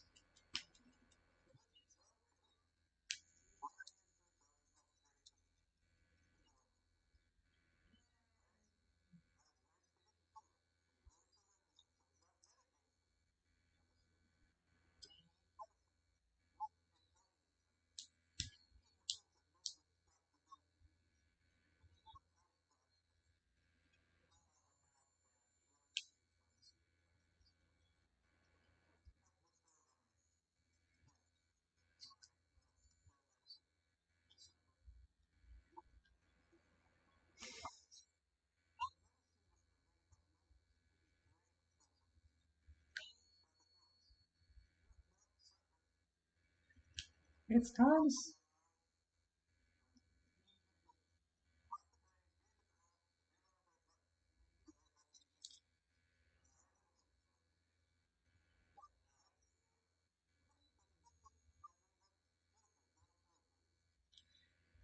I will not get off this turret.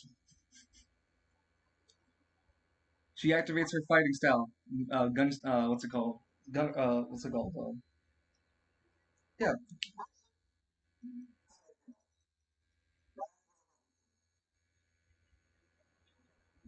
Heavy weapon specialist.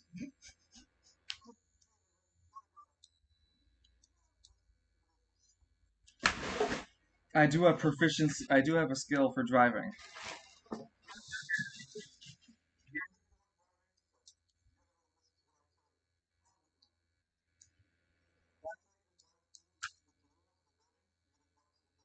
Oh, hey, look, Cyric's chilling with All Eyes. I'm joking. It's that you were clipping from the top of the roof. But where does Cyric want to go after the tournament? I forgot. He's just kind of roaming around.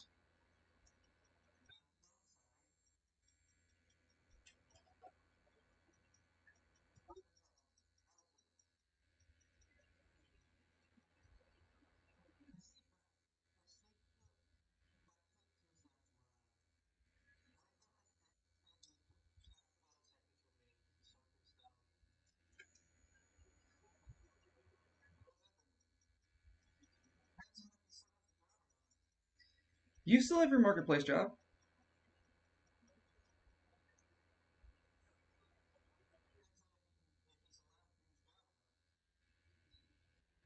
It all depends on the nature of your job that you're trying to do. We've already been through that. There are just there are things that they won't let you do.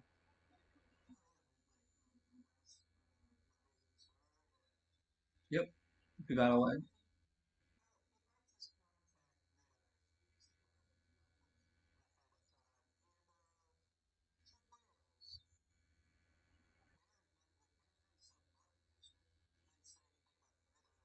Correct. Depends if you're gonna fuck around with those rich folks. See, game I got it. If you don't fuck around with the rich folk, you're good.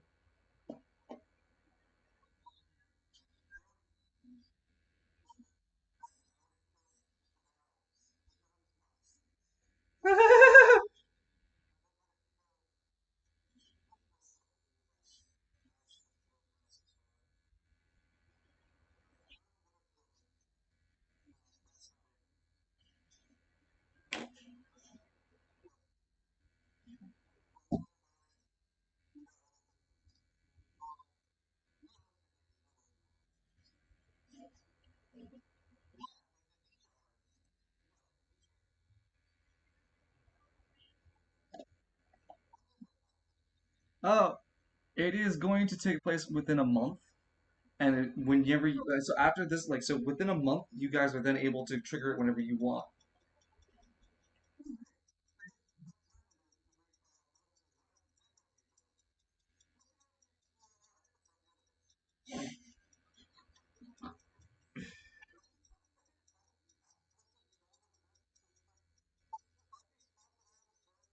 Oh no!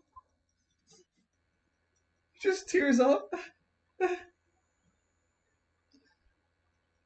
No, he would be he would be with new friends, friends that he makes along in the Emerald Isles that then come back to Spiral City to join him.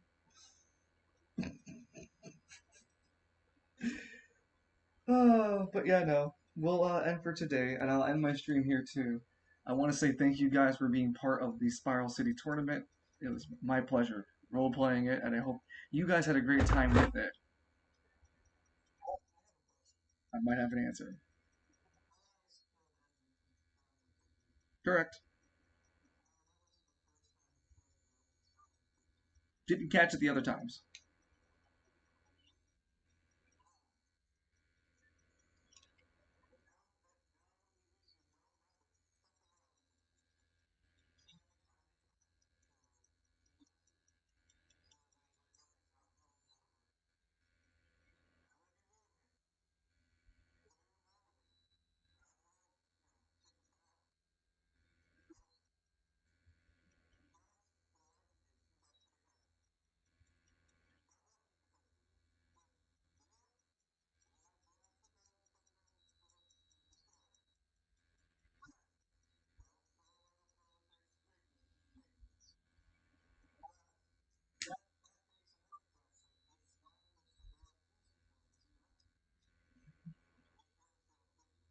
How many times do I have to remind you that the name doesn't stay?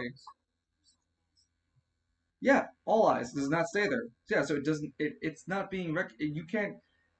It's you're not referencing All Eyes as a pygmy if the name can't stay on the paper. You say redacted as a pygmy. It doesn't apply to All Eyes. It can't. It's not astonished. It's not being acknowledged as All Eyes.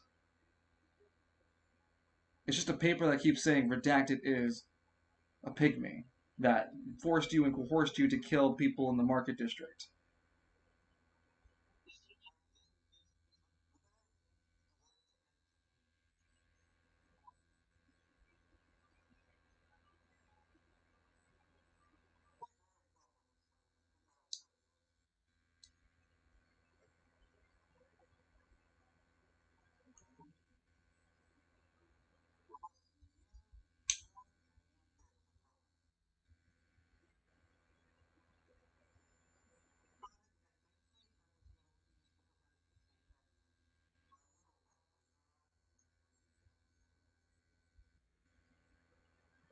Yee!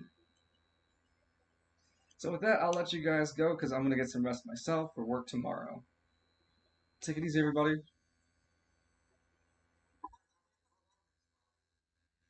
You did a great job.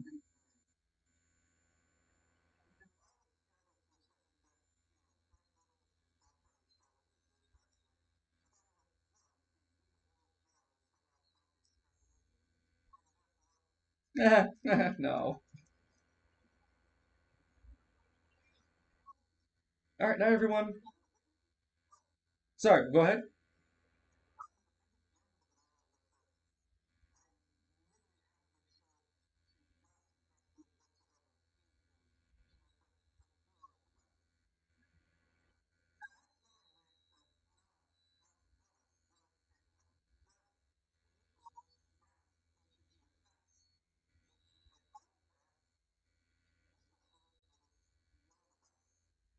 It's true. Good night, everybody.